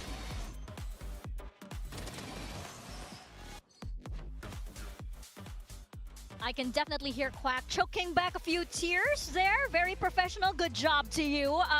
Of course, this was not easy to watch for PRX fans. And for T1, you saw the smiles on their faces. They know that they own this map. Look at that scoreline. I mean, what else can we say? We can cry. They cooked him. There's no two ways around it. That is a tough watch for PRX fans. This was a Fracture masterclass from T1, and this just goes back to what we were kind of touching on. It's like you can have all the prep time you want, you can have all these ideas, but T1 has played a lot of reps of Fracture. They played 10 reps so far this year with very similar looking comps, and they're just going back to what works for them. You saw it on that defensive side, the Teo drone through Dish over and over again, informing their decision making, allowing them to rotate effectively. The way that they played those sites and anchored things down was beautiful to watch, and then getting Buzz on an info line. Buzz has had a poor run of form recently, like he's had some pretty poor maps lately, but he's back in prime form in this series in the lower bracket. That was peak Buzz, opping, running around on the Neon, getting active, getting involved in the action, and having some sick Neon ults as well. I mean, for me, honestly, I don't think T1 particularly overperformed here. I think this is a PRX massive underperformance that's the problem. I don't think they were awake. Something 1 and 15 when almost the whole game on 0 kills. I don't think T1 won this as much as PRX lost. At the end of the day, like, he's played Teo, he's played Breach, he's played Brimmy on this map. Like, what role can you put this guy on? I don't think the roles are the problem here. I think not being awake as you load into the game is a problem for this PRX team. I don't think they even played this map. I think that's the problem. You know, I don't think it's Brimstone that's a limiting 1 and 15 factor for him, because Brimstone shouldn't be stopping him. It's not something incredibly complicated. The fact is they were not even awake on that stage. They were not in these rounds. They're in really strange, stupid positions. They're throwing rounds that they shouldn't throw. That's the problem, is they have to wake up. No, I have to agree with you there. This was T1 was normal. Okay, it was like it was normal. I mean, of course, like, I mean, the normal is very good. Their normal is very good. It's still T1, right? It's still T1. But yeah, for PaperX, unfortunately, just too many mistakes that were just very, very difficult. And of course, I totally forgot that dinosaurs went extinct because there was a big meteor that arrived. Apparently, that meteor was buzzing as well, because that's exactly what happened. It was staxing, some might say. Staxing? It was staxing. It was a Sylvan meteor. Yeah, I was going to say, work Sylvan. Work easy with there. Let's How? roll the replays.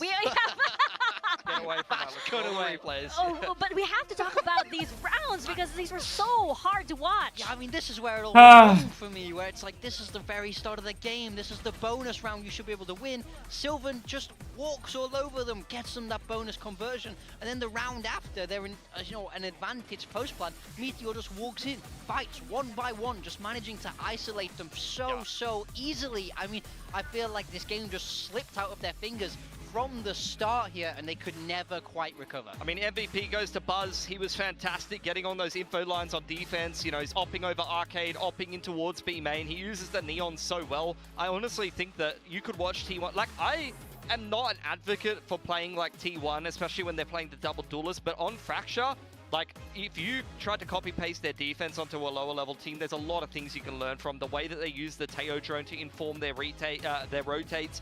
Buzz, the way that he plays this Neon, gets on these info lines and allows them to kind of flex around and rotate accordingly. Very, very good approach to Fracture. They're always so active on the map. They're always changing up how they're rotating, whether it's through north or south side. So I just love watching T1 on Fracture. I honestly think they play a fantastic Fracture. And I think that as well, the burst style that you got from PRX was countered very well by the Vice. Like, I think the Sheer actually gave them a lot of problems, and the Thorns gave them a lot of problems with how they wanted to play. A lot of the time it felt like Forsaken was out on the site and no one could really help him, even though they're playing Neon Rays and you want to try to be able to burst and actually get those timings with multiple people inside of the site. It just didn't actually feel like they were able to pull that off at all. And part of that is down to that hesitancy and just not being awake, but part of that is also down to, I think, the way that Meteor played the Senti and the counter util coming out from Stax and Izu. Yeah, I think that warm-up that PaperX usually has, it's part of the PaperX roller coaster, right? It's like first map and it's like, oh, and then second map, oh, we're back again. And that's how it's gonna be for PaperX fans. Know this. I mean, I said in the pregame, the whole reason I predicted PaperX is the story of it's so PaperX-like, and what could make it even more PaperX-like is get absolutely smashed. You know, we have a saying back in the local PH challengers that, like, you know what? In a hero story, the hero has to get beaten up first. You know, he has trials and he has challenges, and then he emerges, you know, a little bit muddy and stuff, and he opens the doors of Helm's Deep, and that's when you cheer. Right. So when the good part's coming next stage, right? They have no prep for Ascent. They've had 2 weeks to prep. T1 has never played Ascent before in this kickoff as well as Stage 1 era. They've got absolutely no data on what T1's going to be doing. For PRX, it's been a decent map, to be honest. They lost a very, very close map on it. The other one they won versus Boom. They lost a tight one to DFM. And I don't mind the way they approach this map. I honestly don't mind their Ascent at all, PRX, but you do have something on the Jet. And he is very sleepy today. He needs to really be fired up on this defensive side, or there is absolutely no hope here. But maybe that was him, like, being, you know, shaking him awake. Like, hey, gotta perform now. Now he's gonna go crazy on Jet. Yeah, I mean, I do feel like Jet is such, you know, it's a much more obvious pick for something where the muscle memory will kick in for him on this agent, where he knows how to play. He can get the op out and just lock lines, where you don't have to kind of land a headshot every time, you just have to hit one bullet. It's a much easier agent for him, and the roles are pretty natural, you know, so I still feel okay about them here, but now it's T1's turn for that surprise. Yeah, 100%. I want to see what T1's going to be bringing out on this map. I mean, I don't know how much they've actually first banned it. I know they've been changing up their ban quite a lot. Maybe they've been second banning it a little bit, but Ascent has just not been a map that we've seen from them at all yet. So this is where they know that PRX has been able to sit back. They've got a lot of reps on multiple maps. T1, they love to draw out the series. They love to go to 3 maps. They've played over in Bangkok. So you have the most data on T1 of almost any other team in Pacific. You know, you've seen this team and exactly how they're going to play so many times. So Ascent is just such a fresh peek into the lower bracket here, and clearly something that T1 have prepped on in here for the playoffs. Yeah, I didn't think I was gonna see Ascent twice in a row for like both of these series today, actually. Yeah. I didn't think we were going here. But hey, going now into Ascent, and after that performance from PRX, I surely hope that they have indeed woken up. I surely hope that Alex is probably talking them into, okay, now we play. Are you guys okay now? All right, let's go into map number 2. I mean, I've definitely said this before, but resetting after those stomping losses is easier, because you can throw the whole map away. You can go, okay, like something's going to walk backstage and you're just going to go, that's on me, guys. I don't know. I don't know what I'm doing. For sure. I mean, the numbers don't lie. Stats don't lie. But you can move on from that, because there's nothing you could have done to win that game. Yeah, when there's you no get use. stomped like There's that. no use talking about it, right? It's like, okay, all right, we know. Now let's go into that. Just clear the memory, reset, come into this series fresh, because, you know, their Ascent has been good, right? So it's still a very winnable series for them. Okay. I mean, they're going to need Will Smith to come in here and just click the little pen thing. That otherwise, yeah, the Men in Black. Guys, they're cooked. We'll see you in stage 2. Like, I think they're cooked here. I'm not going to lie. I think you don't believe in the story. This is a story team. This is what they want you to think. You guys, what they want you to think. Let me know in the chat. Right? Let me know on Twitter. Is Morgan a good salesman? Can he sell you a vacuum cleaner that does not work? I will believe. Literally doesn't even turn on right now. I will believe till the bitter end. I know that, like, we saw in a year ago today, these players have it in them to pull it off. We know that they can do it. You know what? I was like 2023, PRX EG, come on. But hey, that didn't We're huffing the copium. Oh, it feels so good. But hey, okay. Bringing up the agent comp right now. We do have something on that Jet that we were bringing up earlier. Does this mean this is all good for PRX? We'll see. At T1, they're going to play the same thing they were playing in the off-season, which is... Oh, okay. I mean, yeah, he's going to need to be bringing back some of that. I heard he was winning some aim comps when he was like 12 years old or something. But at the end of the day, T1... back to the meta comp. It's what they played in the off-season. It feels like them and Gen G in agreement that comp's still pretty good on Ascent. Yeah, it's very standard. No more surprises here from PRX. You know, exactly as we would expect. Like you said, Mika, something back on the Jet, which I think is exactly what's needed here. Get the muscle memory going. Just believe in yourself and believe in what you've done in the past. Hey, I love what that fan sign said. Stress, hypertension, migraine, I am all for it as long as we have a banger map. So we'll toss it on over to our casters, Quack and Komodo. Thank you very much, Mick, Big Time and Pilsky. Yeah, we're definitely feeling a lot of that, but we'll throw that aside because we've got a job to do. T1 now looking definitely primed for success, but we'll see if PRX are able to come back. Yeah, if you're just joining us, T1 came out with a masterclass on Fraxure for map number 1. PRX's pick 13-3. If you are a PRX fan, the series starts now, guys. You didn't miss anything in map 1. We just started? Oh, how lovely. No, I don't know about that, but one thing we do know is that there is a lot of history. Again, Buzz, Stacks, even Meteor, PRX, they should be familiar with this. This is a blast of the past with this composition that's being played, but right now, something onto the Jet, trying to pepper shots through the smoke. Some well, Forsaken's been spotted out as well. And this is where the reset will happen. Media's already starting to get a little bit of a lurk towards the A site. Ooh. We'll see what he's going to be able to fashion here. If he dodges out the arc rows, that will potentially come out from Device soon enough. I think he may have spotted him. Now he definitely knows. Right, if you've done your homework, you would know. Oh, and into the shots as well. Easier on the lurk. Okay, quickly dealt with. Yep, but it is some damage to Forsaken, don't forget. So a 4 versus 5 retake.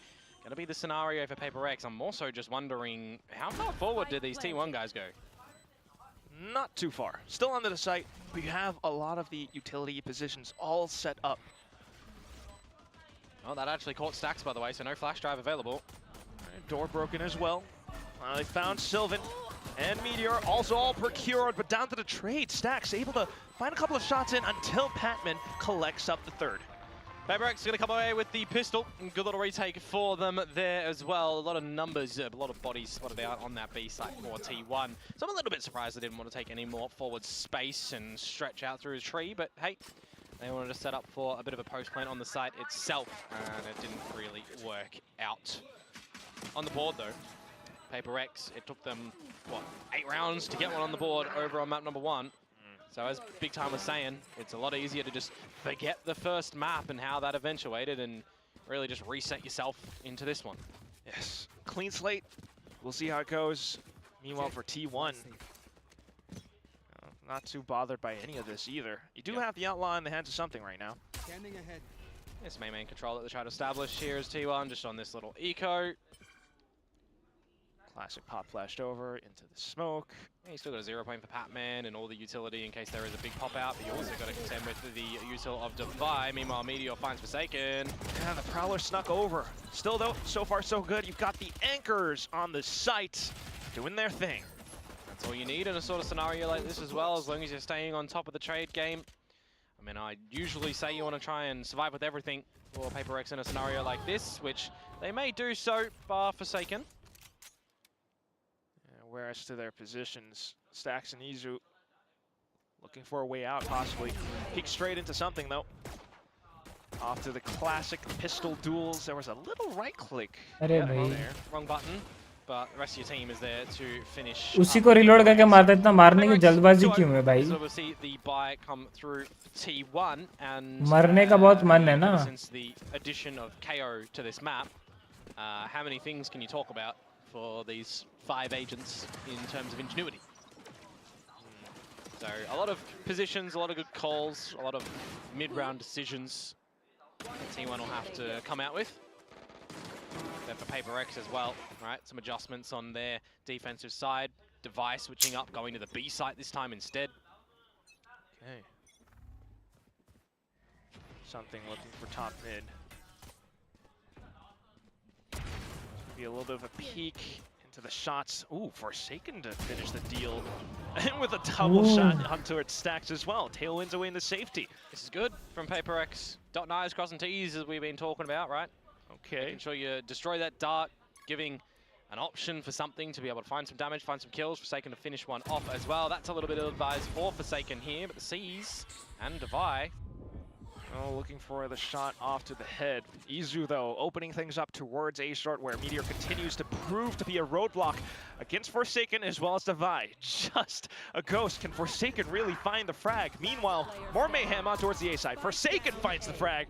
And down to Sylvan, who does get blinded up, looks for the classic right clicks. Oh, and Sylvan will be able to stabilize. He knew where Forsaken was as well a little bit ago, so it's just going to be this 1 versus 1. Plant going down. A haunt for Forsaken available. He will reveal position with it. Oh, and a ping. Sylvan has to smoke, though. So to work around the corners now, Forsaken. A little bit of movement and accuracy, and Sylvan will be able to pin him down. The Red Bull clutch for T1 to put one on the board. Thanks! PRX delivered in that round there, Quack. A great start Love you. for them as well with the opening double. It's a 5 versus 3 Forever. that I feel like we were Thank you, Ayan Sheikh ji. Thank you so much for subscribing, yaar. Really appreciate that. Thank you, bhai. Individuals finding some key trades, some key duels. Say a valiant. Thank you so much, Ayan bhai. Thank you. Forsaken to be able to try and win that one. And speaking of the KOs from before, you know, you love this one, right? Patman KO yes. is generally my favorite agent of his, yep. Something that he's been playing all throughout his career. Now back into comfort zones. You do have full pop flash. Petman being able to spin around 180. 2 kills until the trade from Izu. Quick launch possibly into the A site and quick rotation. Stacks low hai. Stacks to bahut hi low hai. Yeah, of course, we did see some changes recently. Possible to hai ye 3v3. If you bank it off a wall, pops a little bit quicker. But the right hand pulling out the gun always works a treat. Speaking of gun work, it's something to try and can't quite do so. 5 HP left for Stacks, and he'll be polished off. So now it's all down to Meteor, who was lurking. So a minute to go, Quack, for him to try and do something. Yeah, repositions. A main, somewhat expected. Divide as well as Forsaken. Yeah, you got one bullet to mar jayega. 140 half shield liya as well. They're possibly expecting him to drop off from heaven, but now spots him. And into Meteor, continuing to kind of flutter back and forth around the corners. Puts down the turret for extra cover, but it's still something quickly found by Divide.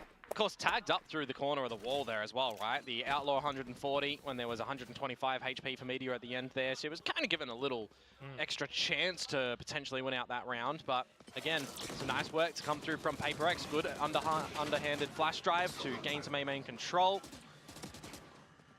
Love seeing Jets just try and dance through the air when there's no blade storms and get out of dodge, just to watch that one back. But ultimately, PRX to collect on another round. They will now meet with what they had in the first map. Hey, just something things also. Yep. Does have a judge now in hand, so alongside the Haunt, able to sneak through. Meteor can't really hear a single peep. Yeah, and unless you're investing a drone here from Izu, for example, you'd have to try and just go with body and hit the headshot, which you're not doing, but you're still getting the kill. And midair, off towards Buzz, who does have the perfect crosshair placement to pick up 2 kills. Jing, though, Rex 2 up himself as well. TPs into safety into a position where maybe unexpected for Meteor. Oh, nice one. Towards the quad. Online for the ace now. भाई जिंग निकाल दिया round नहीं तो almost गया था ये round तो. You know where the spike is as well, so don't give Sylvan the 1v1s. That's the very least we could ask for. Yeah, Jing does have the regen shields too, so that's back online. Okay, into the spot. Devi allowing his brethren to pick up the ace. Certainly a huge boost of confidence for the PRX core. I mean, it absolutely has to be, right? You want to see your individuals coming online. You want to see the team working together as a unit. A little bit more for something losing that first duel, but the fact that Jing is able to just get both of them in mid when you've got the dash from Buzz into the crosshairs of Jing. He doesn't need to move that much to be able to strafe that kill over towards him. And then ultimately ending with the ace. Which then brings us into the next round where T1, having built up, well, I was going to say a couple, but that's a lot of ultimates. So full rush in towards the B site. Hunter's Fury in as well. See what damage is going to be able to come out with this one from Izu, as the site itself is going to be fully cleared on out. Meanwhile, Patman can rest, he can wait, and he can rip on his own null command, but they have to kind of respect this lockdown for now. Could burn further time away. Shearwall prepped up though. Yeah, because you got to remember no Sova for PRX, opting for Forsaken on the fade instead. So Meteor taking this space. Could be cheeky. Yeah, could definitely play spoiler. He spotted out that smoke as well, but Jing able to sidestep it into the kill. They know that this is from behind, and now spotted. Paranoia spots it out, but ooh, something unfortunate with Izu able to hold down ground for the meantime. In towards Buzz then, who's playing around the smokes. Decent trade still coming back forth until Stacks lines them up. Low HP though, and Devi able to possibly just run and gun down into the ground, and PRX will pick up yet another round. Yeah, Stacks knows that that was a winnable prospect in that one. Finding the first ones and then just the 1 versus 1 at the end, but his HP gets the better of him, you think, and Devi's position, just expecting that duel to come locked in a little bit. Nice try for Stacks, bit of a golf clap there, but ultimately PRX recognizing that they have to shift into a little bit of a retake scenario as well, getting some good flanking action happen with the 3 of them, immediately popping the null command makes it a little bit more difficult for the likes of T1, you would assume, but yeah, the 1 versus 3, and I mean, he was already tagged up by Devi on that drop down, right? So, bit rough for the likes of T1, and they're gonna drop a timeout into the fold. Fair enough. And also just, you know, anticipation from PRX, so it's seeing that many ultimates. But we'll see what T1 can cook up together now, because it wasn't the entire arsenal of ultimates being dumped into that one round. But it was a lot. I mean, true. Lockdown, Null Command, Hunter's Fury, like that's 3 big ones on a map like Ascent on this attacking side. They take a little bit to come back online, right? 8 or 9 ulti orbs. bit slumped over into their chairs right now, but also a lot of thought being thrown into the process. They had a banger of a map on Fracture. Ascent, a map which, you know, they were kind of the innovators of things. Yeah, I mean, thrown around. We've seen this map be banned by T1 in their last 3 best-of-3s, right? Not played a single time. Not played this year. In regulation, yeah. And you're definitely thinking it's curveball scenario for T1 having, you know, banning this map. Usually they would come out and think, all right, well, I'm PRX. They're going to ban it in the second if we don't. But no, they've picked it, so. Apparently not. We'll see. PRX, so far so good. Yeah. Just being able to read things, so kind of redeeming themselves from that first map, and I want to reserve my judgment for now. We'll have to see if Meteor's going to hang around after being horn revealed on this one. Baited out by the Prowler. Jing to remove his head, but that's going to be the go time for the rest of T1 to get in towards this alpha site. Jing finding monstrous kill after monstrous kill ever since that ace now, but still. Do they take forward space? Last time they didn't, and it got the better of them. They're going to still choose not to, and remember, Patman with a 0 point can remove these blades. I think it's a little bit tough for them to find forward space now, especially knowing so many players nearby. You got to think about A main as well, where another smoke comes out from Jing, so kind of aware.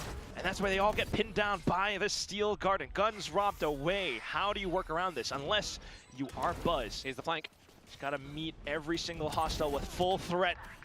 Finds the first and the second as well, but into the smokes to Vi. Buzz, though, he's angry. He's finding yet another. Stings onto another kill, but Izu then traded back off. Buzz trying to scrounge this up. He could just send into a right click, but something in with the phantom shots.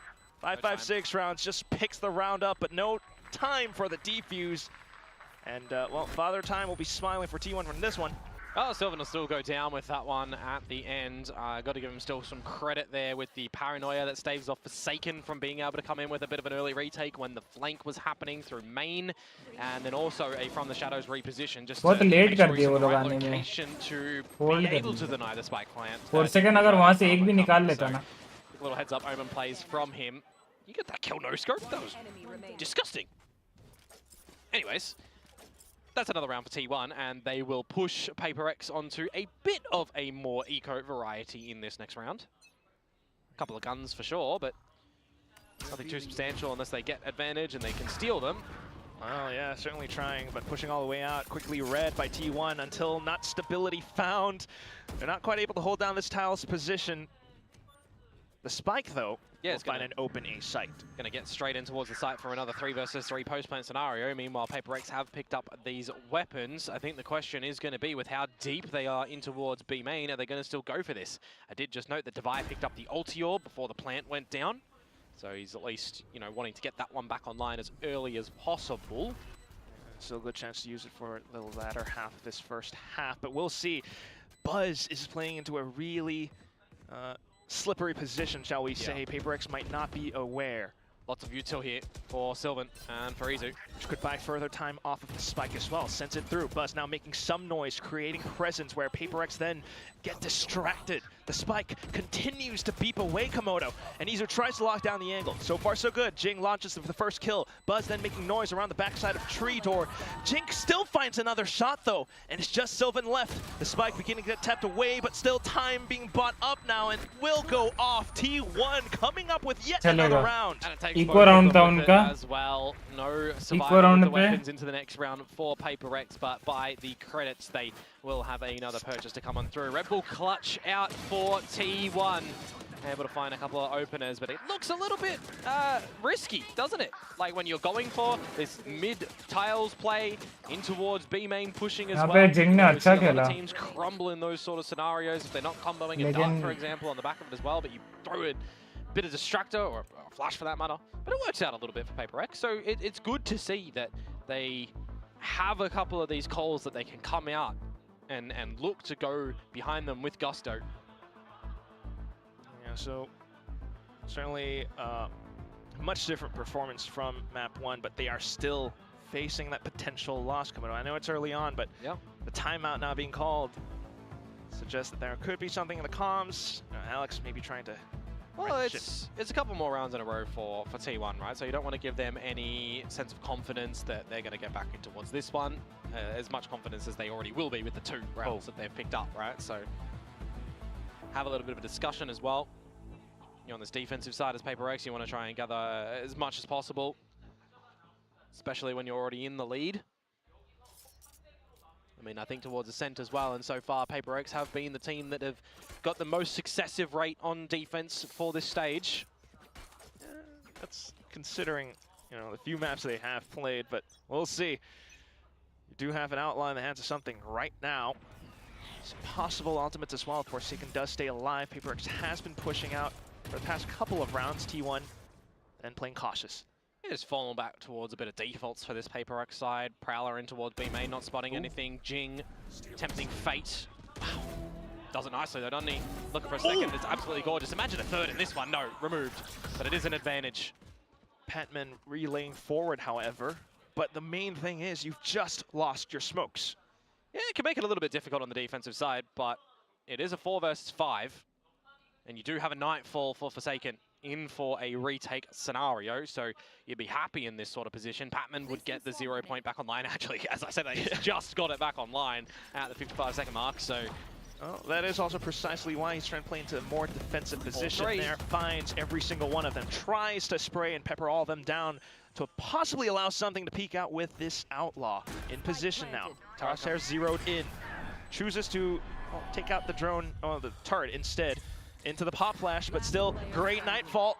And that allows for the rest of PRX to begin marching in. Meteor trying to thread the needle once like he's done before. He might be seized up to 1 HP. Where then, even though his feet have been planted firmly into the ground, Forsaken removes him outright. Yeah, strikes him 6 feet under. Nice retake round again for PRX there, and that's why I highlight the Nightfall, right? That's why I highlight the 4 versus 3, because they're going to be absolutely happy to go in for the retake scenario like that. Patman with the 0 point, it removes the turret. It gives his teammate a little bit of an option to peek out just a little bit with the Outlaw before ultimately having to destroy it when the 8 seconds are up. So a couple of great little moments there for PRX that you can give them a pat on the back.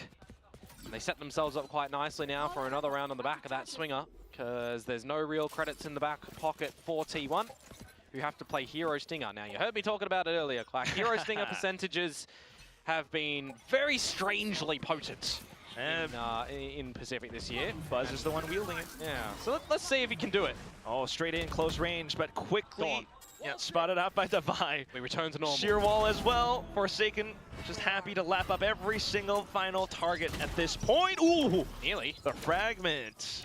Still though, fully aware of where T1 are. Just got to play around the position safe enough. T1 begin to stream forward. Divine for the first kill. Forsaken for the off angle. Patman from spawn as well. 7-3. Yeah, looking to have a pretty damning defensive side here are PRX.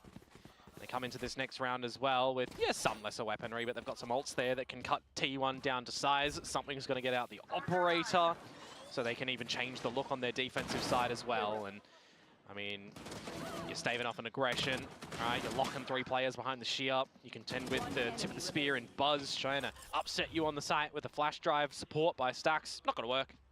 So PRX are starting to recognize what they need to do on this map, specifically on the defensive side here, to try and make it something of a 9-3. He's beginning with it.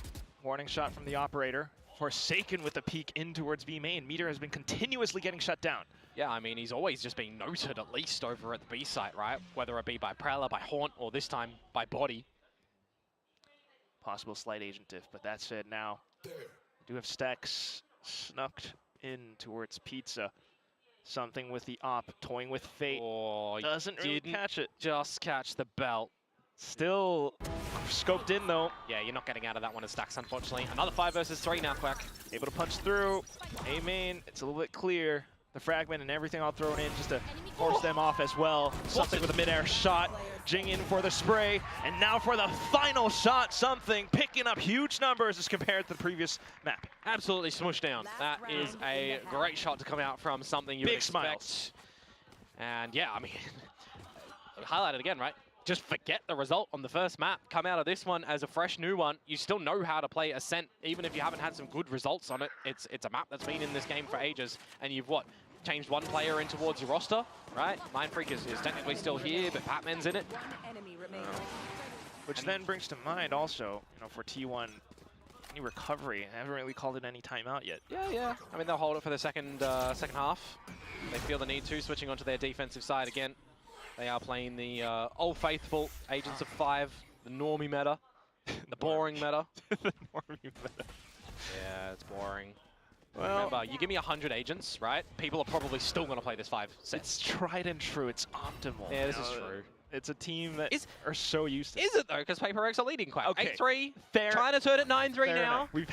We have modern iterations of the Ascent comp. For that said, though, right now it's a lot of footsteps, a lot of information in towards B until T1 rotates silently in towards A. And you got to remember, there is a null command for stacks. Izu with a Hunter's Fury. They can look to set these up as Izu's playing Lurk. Maybe has to think better of overextending by himself too much. 50 seconds to go. 0 point though. Getting what, 2, maybe 3? Which would be enough to confirm a possible hit. The turret down as well. 50 seconds left for T1, and they have yet to decide. Are they scared in a situation like this? From the shadows from Sylvan still to spot out some information if they want to pivot, but it's just going to be a pivot up the guts of mid, potentially to still go to the A site if they do want to with that lockdown, pushing them out. But with confirming the information now, the eyes are going to be towards this Bravo site, and something guns have to do the delivery here. Oh, so quick. Well, thankfully, Jing does TP down towards Boathouse, though, to hold something close by. Might push into stairs. Jing gets taken out. And this might be a chance for T1 to get the spike down. Playing post plant as well. Blaze are going to come back online for something here. Divide with the Steel Garden 2. In position, but you also do have Meteor kind of lurking back around. PRX might not be aware that you have the Hunter Sphere being sent through. Meteor springs forward, and it's just Divide left. 1v5. Might have sent over the ult, but can he really find every single shot? If he pushes through that smoke, he might find certain death. So, trying to play it safe, but he gets suppressed as well. Into position, then Buzz to pick up the burst. A flawless round for T1 at the end of the first half. Yeah, you think they might get a little bit locked out of that A site there as well, right? And they're opting not to have Sylvan with the From the Shadows to just book it towards B, open up some space for any lurkers that might be still on the site itself, which technically Jing did get there a little bit early, right? He wasn't taken out. He was given an option to try and win some duels, but just didn't really happen there. And T1, they do make it work, but the plant goes down with the layering of the ultimates and the lurk out from Meteor too. So 4-8 at the half. I think it's quite respectable for PRX going in towards the second. But I'm also just remembering, right, for T1, 4, whilst it's not the best, it is still manageable with a pistol, with a second, with a couple of slip-ups. So we'll see. Best stacks celebration. Mouse kiss or vamos? Okay, mouse kiss. that's what it's going down to. I think we've seen a lot. I think one of my favorite ones, though, is the one where he kind of gave that wave for PRX, you know, against, was it Cloud9 from way back when? Which is scarier? Good wave, good wave. Which is scarier, Forsaken's agent pool or Alex's punch? Punch! Yeah, probably the punch, because we look at Forsaken's stretch of agents, and I mean, I'm going to do him dirty here. Look how many agents are actually resulting in a negative.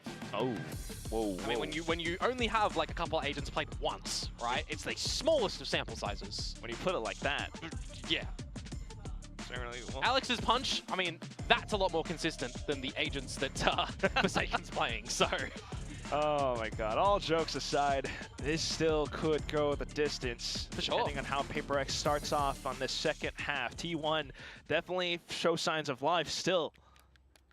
We're starting off with Buzz under Sheriff, possibly peeking down mid. Yeah, let's see what PRX's offenses do have for us now.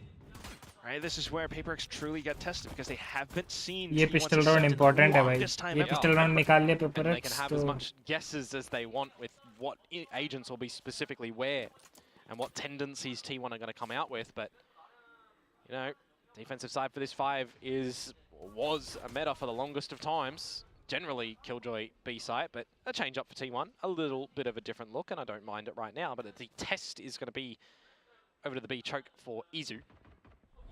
He spots him. Takes a bit of damage as well. Jing with a flash through. Ooh, that's lovely. Allows them to find Izu, but oh, Stacks and Buzz. Oh! Detected. They spring forward, forsaking the Forsaken trade ने back. निकाला It's 2v2. दो. Yeah, it was a 4 versus 2 for a mere moment in time, wasn't it? Plants to start to go down by Patman, clearing the site 2 first, has the 0 point. Forsaken late आएगा. Do you expect Forsaken to have slipped in towards B main here?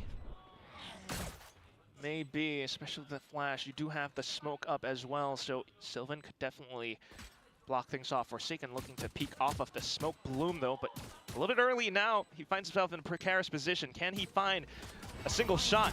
Quick for the haunt, but gets cut out the animation. I like this from Patman. A good reposition, but Sylvan Expecting it, what a shot! And now for the next one, he finds every single bit and he laps it all up. 1v2 clutch. It's a Red Bull victory for Patman to pick the pistol up in the second half of PRX. Man, I'm looking towards the ghost shots to come out in this round, and you're just thinking to yourself, why have they bought armor? Why have they got 25 extra HP that I can't finish him off immediately? But the ones that haven't got that little light shield in there, I mean, they just head removed from the shoulders, buzzing stacks, courtesy of Forsaken in that one. But this first shot from Patman, I mean, that's just absolutely disgusting. And it just tells you how confident he is now.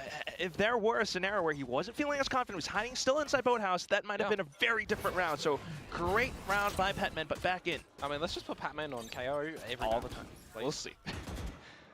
Depends on what the team demands, but still right now, at least with the Vandal shots being sounded off, T1 then beginning to move on over. Tavai trying to lurk and hold out by top mid. Oh, nice. Clip someone's head in towards the site though. The hit kind of trails off. उनका rotation देखो. Tavai not able to get a second one, but it's a little bit of damage at least. Yeah, good enough. Then for the उनका गलत rotation करवा दिए. Jet के जो चले गए, अभी सोवा पे खिस रहे वो लोग. Could be, well, Izu kind of tucked in somewhere. अरे भाई ये तो damage heavy दे दिया. भयंकर damage. Spawn, he does find the first one, and then to play disciplined. Haunt to check out B main as well, but nothing seen. Meteor then slowly creeping forward, in for the shots. Petman finds Meteor. But it's Sylvan down on 19 HP, courtesy of the damage that Divide dealt before his demise. So this one becomes difficult. Yeah. In for Petman on the peak as well. Will quickly dispatch Sylvan with that headshot. Decent economical damage as well, though. Yeah, I mean, something that we think of from T1, right? They're getting a lot of victories, but they're never doing them clean 2-0 style, right? It's always these 3 mappers that we're delivered for them, always keeping us on the edge of our seat. But, you know, still looking to have some deep runs, still looking to do some great damage. Is this another scenario, another page in the book of T1 Map 3 affairs? The way the PRX are playing at the moment, potentially so. But this bonus round here is going to be a potential decisive blow for either which way. It's a great little buyout for PRX, by the way. 3 Vandals, a Bulldog and a Judge. Definitely work with that. 100%. Endurance, and Meteor still has something. Until that is, something bleeds him dry. Yeah, tagged up by the Shock Dart as well. So 49, Harry Potter's there. See if he's still going to be able to bring some magic in this round for PRX. Meanwhile, bit of a lookout from Sylvan to mid. You've got Stacks there as well, up the guts. And then possibly for Jing, something to cast Wingardium Leviosa into the A site, but you do have Sylvan sneaking up with an invisible cloak though. Patman's aware. He's aware of it, and he's got Sylvan. So now things look a little बहुत bit better important for pick PRX. था. Meanwhile, Patman picking up the null command, removing everything. Whoa, Stacks is just trying to send it early. Dives and he's down. not going to do anything. Well, flash play being read as well. Down to Buzz, who's looking for the shots. He does find the Oh, first भाई one. Patman क्या खेल रहा है Back Patman. online. Izu the only one left, and he's right on the other end of that smoke. Jing क्या quickly खेल spots him रहा out. है Patman, Bonus round bro. secured for PRX. This is why I mentioned that there's certainly enough that they can do in this round, right? Starting off with something, finishing with Patman, I would have to say, picking up Oof. the good mindset, the good awareness that mid is open and T1 could be lurking up there. So the fact that he's able to find that kill, he already had the null command going into that kill before Sylvan, but just popping it in towards the site. I mean, you've got, what, 3 players assisting there for something's kill? I mean, you're getting everybody kind of contributing in this map for PRX in some way or another. That's the bonus round 1, so it's 11 to, tell me the number of T1, 4? Yeah. That's a bit of a rough one for the Korean fans. That's why it's a little bit silent in the S-Flex Stadium for now. But that said, you know, it still is a hell of a map for Petman. And I mean, if you remove yourself from the equation in this scenario, we were flipping it the other way on Fracture, right? So this very well may be a scenario where you're just trading maps and pushing us to the 3rd. It certainly looks like that's what both teams want us to do. But I will say, though, you know, the scoreline on Fracture kind of different, right? With how many rounds PRX kind of let slip. This time, however, you know, a lot more stability thanks to the likes of Jing, who's putting up huge kills on the Omen, but also for Patman again. I mean, I have to mention, because he's so aware, he's been a great addition to the team. And I mean, I'll highlight something as well, right? He's getting one kill almost nearly every round, where in the last map he had 1 kill total. Can't count Ilya out. But that said, we will have to see what T1 has in stock for us. They called the timeout now. Yeah, but it's just the bad buy, right? It's a Stinger, it's some Sheriffs. Where you might be facing that point. Yeah, I mean, might be Yeehaw somewhere. But is it in the server today? Lots of Killjoy set up for the A site here. Refresh the one way, you can send in a Prowler as Forsaken to spot some information before ultimately going together as a unit. Meanwhile, it's just all the defensive utility around the A site. PRX not really reconned out so far. Yeah, this gets a little bit dangerous as T1 do have 3. It's time for the default hold. Yeah, 3 on the side, but we'll see if they can find close range damage. Something. Oh, quick on the snap. Timmy for the kills as well. Timmy the turret does find 1, but Buzz in with a ghost 2. Then trying to waterfall off, but still with the pop flash in. Oh, come on. It's not quite enough. Stacks tries to line them So forward. many reveals off Izu's Recon, just can't finish Not anyone. enough. Yep, you got the Razor Vines up now as well. I think they shot it down, but still in for the firefight. It's just PRX with a firing squad, but now they're low HP. Yeah, both of them are low, aren't they? This is doable. Izu, slight chance, but PRX trying to hold up for the linear line now, which makes it tough for Izu to swing all the way forward. It would take a massive bunch of cojones for him to really go in for the duel. Waits for the recon, plays it safe. PRX quickly shooting it down. Not quite able to locate the wall bang. He's trying to triangulate their positions, but PRX tucked down, low HP, but Patman still comes out on top. Just not able to get it. I mean, I'm salivating at the fact that the recon got so much for Izu in that round, just not able to find a kill with the Sheriffs there. I hope we get to see it back in the replays, but of course, you know, a Haunt coming out, you know, an opportunity, a turret getting a kill in there onto Forsaken. I think he ran towards a Molly, which is how that one's eventuated there, but yeah. Nearly a round just stripped back by T1. With it not going their way though, Quack, that means it is a flawless attacking side for PRX so far, and it's now 8 map points. Flawless in terms of 4 rounds. We'll see Buzz now has an op in his hands. Posted up mid. Doesn't really spot too much though. Yep, posted up mid.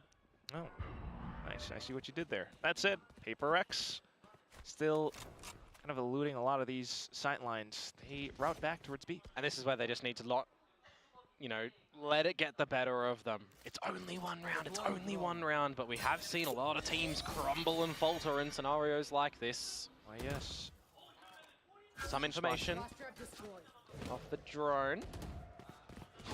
Well, for the rest of T1, they're still sticking true to their positions. Oh, good timing on the 0 point, actually. Removing the Nightfall from the equation for a couple of seconds and not, allowing enough time for T1 to start to rotate towards the B side. Wow, which is also a great push then for Meteor to go out A main. And what does he do best? When we think of Meteor, we think of him in this game, Valorant. His lurks have always been a treat to witness. Fine heads-up duels to crash down onto the dinosaurs once again. Do they turn back around? Answer so far, nope. PRX. And he just had to find one. He's got to go back towards the site for his utility potentially, or play to the numbers. Which means PRX are then kind of just funneled straight into B. Something trying to fly past a lot of it though. Does hold out towards the top of market, but down towards the exact lane. Something then finding a double kill. Izu stacks. Can they hold it down in Boathouse? So far so good. Izu with a double kill. Something swaps on, pulls out the blades. He finds the right click. The plant? 2v1. He doesn't quite have the plant, doesn't need it as the Vi has Something collapsed क्या on towards खेला T1 भाई the second map. Bullets खत्म उसके A swift victory picked up and pushing us into map number 3. I mean, this series deserved it. Our last series deserved it. It's elimination games in VCT Pacific playoffs here, baby. And we get map number 3 to hopefully deliver yet again. It's good to see as well that PRX woke up coming in towards that map. We were asking them, where are you, sleepers? And they are here. Right, I was so afraid of what it would feel like in their ready room, but thankfully, they've been given a wake-up call. They're back here. Whoa. But how does that look then on towards our final map? T1, they still got a lot of life into them. They are waking up inside. You can see Buzz going ham at times, so you definitely don't want to count them out. No, I mean, what? It's 13-3 on map number 1. It's 13-4 on map number 2. I mean, what's in store for the final decider on Lotus? Oh, that is such a tantalizing map to finish this series, isn't it? Yeah, so much so. I mean, think about T1 going overtime from before. PRX playing this map several times and having rocky performances back and forth. You never quite know what's going to happen, but you can be sure that it's going to be very entertaining Valorant. Komodo, it's all aboard the T1 or PRX Express. I mean, someone's getting eliminated on the tail end of the next map, not picking up any more points in towards the VCT Pacific chances to get in towards champions later this year. Of course, you can get there through, you know, doing good in stage 2, right? You're picking up points, you're picking up hopefully a top spot to get the direct invite, but you never want to have to rely on trying to do something from a downward position. That's right. We'll toss it back over onto our desk to break down this map that we just witnessed.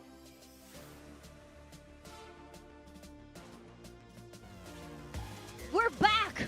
PRX is back! We're back on the roller coaster, and this is how it goes. 13-4. PRX takes ascent, and something really giving an amazing performance, really bringing to life PRX once again. We are so back! We're back! Which, Pilsky, anything you'd like to say or apologize for? I'd like to apologize for picking the Metacom on a set.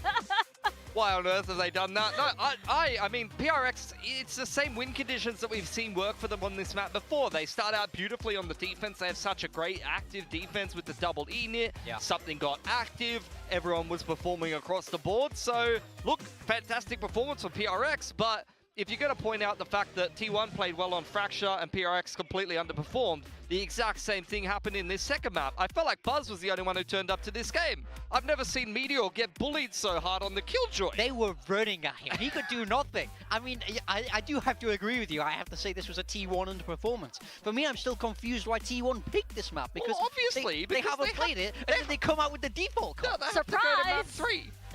We can't win 2-0. That's true. We don't play 2-0 Valorant. We play 2-1. Punch the clock It's Valorant. an elimination match. It's playoffs. There are no more 2-0s. That was in group stages. It's not all allowed. about the story. Something had to create the doubters to then prove them wrong in map 2. Where were you when something came alive? Where were you when they ran the railroad? Have you all the been way talking to to Sideshow? Have you been talking to Sideshow? I'm getting the same vibes. You're missing the tinfoil hat. I'm just a believer. I'm just a believer. This is what they want. They want you to think they're gonna lose. That's when they're at their most powerful. Let's roll the replays. We're gonna check out some replays right now, because even I'm overwhelmed. Look, I think what I really like from PRX this game is, like I said, the active defense. I'm not usually a fan of Fade on this map, but the way that they play Fade and KO on this map is fantastic. You can see they're fighting both mains at once in this clip here. The Fade was prowlering out B main while they're fighting A main. This active retake as well. Paranoia straight through market. Prowler straight down into B main, and they're getting a triple flank off while T1 has taken the B site. They can just be so flexible and active with this comp, and the way that Forsaken plays this Fade is fantastic to watch. Yeah, the Fade is the real standout. You know, we see he's able to use these prowlers, so hiding in those corners like we just saw Easy do is so much less effective, because we have so much less, you just have less util with the Sober, right? Look how much they're bullying Meteor. Like, you'll see another clip of it later on, but like, literally, they know that Meteor's defaulting B main, and they just run at him. Gotta highlight Alex and the kind of IGL, you know, whoever the IGL technically is for this game plan, because they really bullied him. Yeah, look at this. Like, this is just Forsaken on his own at B, dry peeking Meteor and one-tapping him. Like, what is this? Meteor's like one of the best players in the world usually. You're just running at him. I mean, I think PRX are one of the best at doing this, where they realize somebody's having a bad game. And, you know, I think they're really not afraid to kind of adapt their play style to go, oh, this guy's not having a good day, let's run him down. I felt like they did that there. I think so as well, especially since Forsaken, you know, on the Fade, he can be so oppressive. Yeah. And honestly, there's still a little bit of that duelist in him, no matter what agent he plays, right? We've seen it on so many of the long list of agents that he's played. That's really just him. And Meteor, yes, one of the best players in the world, but hey, so is Forsaken. We're seeing that here. We are going into map number 3 now, though. We are going into Lotus. What are we expecting here? Well, I think first we wanted to talk about the Joeman. It's Joeman time! The It's time for the Joeman! Joeman. It's Joeman time. I don't have don't have a Joman with I mean, how could we move on without talking about this guy? Legit, He's so back. I can't believe it. Everyone's talking about global esports yeoman, but what about the German? Come on! I mean, this is a guy who, he didn't have fantastic performances on this Omen before. We saw even Forsaken flexing across, comes back to Ascent, and he lit up in this first half. He said, guys, I'm not happy to go out right now. I'm going to step up and I'll carry this one. Yeah. This first half, he was just so sharp, so electric. He would just, you know, like we saw Forsaken do, he would just walk into main by himself and kill two. He was an absolute demon. I think Jing's probably the best player on PRX for me in these last couple of games. Like stage 1 for sure. Jing has been fantastic. He's been playing the controller. He's been playing the secondary duelist. He is fragging, and you love to see it. I think over on the third map, he's going to be unleashed back on the Jays, I believe. And we're going to see the Foeman instead. Yeah, that's potential. But we could see the Foeman and the Jays. We do have to give it up for something as well, because we were questioning, of course, that performance on the first map where he was totally absent. Whoa. I was always a something believer. Yeah. He's back because he never left. It was not great, Morgan. It was not great. I've said, he had to make the doubters. He had to. So that one kill was on purpose. Yeah. He's like, just you wait. No, but just you wait. All credit to him. All credit to him. I mean, to be fair, to be able to turn around from 1 kill to 19 is massively admirable. It's a huge reset for him, and that's what PRX need. They need him to be alive. He was like this backstage, ladies and gentlemen. This was what Pilsky and I were listening to, and I was like, hey, I'm a PRX believer as well. This isn't copium. This is genuine belief. This is real emotion. I did have my copium though. I did have my copium, and I feel like it's all gone now because it's all been Mogan. But yes, we are going into map number 3, and this is an elimination match. Once again, we have to understate that because one of these teams is going home, and it seems unbelievable that it could be T1, it could be PRX. I think for PRX, I've been liking their Lotus on the last couple of reps. They've recently just swapped onto this double duelist comp with the Raze and the Yoru. I've been liking how they've been playing on it, and they've won their last 2 games on this comp. Most of their losses come with their old comp on the Waylay. For T1, they've also been swapping things up a lot. We saw Meteor on the Teo, and they've swapped away from double duelist. I feel like since they lost in Bangkok, coming back in towards stage 1 here in Pacific, you've seen T1 try a couple of different things. They tried to stay on the double duelist and flex onto a Viper instead of a Cypher, as well as the fade over the Sova. But now I think they've moved entirely away from double duelist, and it's been pretty shaky. Like, they lost pretty hard to RyuK. They lost a close game, I would say, to DRX, so maybe there's still some promise to this comp, but I really don't know what to expect from T1 here. Yeah, I mean, for me, I find it interesting that both of these teams have sort of interpreted the meta oppositely, where we saw T1 start on double duelist, then move away to breach Teo, and we saw PRX start on breach Teo and move away to double duelist. So PRX now prioritizing player comfort, T1 moving away from player comfort to be what is a little bit more meta with that breach Teo. So very different takes on this map, and I think it's all set to be an absolute banger here on Lotus. Yeah, I think it's also because PRX, when you have players like Jing, when you have players like Forsaken, you really do want to lean into their strengths. Yeah. And because they can't play in that way, they can't perform that way, why not? Why not just go for the double duelist? It's been their signature for so long. Map 3. There was even a time where it was even more than that. आज तो होने वाला है. W gaming for sure. And for T1, you do want to lean into how smart and how adaptable your players are as well. Going into map number 3 though, my big question is the comeback potential, right? Can T1 reset? Is PRX better at doing that? So those are big questions that are going in my head right now.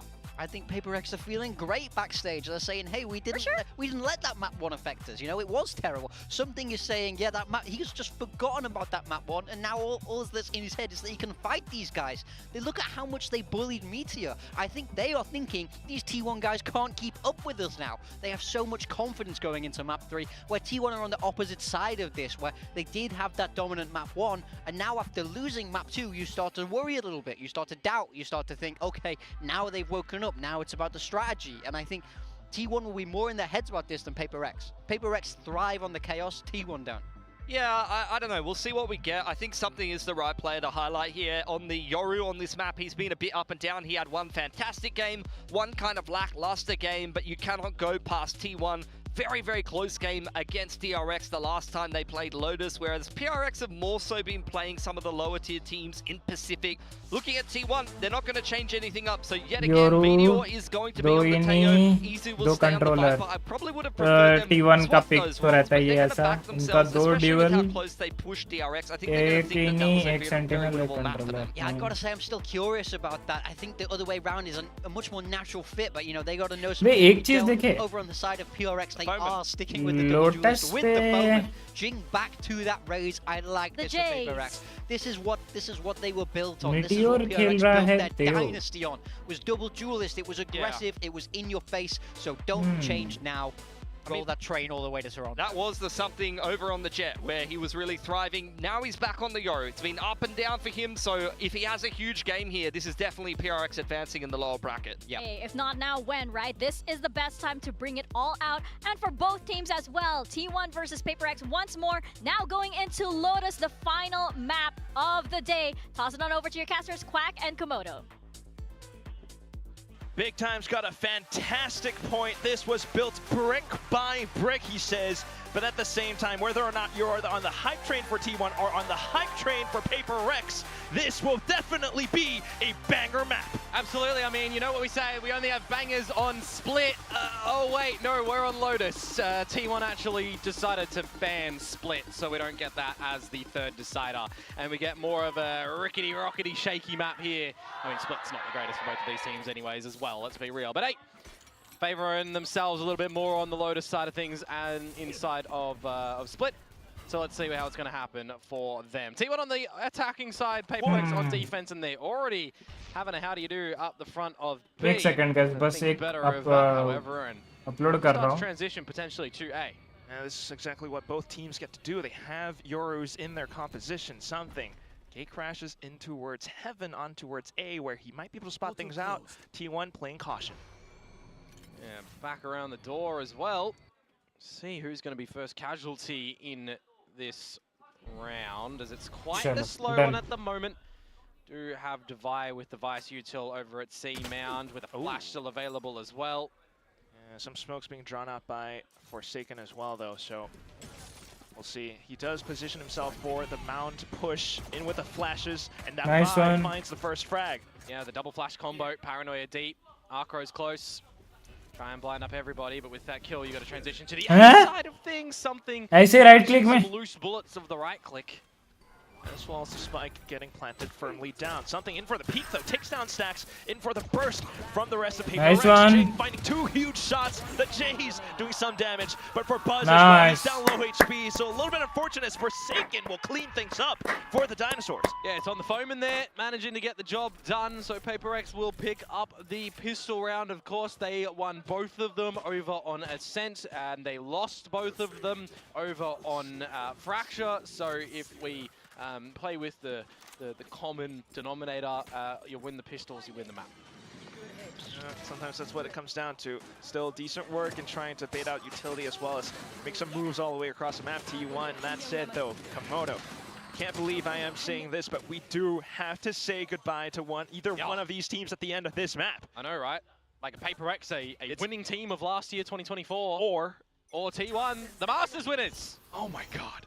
I mean, there was a world in which, you know, PRX didn't make playoffs as well, remember? So they just narrowly scraped on by in that 4th position. Yeah, they're still looking for that return to the international stage. Right now, looking for the T1 players, hearing a lot of noise around C once again.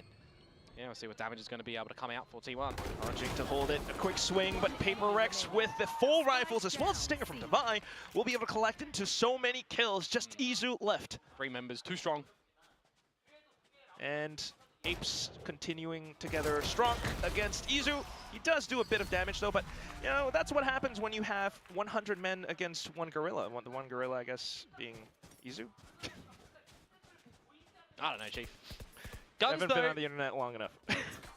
No, I stay clear from the internet a lot. Brain rot memes. Oh, no, those are not allowed. That's illegal. What is allowed is the full buy now. For sure, T1 going to get their buy up, see if they're going to be able to get on the board or if we're going to have another installment of a bonus round going the way of PRX. गौरव भाई आपका मेरे stream पे स्वागत है मेरे भाई। Channel पे आप नए हैं तो स्ट्रीम को लाइक और चैनल को सब्सक्राइब कर लीजिएगा And thank you so very much for coming. Thank you for joining. Luckily enough, it was a Bro, if you eat 10 green chilies, I'll give you 5k super chat. Okay, okay. So for them, the Yoru to 10. for the side of Paper X, play 10 green around chilies. for possible But control of T1 condition decide है उसमें to भी head एक back मेरा. in A. You got a bit of a big stacking in towards B though for Paper X, with the Sheer still at the front of that as well. So confirm that no one's close at least with the Prowler. Meanwhile, for something, he's going to catch the timing. Nice! He can get out of dodge if he wants here, but the gate crash. अभी भी नहीं हटा है वो. Not online on the map. So sticking here to be this एक scary का info तो soldier mill with गया the है. judge. I don't mind it. It's a 5 versus 3. And then you got the Sheer. You got a lot of control at A. You got the Sheer still protecting B. And then you've got 2 members at C. Just thwarting T1's chances of trying to find a round right now. Still, though, at least the salvos, the TP over, just bypass the Sheer. Sylvan has to play further up front. He's got to contend with Patman, who's been on a tear right now, right off the rip in towards round 3. Hey, hello. As well. Here, however, now finding a single kill. Trying to play off the post-plant positions. Block off a little bit as well. Another trade, but low HP for then Forsaken to come bonus in. भी निकल Once गया. again, cleaning things up. Yeah, another installment of the bonus round as I was talking about here, right? So, choo-choo, all aboard the Paper X train if you're for them, but for T1, yeah, getting a little bit too ahead of themselves with Buzz trying to pull out some utility before getting any assurance that no one's really close towards A here. I mean, generally, why would you, right? Why would somebody be in front of a toxic screen with a judge in that location? Can't blame him. Is not normal. You had no idea. But it फिर भी यहाँ पे stacks ने 2 निकाले हुए even करने को. Absolutely unexpected. Which is catches T1 off guard here. Just again a bit of a welcome sight. Something, you know, having the worst game on map 1. He has had, you know, worse performances on the Euro on this map as well, but I mean, now starting things off, not too bad. Has he had a worse performance than 1 kill map? Okay, not worse than 1 kill, but you know what I mean. We do have T1 trying to fight their way back into the rounds, though. Sylvan TP'd forward in towards the Alt Orb. There is buy up for T1 here. See what they can work with, though. A little bit lacking on some. 3 लोग हैं. Sylvan with no shrouded steps. Meteor. Special delivery now. जिनको एक किल चाहिए alt के लिए वो एक को मारेगा अल्ट खोल सकता है अगर उस पे पुश हो तो position for now. Meanwhile, peeking out this time with added cover. He got both flashes dumped in, and Hizu collapsed upon. And now you got another player advantage for Paper X, right? Where you spot it out and push them back from Mound over towards A. You're expecting them to end at A. For full recognition, the Salvos does kind of flush Jing away though. But with the blastback moment, he makes it away safely. Patman then crouched kill, but Buzz and Stacks pushing up front as well. Ooh, that Forsaken. You feel like you needed to get that kill there because Stacks can settle for a little bit with the Rolling Thunder, and something has been spotted, especially with the gun barrel. Stacks might even hold on to this ult for the upcoming rounds now. Well, Forsaken though, straight in against Buzz. No chance. Oh, ये कैसे निकाला? Forsaken trying to bring things back. Meteor low, well, on for the swing. Defy to watch. Doesn't matter that that's a you know 5 versus 4 advantage, and T1 are looking to bring it back in towards the site when it comes. कौन ये door खोल के जाता है? To the wire. The fact that the last little soldier is spotted out from T1 there, and it's just a quick little call from Paper X. Stay on the defuse. I've got your cross. It's a bit of a simple one. Valiant attempt, I'll give it towards them, but you look through these replays and it's भाई ये 4 second गलत मार दिया bro catching some timing, and then just breach वाला the last play from Devi just to make sure that he can call again. As I said, stick it. I spotted him. You good? It's 4-0 and it's a timeout for T1. This is when you gotta need the train conductors for the T1 staff to really. No, you need like a semi-truck to derail the train. That's what you need. I was more gonna say they needed maintenance on this. Yeah, that probably sounds better. 0-4, but trying to fight a round back in together. They have had plants before. When you consider it was the tail end of 5 rounds in a row to close out map number 2, and now you've got 4. That's 9 in a row technically. No, I like my semi-truck derailing the train. They're on the right track right now. Putting things into perspective, especially map 2. I see you, Komodo. But that said, still with his timeout, trying to route things back together. T1. Yep. And these are the sort of scenarios, actually, as a coach as well, that you kind of don't want to change up what your team is doing to derail them yourself. Because we haven't really seen T1 put in such a dire situation before. Yeah. So for PRX, it's got to be a positive discussion for them. I mean, this is 10 members of the server to the A side. All 5 on both sides. If this ain't counterplay, Quack. Flash going over. Patman will be able to collect on the first. Blindside out from Buzz, but they have to back off. And that's Sylvan down, right? So if you want to play with any smoke variety now, it's going to have to be on the back of Izu. He wants this so bad. He has a Rolling Thunder, but wasn't quite sure. And something just takes full advantage of that situation. Yeah, this is a bit of a shutdown around the A side, isn't it? He's back into safety as well off the drone. Buzz trying to play spoiler back in around. भाई ये तो complete shutdown है bro. And baited by the Prowler as well, not expecting a little bit of an off angle on the B side too. So on the back. क्या read किए भाई? क्या ही read था bro? Being able to convert as it's just. Oh, he spotted him. No, he didn't. It's alright. He's unknown at the moment, but the Hunter's on.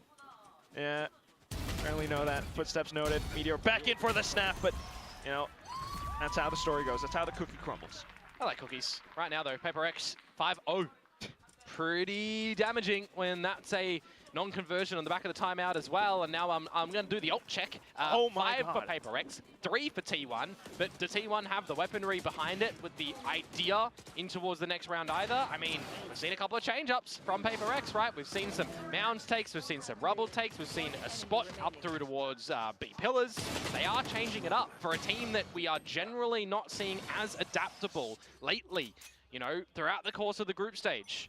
They have switched up a bit in map number 2 and map number 3 now for the beginning. Yeah, really tough. A single week to recover off of 2 timeouts against DRX, and T1 now back into Lotus.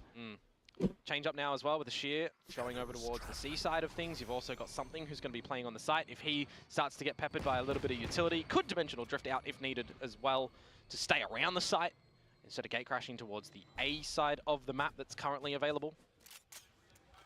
Some information though up through mid from the Prowler, nothing too close. And this is where the mid-round decisioning needs to be pretty good for PRX and maybe more so for T1 with the lesser weaponry. A lot more so. Gotta be clear about what your objective is for now, trying to find the spike plant possibly into the A site. Just noting as well there with the gate crash. वो खुद के flash में flash होना ही get blinded either by self or by teammate. Maybe self, but nonetheless, the spams. 140 तो खाया एक. Collects onto the Stacks 140 है. Maybe onto the third as well. Jing now coming in with additional assistance. Ooh, around the edges of the. Oh, ये कैसे नहीं मार पाया Meteor? Back into it as well, Jing. This is the Jing that we've all known and come to love. You will fear my omen is Forsaken. Quote that. No, don't quote that. He didn't say that. 6-0. PRX, they stave off a silly round that could have happened if the pistols were. भाई इज़ू का alt आ जाएगा तो 10 players का पूरा alt रहेगा. कोई अभी तक कुछ यूज नहीं किया है. Such just good little crossfires that they come out with. So now is the real test when the weapons are back for T1. PRX have kept their ults as well in that round. Yeah, they have not been pressured enough to be able to utilize them. There may very well be a scenario here where there's 10 ults in the server if Izu picks up the Viper's pit. PRX as well until possibly for Buzz to play spoiler. Opening kill. And that's important, right? An opening kill for T1 that we've not really been seeing solidified. Immediately, though, PRX want to regain some of this control, forcing out the dimensional drift. Forsaken going to be removed as well by Stacks at Rubble. So now 5 versus 3. It would be brilliant if they could get more, but Patman to bring one back, then trade it. And also for something then to play the position around Rubble, but also with a trade from Meteor. This favors T1 as you find Devi alone in a 1v3. And where has he been more often than not, Quack? The C side of things that's kind of been untested a little bit by T1. So seeing that nothing's here, they're going to expect him to be off yonder. And I mean, he can look for some kills here. He's swimming in cash. He can drop a teammate still if needed for Patman, but he'll still be able to buy himself anyways. He can look for some damage here. See what he can do. He's got a flash. He's got Razor Vines to work off of. You've got Meteor though, trying to play around for the headshot angle. Spots him out, whipping the first shot. Devi able to capitalize. Any damage. It's a blindside for Buzz and a paranoia for Sylvan. Smoke's coming back in 2 seconds as well. The spike is planted for tree. Razor Vines though baits out the flash. He's looking for the tap into it, but Sylvan able to pull out the guns. Yeah, much better from T1. Nice try. Round, able to establish the opener, not being scared to run away with the tail between the legs, sticking around for the fight. But the damage, as I was talking about, right? The fact that Divide manages to come away with another kill in that one there. Ill timing for that one, by the way, with the wall just going up and spotted. Regardless, damage is what I'm talking about, right? It's forcing out a bit more of an awkward buy for T1 that they would like, you would expect. So they might have to deploy a couple of the ultimates to offset that come this round. Lots of light shields, for example, with 4 there. Possibly still another big explosion. PRX, though, pushing all the way out mound. I'm sure the players around Pillar can hear all this. Yeah, just imagine if Jing was going to be disrespectful and go through for that one, though. This time, change up Vice utility towards the A site. Going to hold them at bay, but meanwhile, it's double trajectory lineup for T1. They want B, they also want A, but B is better.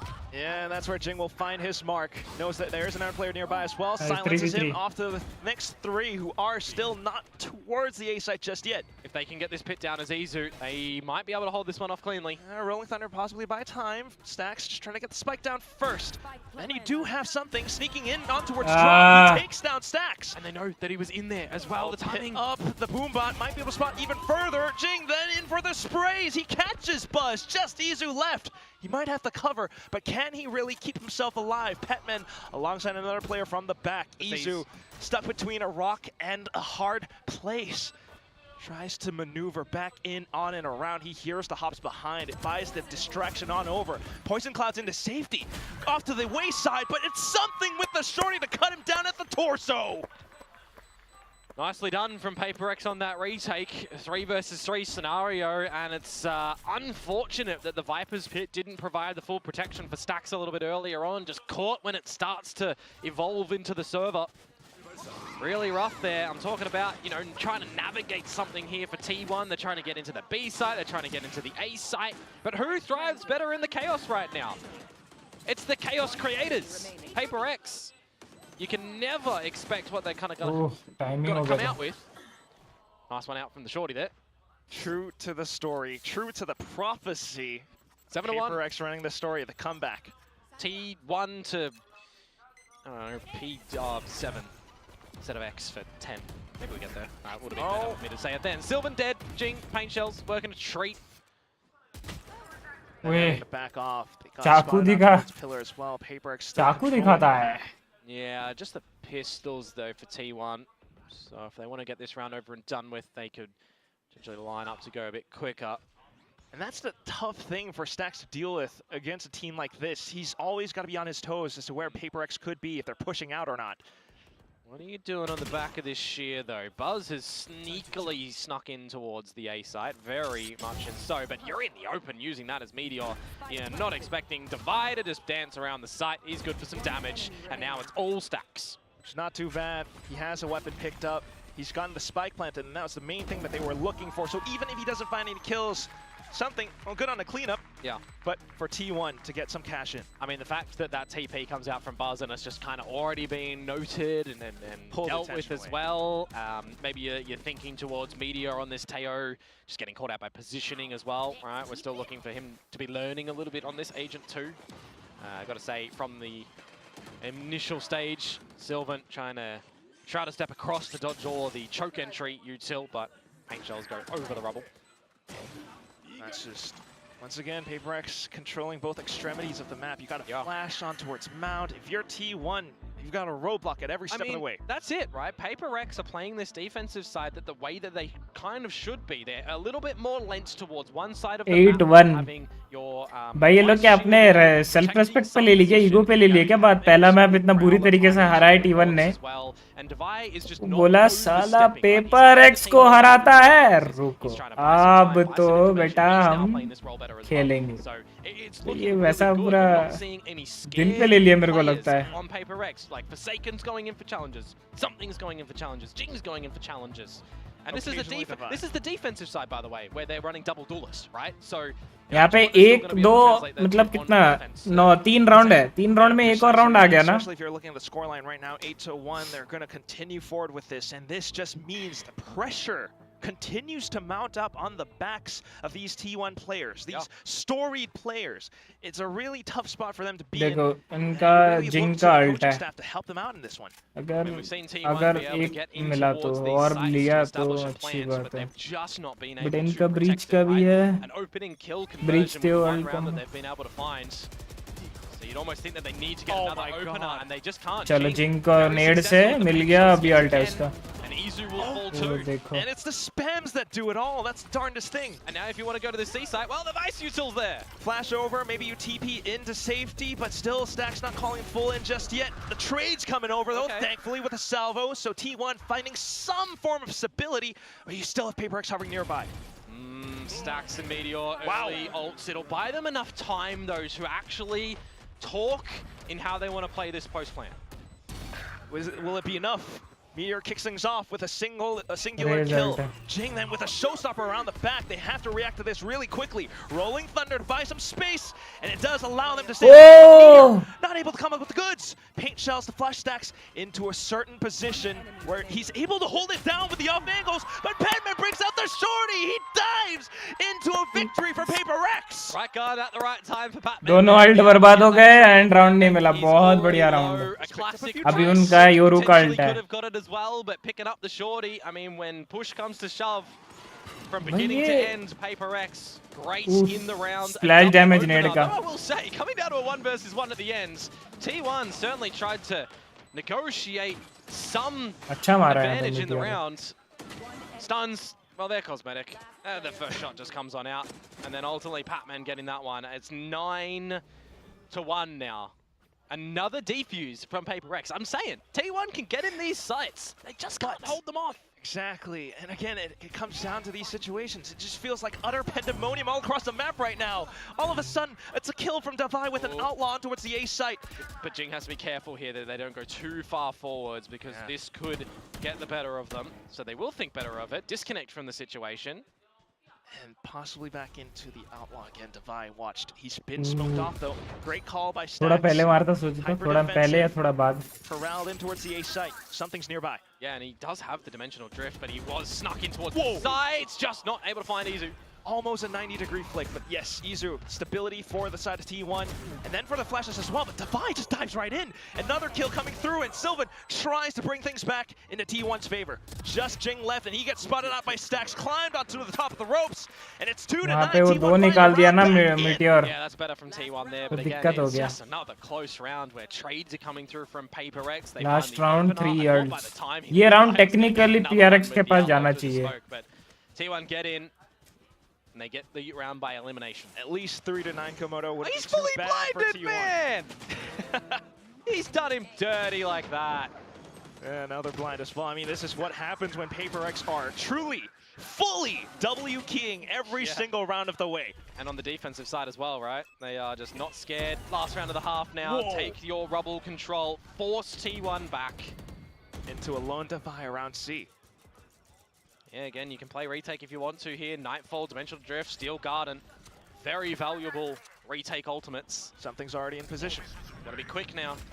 Salvos to launch. T1 looking for space, looking to get the spike down. दवाई पे alt है. It's just दवाई के alt पे retake करेंगे. Yoru positions निकालेगा और फिर फेड अल्ट करेगा. Who's gonna be where for the team? Oh, every single ult at the same time. T1 just completely in disarray. They're calling it Mayday. Where do we go? Meanwhile, PRX says there's no return, pushing up front. Every single kill going through to them, and it's just Izu up by Mound. He's getting dinked up. He's low HP. The spike gets defused, and Patman delivers on the final kill. He missed the snake spike, where there's not too much you can do at the end there. When your guns get removed on the side itself, when you've got the dimensional drift of proper something, and all the 5v5 information, the shots are being collected by PRX. It's PRX, it's 10. And they are looking to send T1 a packing, unless during this halftime break, there is a different awakening force for T1 to come back. Unless. My God, Komodo bringing out the Roman numerals now. Again, this is a situation, a scenario that we are so darn unfamiliar with. Yes, T1 has been tested throughout this entire group stage, the playoffs even against DRX, but not a 2-10. Okay, I know that word, but I don't know the top. So I'm going to say T1 fighting. It's, yes, cheers of encouragement for T1. They certainly need it right now. Meanwhile, PRX sitting on top, climbing back एक up ये towards pistol round जीत गया ना, हो गया. possible return to PRX international match ले रही है. stage. T1 ये though, पिस्टल राउंड मेन है. oh, Yeah, I mean, when you consider that this would be a bit of a curse breaker for PRX 2 on a 5-match losing streak versus yes. Korean teams in VCT Pacific. certainly could mean a lot more for PRX, especially for the upcoming games as well. But for T1, again, can you believe it? You have to eliminate one of these teams at the end of this match. T1 certainly hoping for a lot more. The Masters Bangkok winner. And then you've also got, you know, our stage 1 winners in DRX who are in the lower bracket too. They still have an opportunity to fight for getting back on the international stage. If you're thinking about the first Korean team that beat PRX, it would be T1.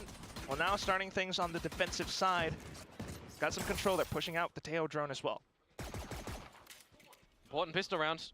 Highlighted it earlier, both on map 2. ये pistol जीतना है बस. They've got the first one here. Can they get PRX second and pretty much seal the deal with a cherry on top on this? खाया एक bullet खाया. Sheriff. लगा. Now forced to play defensive. PRX quickly corralling over onto the A site. Prowlers out. Izu to play close. Every single player rotating over. Yeah, a lot of numbers here now for T1 towards this A site. I think PRX might just have to go patient a little bit here. The timing and the smoke, Meteor on the salvos. Trailing off for the mid-round call, but they're hovering in towards Link. Meanwhile, you got Lurks, Devi hiding inside a tree. The thing is, PRX are already in front of this Viper util. So Izu doesn't have to worry about the wall now. He just needs to watch the angles on the site with Buzz.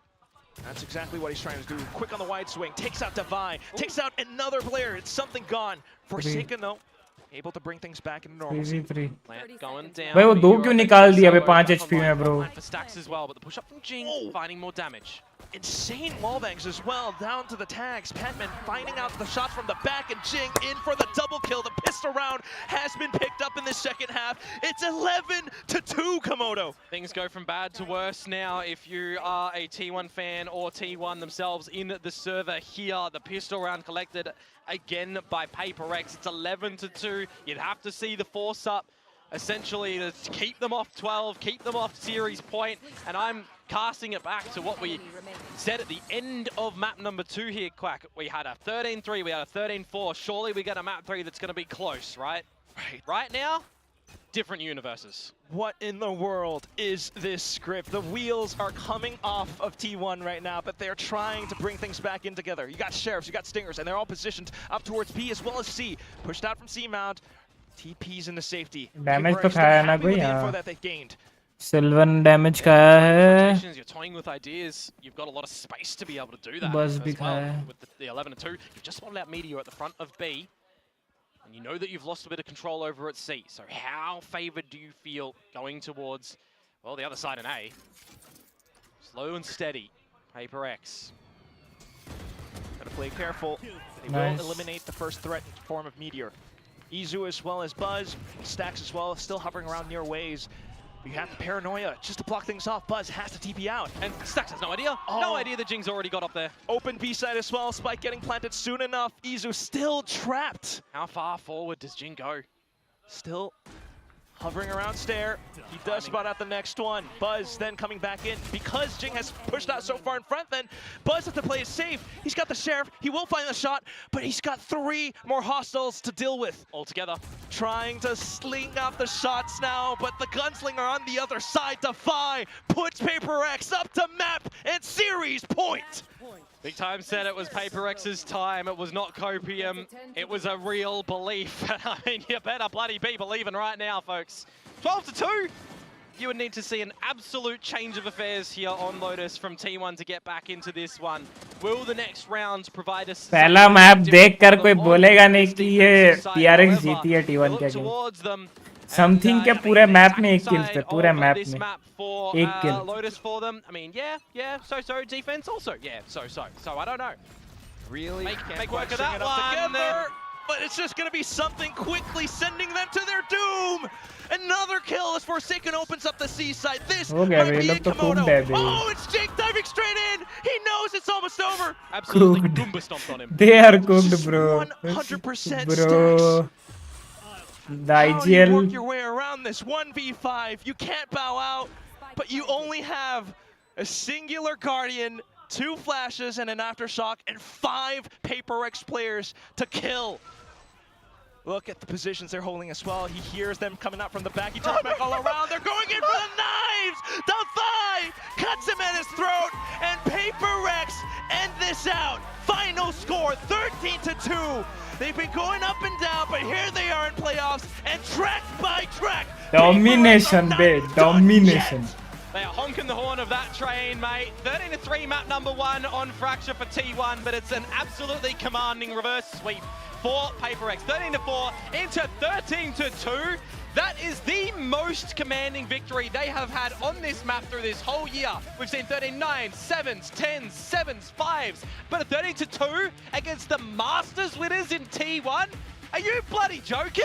You'd have to be. You can't imagine this scoreline. You have to watch through the entire series. You wouldn't have been expecting this looking at the first map's results. But PRX have done it, and they've turned this entire situation around. What a triumphant win for the Dinos themselves. Meanwhile, for T1, though, your heart goes out to them. Yeah, for sure. I mean, anyone who's predicted this playoffs bracket so far with 100% certainty, what have you been blessed with? I would say we have had some unexpected results and maybe a little bit more unexpected in the score lines in the server itself, because PRX looked absolutely flat on Fracture. Don't get me wrong, but they turned it around. They forgot about that one. Something stepped up. Jin stepped up. I mean, everybody. Jin की बहन है शायद वो, है ना? Roster. That just means so much to their mentality as well. We'll take a look with how PRX are feeling on the stage as we toss it to Jen over with the victory interview.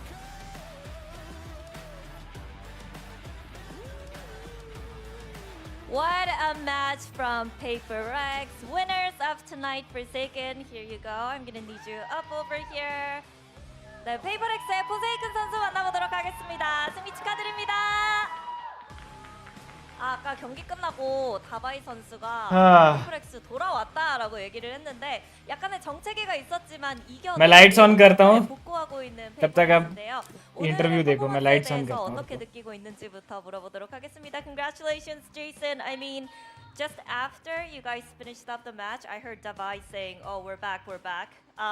Do you feel like you guys are back? How are we feeling about how the team performed today? I mean, we performed good, and as well in the practice, we've been like practicing a lot. We've been putting a lot of hard work in our practice. So I guess the result is here. The result is here, and yeah, we're gonna keep practicing. 아 진짜 너무 기분이 좋고 확실히 이렇게 팀의 폼이 올라오는 것 같고 그동안 연습을 굉장히 열심히 했기 때문에 그 부분이 오늘 결과로 나온 것 같아서 너무 기쁘다고 얘기를 하는데요. 말씀해주신 것처럼 좀 열심히 연습을 했을 텐데 이 आज खुश तो बहुत होऊंगा मैं. 어떤 부분에 집중했는지도 물어보고 PRX जीती है bro. So you guys practiced and practiced, worked really hard, right? What did you specifically worked on? You know? I mean, since Batman is like new to us, and I think she needs a little bit of time to adjust with our playstyle and stuff. But yeah, I think I trust him on that, and we're just practicing on like, I would say, maybe last time we have role issue, right? But now maybe we will fix a bit on some map, you know? Okay. Maybe we need to think of fracture again. Yeah. Okay. 아, 팬맨 선수가 팀에 적응하는 게 먼저 급선무였고 그리고 뭐 워낙 팀원들 모두 팬맨 선수를 믿고 있기 때문에 연습을 하면서 어떻게 이 팀워크를 끌어올리느냐가 문제였고 그리고 그 부분을 굉장히 열심히 연습해서 채워 넣었다고 얘기를 하면서 그리고 지난번까지는 약간의 역할이 겹치는 그런 이슈들이 있었는데 이제 롤 체인지를 어느 정도 정립한 것 같고 다른 맵에서는 조금 더 손봐야 할 부분도 있고 확실히 교통 정리를 해야 할 부분이 있는데 프랙처도 그중 하나가 아닐까라고 얘기를 하는데요. 이어서 이 프랙처에서 굉장히 큰 변화를 도입했는데 이건 또 어떤 과정이 있었는지도 물어보고 싶네요. Speaking of fracture, major changes to that map, right? I don't know. We might see more coming into the future, but can you talk to us about why you guys made those changes? Because we were thinking like actually, I think we're just good at double duelists. And even in practice, I think we wreck a lot of teams with this comp. But somehow in tournament it feels different. But yeah, anyway, it is what it is. Yeah. 확실히 페이퍼렉스는 투 타격대가 맞다라는 생각과 함께 연습과 스크림에서 상당히 이 조합으로 많이 승리를 했기 때문에 좋았는데 이상하게 좀 오늘 무대에서는 잘 나온 것 같지 않아서 다시 한번 생각을 해보든지 아니면 비디오를 돌려보면서 재고를 해봐야 될 것 같다고 얘기를 하는데요. 그리고 이어서 내일 boom के साथ 붐을 जीतना है. 만나게 됩니다. 사실 Next match 지난번 boom के 만났을 साथ होगा 때보다 इनका. 훨씬 더 성장한 모습을 보여주고 있는 붐인데 내일 경기 어떻게 예상하는지 마지막으로 물어보겠습니다. Next up is Boom tomorrow. They've grown so much since kickoff and since the last time you guys faced them. So, any thoughts on that upcoming matchup? I guess it's gonna be our second revenge match after T1. So I'm kind of excited into it. But yeah, I'm just gonna having fun and trust my teammate. Yeah. 아무래도 내일이 이제 페이퍼렉스의 두 번째 복수전이 되지 않을까라고 얘기를 하면서 오늘 T1한테 복수를 했으니까 내일 붐한테 복수하는 걸 목표로 하고 있고 그래도 열심히 하면서 재밌는 경기 치렀으면 좋을 것 같다고 얘기했습니다. 이렇게 해서 포세이큰 선수 만나봤습니다. Thank you, Jason. Thank you. Good luck tomorrow. Thank you. And good night to you all.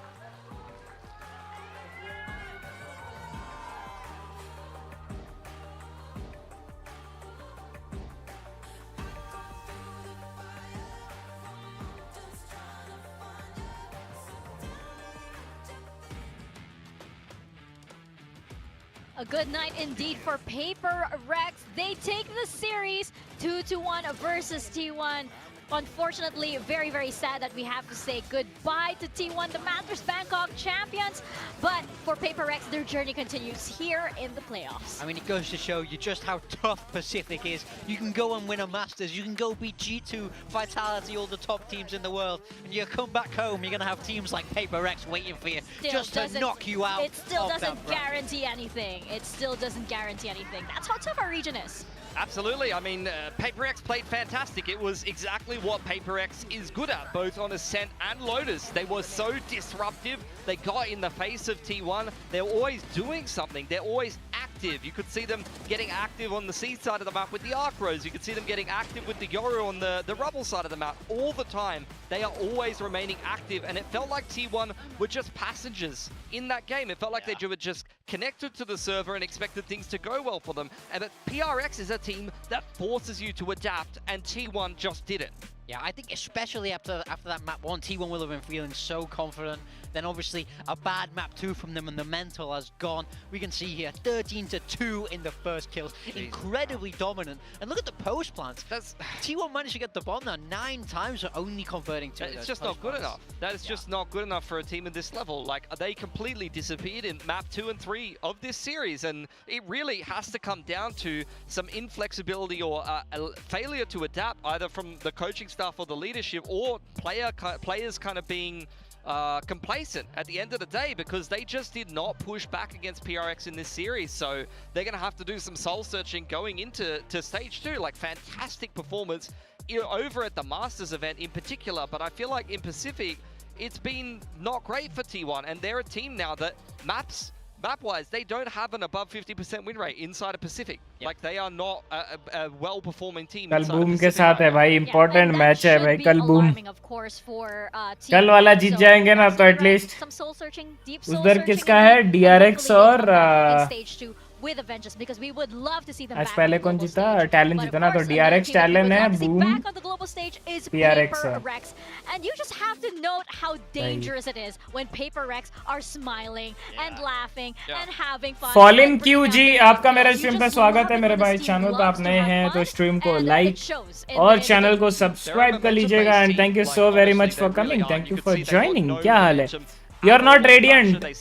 Okay, ठीक है. Well for them in scrims. It's a comp that's very bursty. When they can't get out of the chokes, when they're not able to close out the XVXs, no hi, no hello, Sida. Things are going terribly for them, and that's where teams like T1 will punish. Fantastic series from Jing there. He's going to get our MVP. He's the best player on PRX for me. 100%. But they did it by committee on both Ascent and Lotus, and you could see exactly like I said, they're just playing free flow Valorant. They're getting active. They're always making plays, and if the other team is not punishing those plays and they're constantly starting out around, losing map control, losing a pick, losing 2 players, or, you know, they have a lurk that they want to get active and then that player just goes and gets bullied. You saw it happen to Izu on that C side as well. Like, this is where PRX thrives and T1 just gets completely shut down. This is what I've been waiting to see from PRX all year, where it's like, I didn't want them to reinvent the wheel. I didn't want them to play these normal comps. I didn't want them to change who they were. I wanted them to reconnect with who they were in the past. Nobody wants them to change, Exactly. actually. And that's what it felt like today. It feels like old school PRX, and that makes me very happy. And that's why their fans love them so much, right? Fans from all around the world, like Finesse, for example, who has been standing by and watch partying and really just standing by PRX. He's been there since the beginning, definitely cheering on his favorite player, David, of course. I'm just happy I have my copium here, my VCT branded copium, all the way from Thailand. Check it out. And I was just like, PRX is back. PRX is back. As a Southeast Asia Valorant fan, of course. But Smells like Toronto. it smells, yeah. Just like maple syrup. And What does Toronto smell like? Maple syrup and I don't know, Mousse? bacon. Yeah, bacon. Bacon? What's the plural of moose? Anyway. I don't know, mousse. I had a really cheesy answer for that, but I think I've given you loads already. But I do have to make sure Pilski that we bhai check in naughty for ho our rahe. build dev today. How are you guys feeling so far with the performances? yeah, hit and miss. It was hit and miss, I would say. I can't say I'm exactly sure. I think I might have scraped this, or it could be you, because Forsaken I did actually have some don't. good games. I have no idea who's going to win today. I think I'm doing good. I think I have Jing and Forsaken. Yeah, true. Yeah. I have Pretty both solid. of them. You did have Premia as stacks, well. though. Premia as well, yeah. Yeah, I think And- the Meteor and and Izu's cooked me a little bit. It might be you here, Mika. Yeah. Ooh. But let's see. We're gonna pull up the results in just a bit. I think that nobody can catch up to Victoria at this point. But hey, we take the daily wins. We take the Done. Oh, how Well did you do that? Well done, mate. Thank you very much. Thank Why? you. Thank you. Thank you, everybody. Thank you. How did he do that? What a wonderful day. What? Why? Well, just because Brimmy, just friends, wonderful overall roster Meteor performance? watching Margaret. Yeah, Huh. it makes a Really? lot of sense. A lot of doubters. Okay. A lot of doubters from around Really? me. Why am I still last? I felt so good. Why am I still last? That's so funny that you were so Oh, confident. I had Jing, I had Forsaken. Okay, I'm still last. What on earth? They This played is duelists. this is rigged. You just got to They this pick is played better. rigged. duelists, You Mika. just got to pick better. This is rigged. Yeah. As I mentioned, it's a stupid game. Okay, with Yeah. with stupid rules. Okay, Vic. I got 680, 660. Oh, you're catching me now, I Logan. might Oh scrape my second. God, Yeah. 6. That where's- would be nice. Where's my I would be copium? happy with second. My I- copium. I feel like I'm throwing. I I'm think throwing you are. I think in you are Really? build throwing. diff. I'm throwing in predictions. Do I know anything about Valorant? Are you a I'm fraud? sorry. Are you You- washed? I am a fraud. You feel like you're throwing? Can you say that to me Mika. directly? You've done your best, and we love you. I have. I feel like I did do my best. I tried. I tried. But hey, it's a lot of fun. And of course, watching all of these matches are so fun because you know these teams are giving their absolute best here in the playoffs. We're going to take a look at our brackets because, ooh, the matches get even more exciting. Yes, I mean, look, we'll take first a moment to commiserate. Nongshim has been eliminated again by Talent. The second time in a stage here in Pacific, they've been kicked out of the competition by Talent. That one's got a sting. I think Talent Nongshim has DRX to में kind of अगर face मान the low harsh DRX reality that जीती, maybe they're जिसका not gonna be a probability ज़्यादा powerhouse है, of Pacific, but they are still a और very इधर solid PRX, तो team PRX versus inside DRX Pacific फिर से that can होगा definitely low do damage, semifinals. but I want to see. I'm not really sure what the next step is for them to hit the new ceiling. And T1, they won't be going back to a Masters. They're out. Yeah. I do think the problem is you win today and it doesn't get any easier. Talent have to go up against DRX tomorrow. Yikes. PRX have to play against the once formidable Boom. So winning doesn't guarantee you anything today. It just stops you from going home earlier. Yeah, it's out of the frying pan and into the fire, it looks like, for every चल रही है. single match that happens here in DRX our Talent playoffs. में most And probably because it's a DRX lower bracket जीतेगी. as well. Everything is just so exciting. And of course, we have come to the end of the show, but before that, we do have a very special segment where you guys can be a part of our broadcast. Just use the hashtag VCT Pacific Moments, and we can feature you here, just like our friend Aru, who has attended all the kickoff matches. Are you living here? Are you in the studio now? You know, Say he actually is. I've seen him a lot. He's a good friend of VCT Pacific. He's been so supportive of every single match. And I first met him last year. He is still here every single day. Crazy respect. That's a real effort. fan. That's a really good effort. You gotta love our fans so much. Just the dedication. Yeah. You know, you go downstairs and after the matches and you see familiar faces. They're here for every single match. We love you guys. Yeah. I mean, the fan culture around VCT Pacific is fantastic. India में करे तो हम भी जाएं. People showing up time and time again, so fantastic. Come down to Sangam Coliseum, yeah. And grab yourself a VCT Pacific. Fantastic artists as well. grab yourself a VCT Pacific. Just grab yourself one.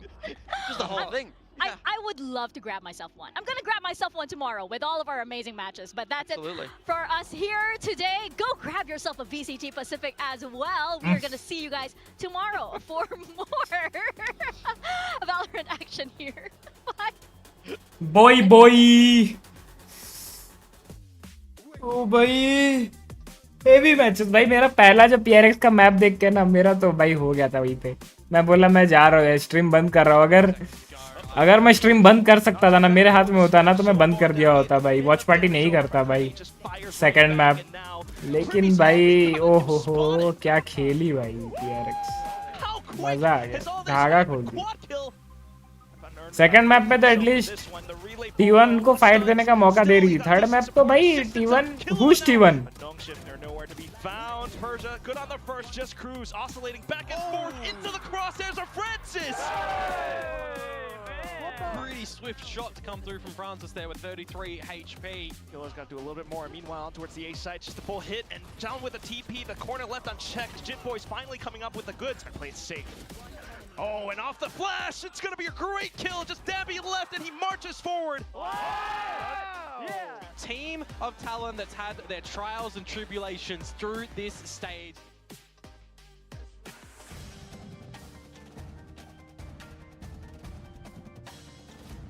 चलो अभी अपन अपना अपने stream पे switch करेंगे. Low HP, but he still tracks on. Mid slide. Denied Forsaken. With body and hit the headshot, which What does have the perfect crosshair placement to pick up 2 kills. Maybe unexpected for Meteor. Okay, into the spot. Savai allowing his brethren to pick up the ace. Really make work of that one. Together, something quickly sending them to their doom. This might be it, Komodo. Oh, it's Jake diving. He hears them coming out from the back. He jumps back all around. They're going in for the knives. PRX end this out.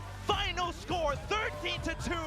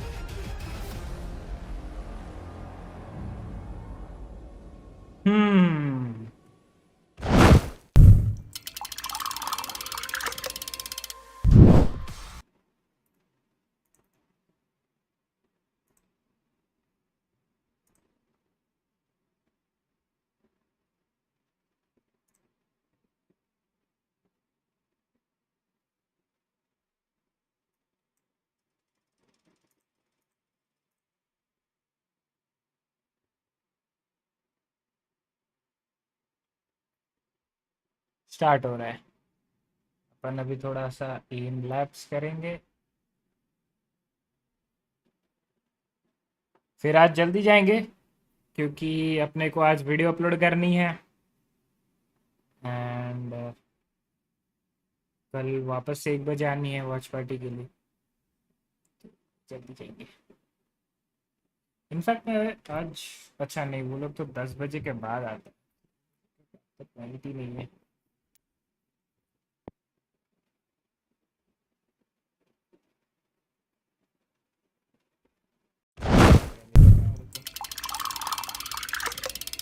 Black screen देखेगा नहीं।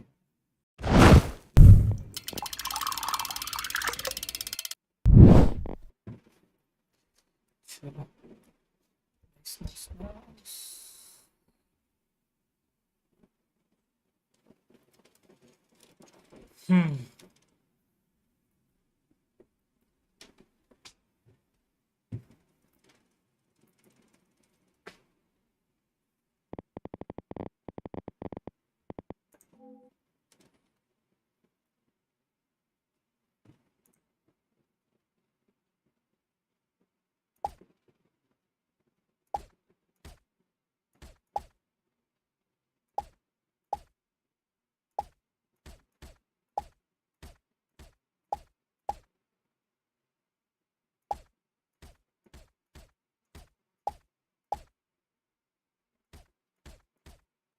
गाना नहीं है, तभी मैं सोचूं कुछ एक मिसिंग है।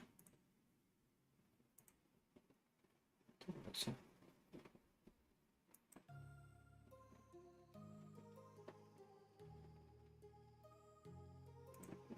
चलेगा।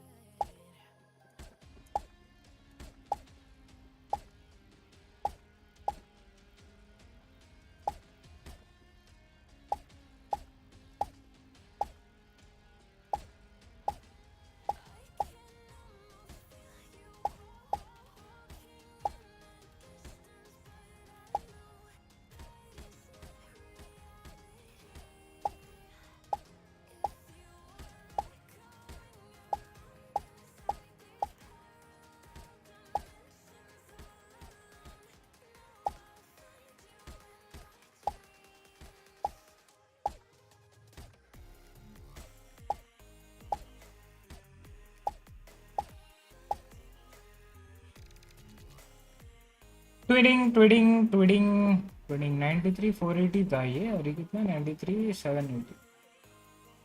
व्हाट इज दिस बिहेवियर है?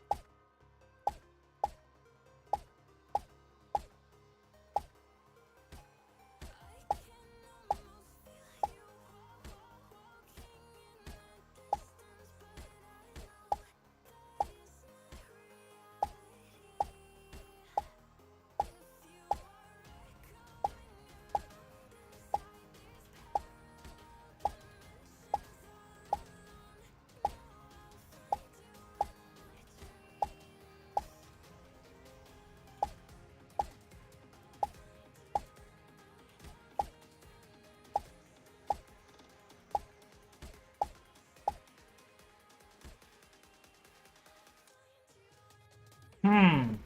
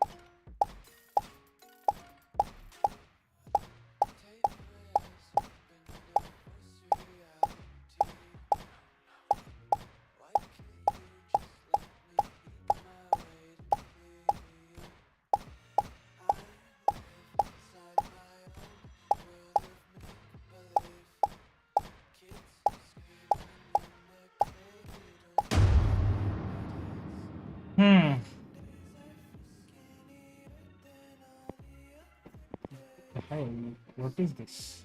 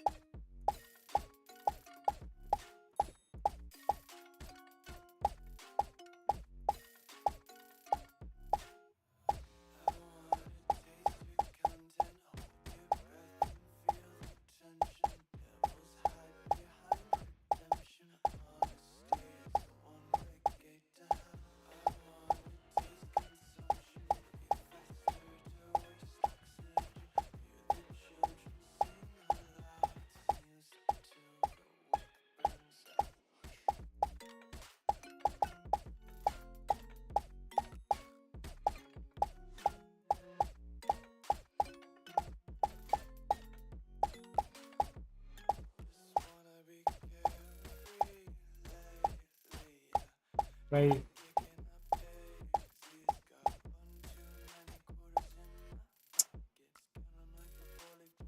साला लास्ट में है 6-7 कैंसिल हो गए।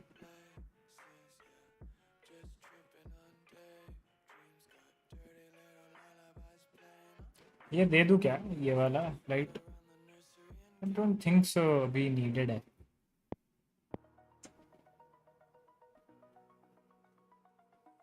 है ना? अभी नहीं चाहिए होगा, कुछ चाहिए होगा।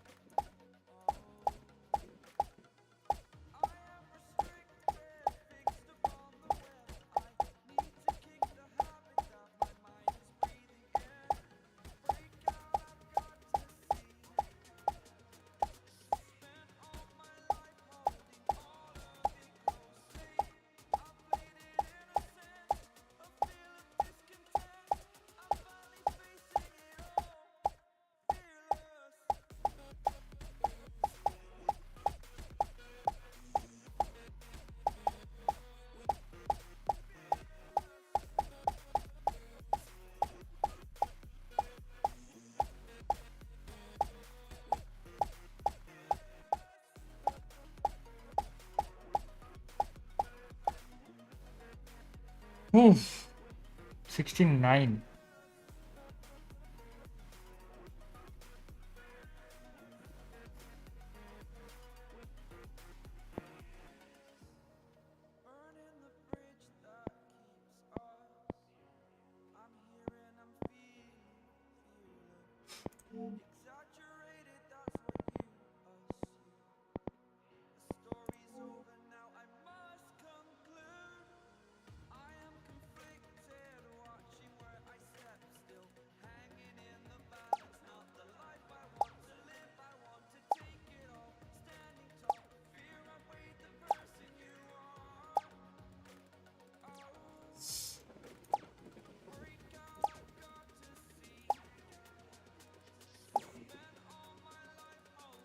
अरे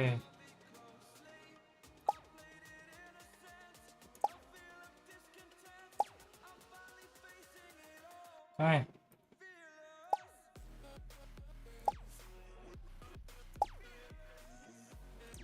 अरे नहीं लगा।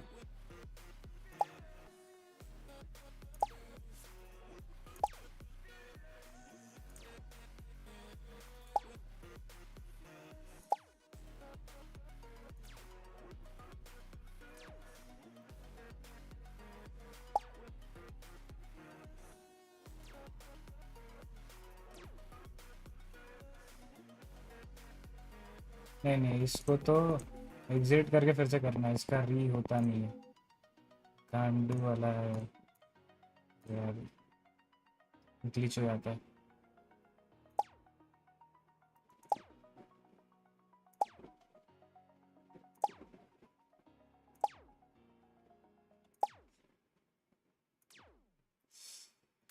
अरे बे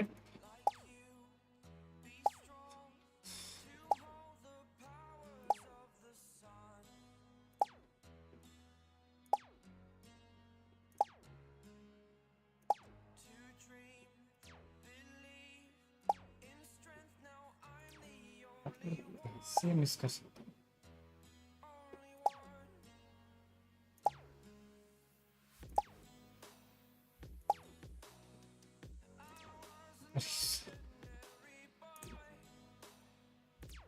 आराम से आ दिया पीडी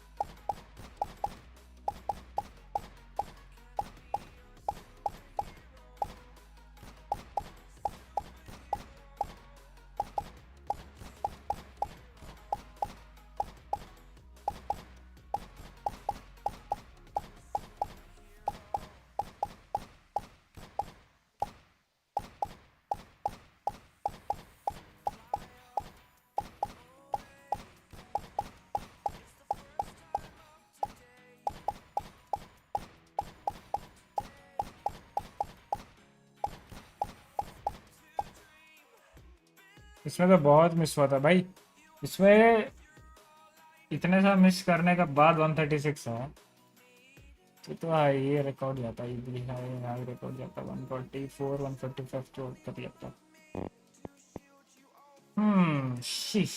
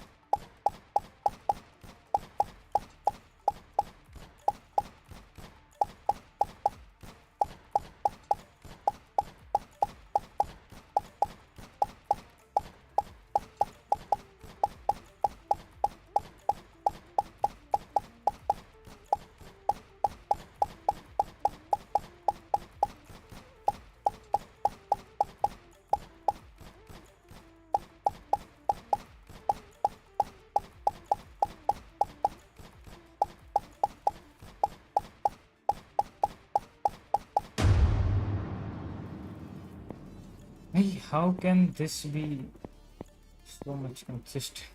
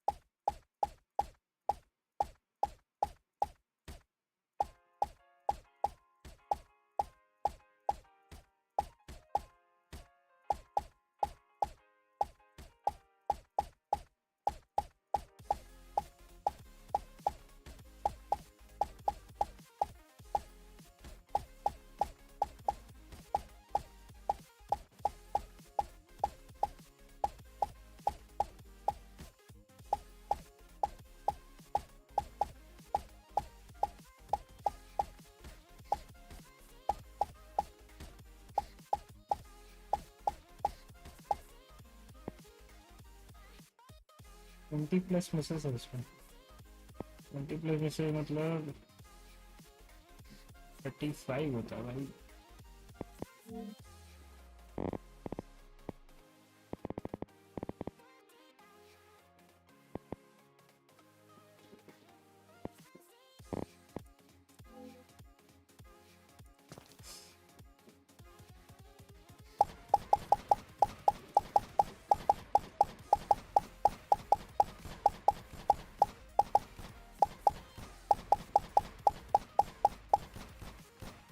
अरे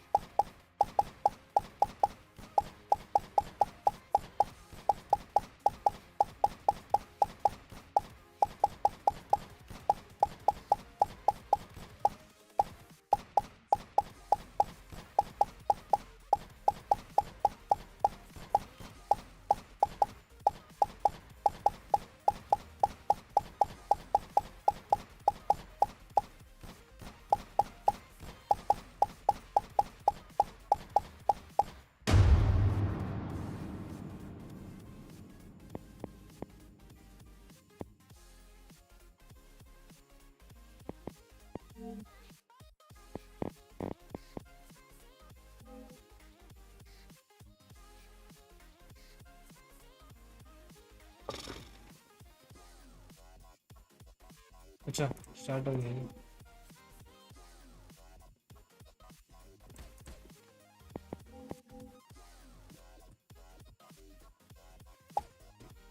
हैं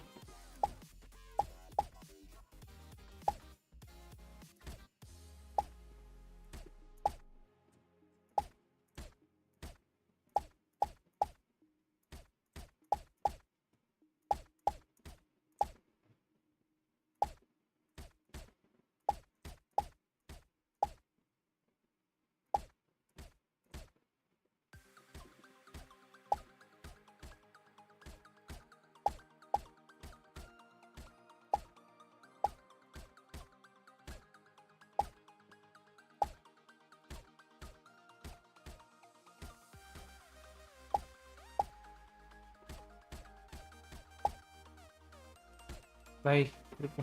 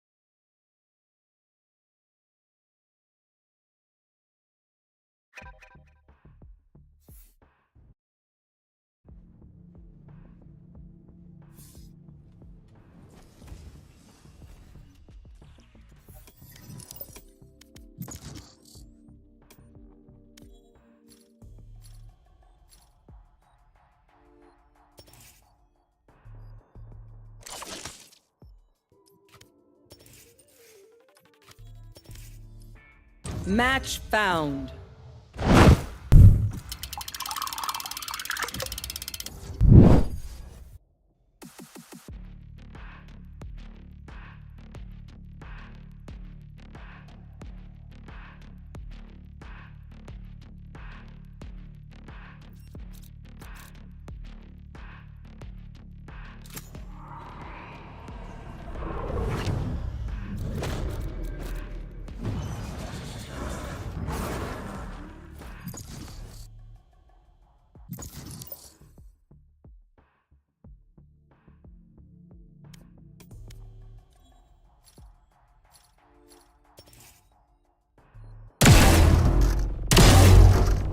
Match found.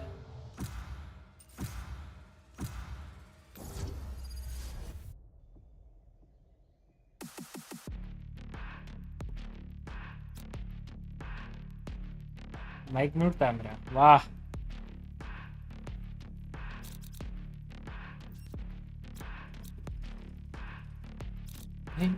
ड्यूलिस्ट मैं नहीं खेल सकता पहले भाई मैं तो खेल रहा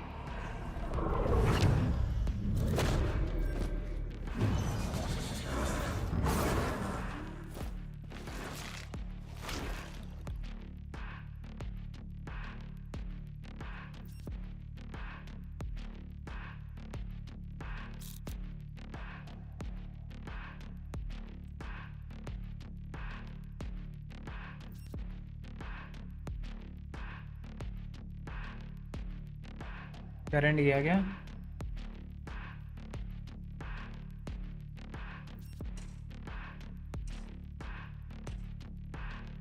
हाँ बे करंट गया रुको